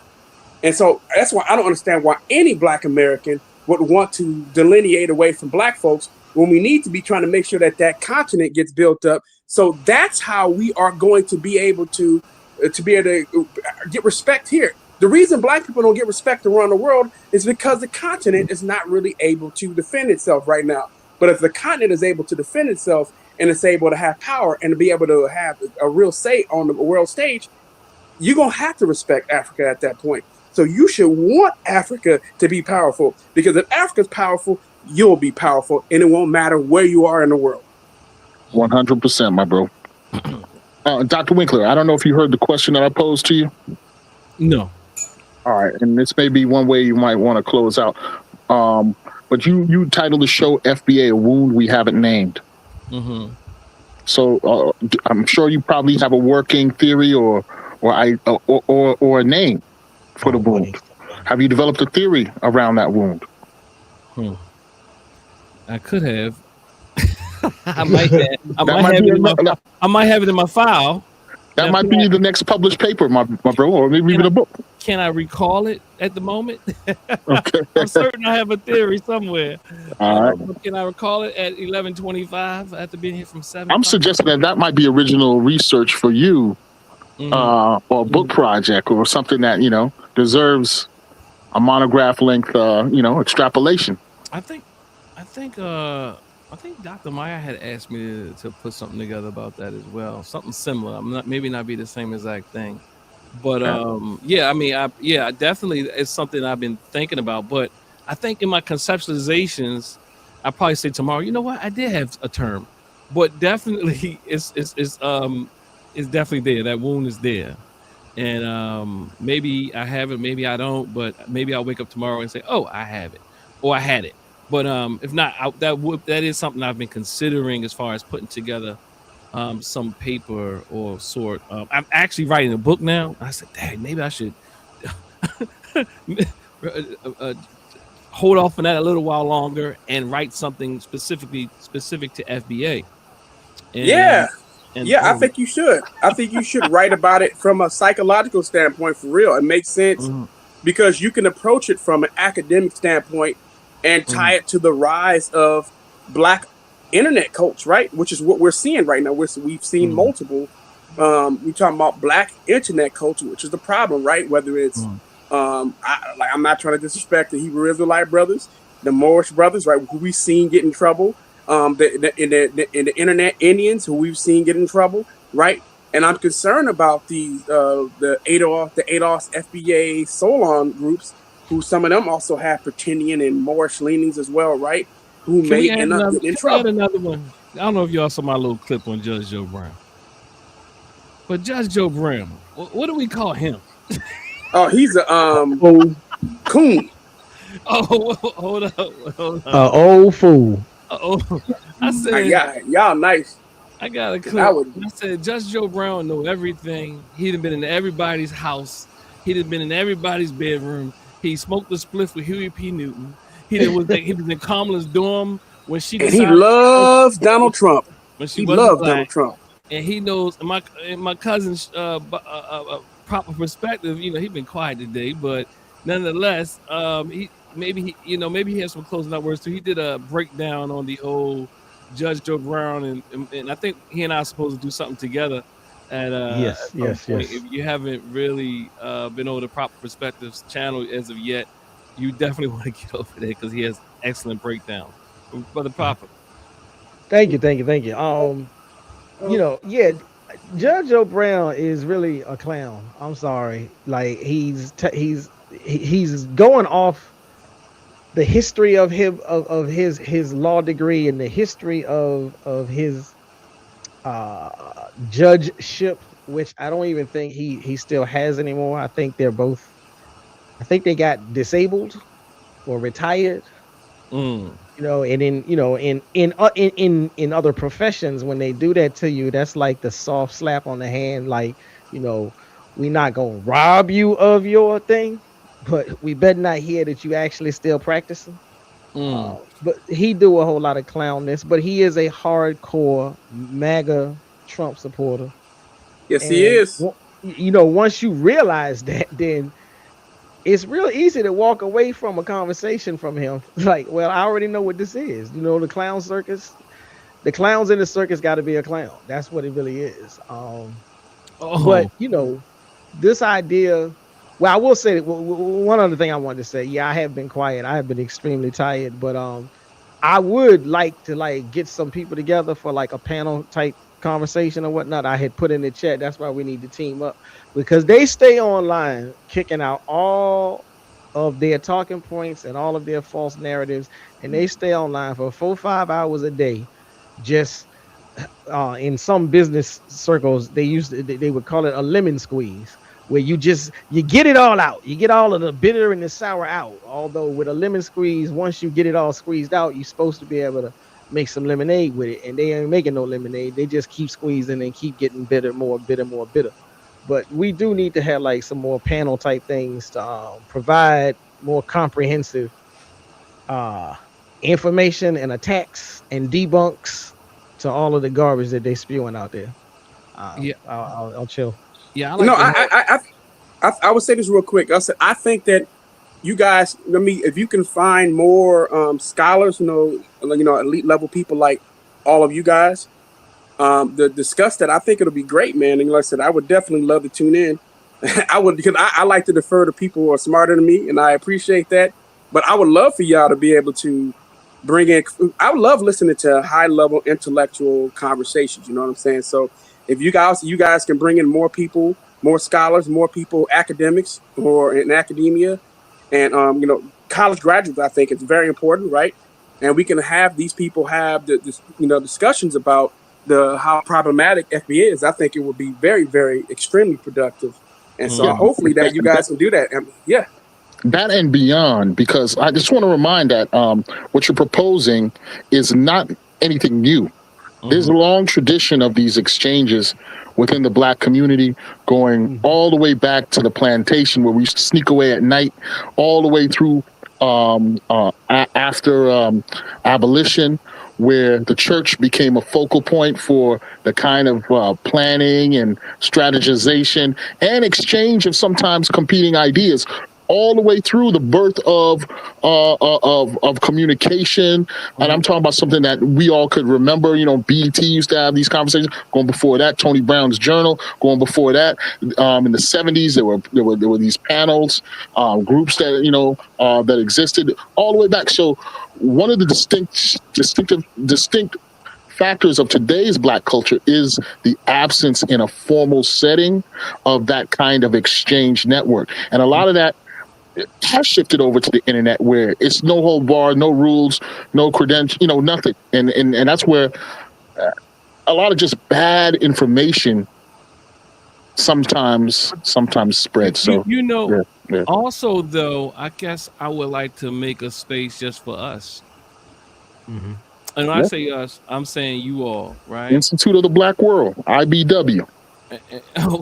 You went real far. I'm thinking about just like maybe Saturdays or something be dedicated towards these discussions. Maybe y'all can get some good pictures or something.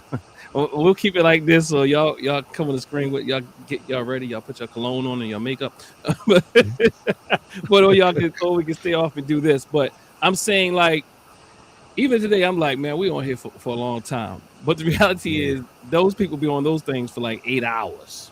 Yeah. But what I'm saying is also where like yes, the scholars, because I think we need to do the thing, right?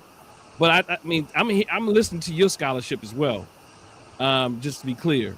But also what I'm saying is just have that space where I pop up on here and other people do similar things. But I mean, if you say, look, Saturdays, we're gonna chit chat and we're gonna talk about these things, and we're gonna share these stories like Tika shared, and like KP shares, and like Golden State shares, and like Brother Shabazz, and like other brothers and sisters who can come in and share their stories, because we talked about a lot of anecdotes, right? And I appreciate like Sister Tika earlier sharing like about this class of folk that I'm just calling miseducated. So I understand that throughout my understanding, and most of us have read enough and understand enough that we have a miseducated or class element everywhere. So the thing that is pervasive though out here is where they highlight those people, and we do our best. I'm saying even like Sister Tika and myself and other people that say, they do exist. Those people do exist, and they'll turn around and say, no, y'all never talk about those people. You know what I'm saying? But at the same time, then when they hear you say it, what they say is, oh, why y'all acting like y'all don't understand? Oh, we never said that. We understand that this miseducation, this internalized racism or classism, whatever the hell you want to call it, it exists. And this self-hate exists. I'm just calling it trauma. It exists. We have been traumatized. And in fact, I do understand why the brother was so hurt. I felt his trauma when he saw some letters behind my name. Like, I'm not leading with that, but I am compassionate for the brother, because I'm not one of those people who but there are people who get a little letters behind the name and they want to be, as one of my mentors used to say, they smell special air. But that again is part of the trauma. You smell special air because you don't feel good about yourself. You don't your self-concept is distorted. So you need some external validation. It's getting late, y'all. It's getting late. External validation. Well, so we need all these things. So what I'm saying is we are hurt and we have to heal. So I put FBA, a wound we haven't named, but we have to heal on so many levels from all directions. That classism, that elitism, whatever you want to call it, racism, colorism. I hear some people say, and I get it. Some people say colorism is just another name for racism. All right, don't forget. See, because when we start talking about colorism, they're like, oh, let's talk about the colorism on the islands. Well, yeah, let's help our Caribbean brothers and sisters understand that colorism is also a form of racism. It's come from someplace. That classism has come from someplace. You want to be closer to those who have oppressed you. You want to feel like you are of value. You know what I mean? So now sometimes they'll get in the way. So look, I can have empathy and understanding, but that don't mean I won't smack you if I need to protect myself. Well, you know that they do that, right? I mean, FBAs, right? If they see because there are Black Americans, right, who quote unquote look like a continental African, even though there's a lot of continental Africans who are here that we can't even tell is the difference between us and Black Americans, because continental Africans are the most phenotypically diverse people on Earth.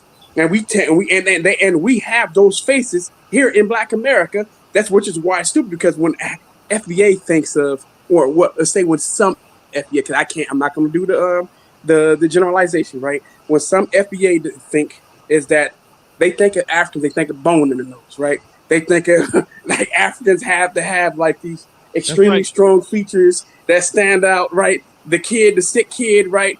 With quote unquote, that's being fed by a white woman and stuff like that. That's what they expect.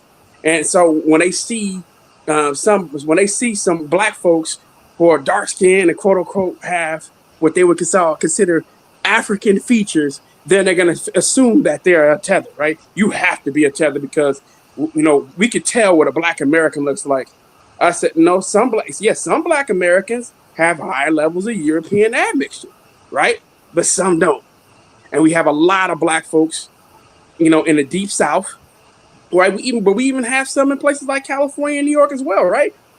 Quote unquote African Americans who are going to present like a Nigerian, like somebody from the Congo, right? You know what I mean? No, they're everywhere. Let's get that. Let's see. You doing the whole count number. No, they're everywhere. I mean, and the thing is, where we get confused. See, the cultural things is kind of like what helps us see that, like, there's some cultural nuance that we pick up on and we think is phenotypical.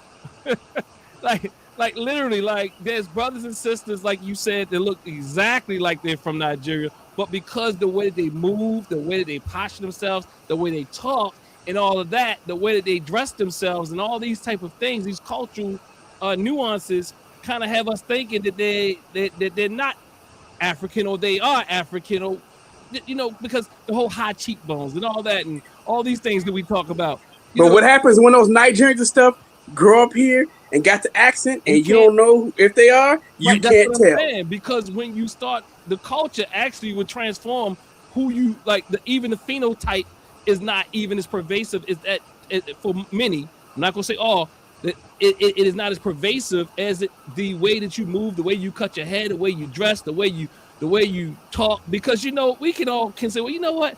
People on the East Coast kind of got this talk and this walk, and people on the West Coast got this talk and this walk, and down south and up south the same way. We can see, like, we know a lot of our Caribbeans, especially Jamaican brothers and sisters, got this certain, especially brothers, they got this little walk, when they got it's just a little bit more of this going on. You know what I'm saying? And then you think a brother is from Jamaica or the Caribbean, but they really Rastafarian, but they was born in Baltimore City. And you might think they're Ethiopian or something, because they got a whole different disposition, because they have adopted a culture, even if it's Rastafarianism. So what I'm saying, it is interesting. Let me just say that. And so yeah, I appreciate it. But okay, so we had KP.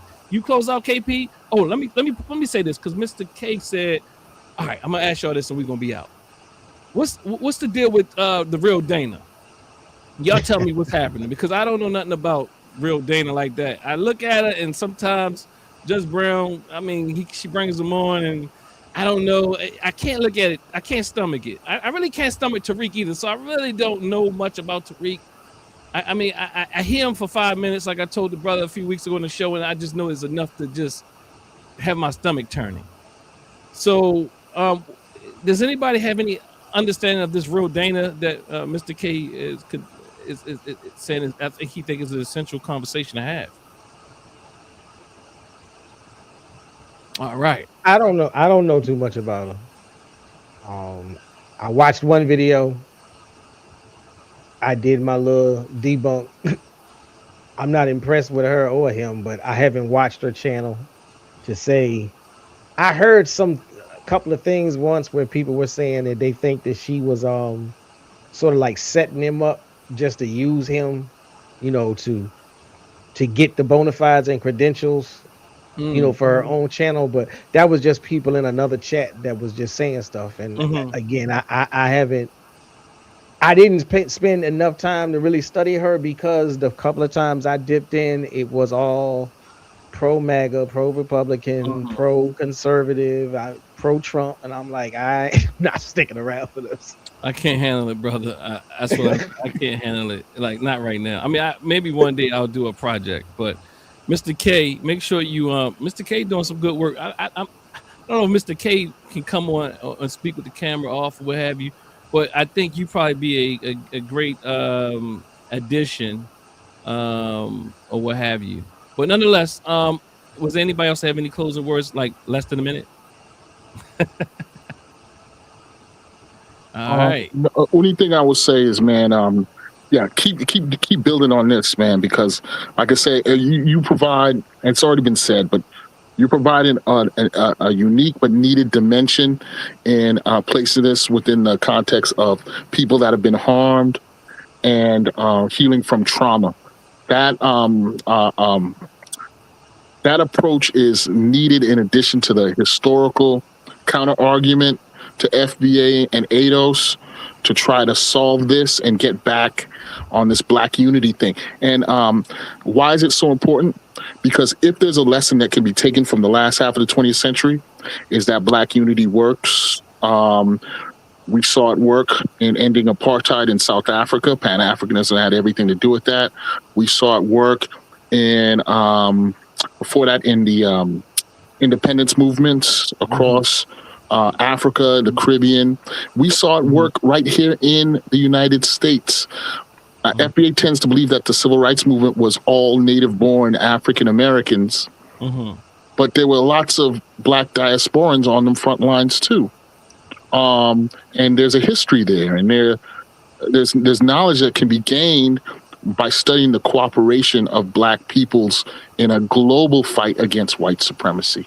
And so keep doing what you're doing, Doc. It's important. Keep doing what you're doing, because you know you're like the person that says they're like, so where's the evidence of that Pan-Africanism has done anything? And you just, you know, so articulate. Well, let me change my word because it's too late for me to pronounce it. You articulate it very well, and the word I think I'm really looking for, you do it very fluidly. So I appreciate that as well. So yeah, let's keep doing the work, keep tuning in, and all those different things. And I will talk to you all, and I appreciate it. Until next time, we're gonna say peace and power. Peace. When you claim your Africanness, you're going to get your mind back. Black and I'm proud. Black and I'm proud. When you claim your Africanness, you're going to get your mind back. Black and I'm proud. Claim your Africanness. Black and I'm proud. I'm telling you. When you claim your Africanness, you're going to get your mind back. Black and I'm proud. Claim your Africanness. Black and I'm proud. I'm telling you. When you claim your Africanness, you're going to get your mind back. Black and I'm proud. Claim your Africanness. Black and I'm proud. I'm telling you. Become a part of it. Embrace it. Become a part of it. Embrace it. Become a part of it. Embrace it. Become a part of it. Embrace it. When you claim your Africanness, you're going to get your mind back. Black and I'm proud. Claim your Africanness. Black and I'm proud. I'm telling you. When you claim your Africanness, you're going to get your mind back. Black and I'm proud. Claim your Africanness. Black and I'm proud. I'm telling you.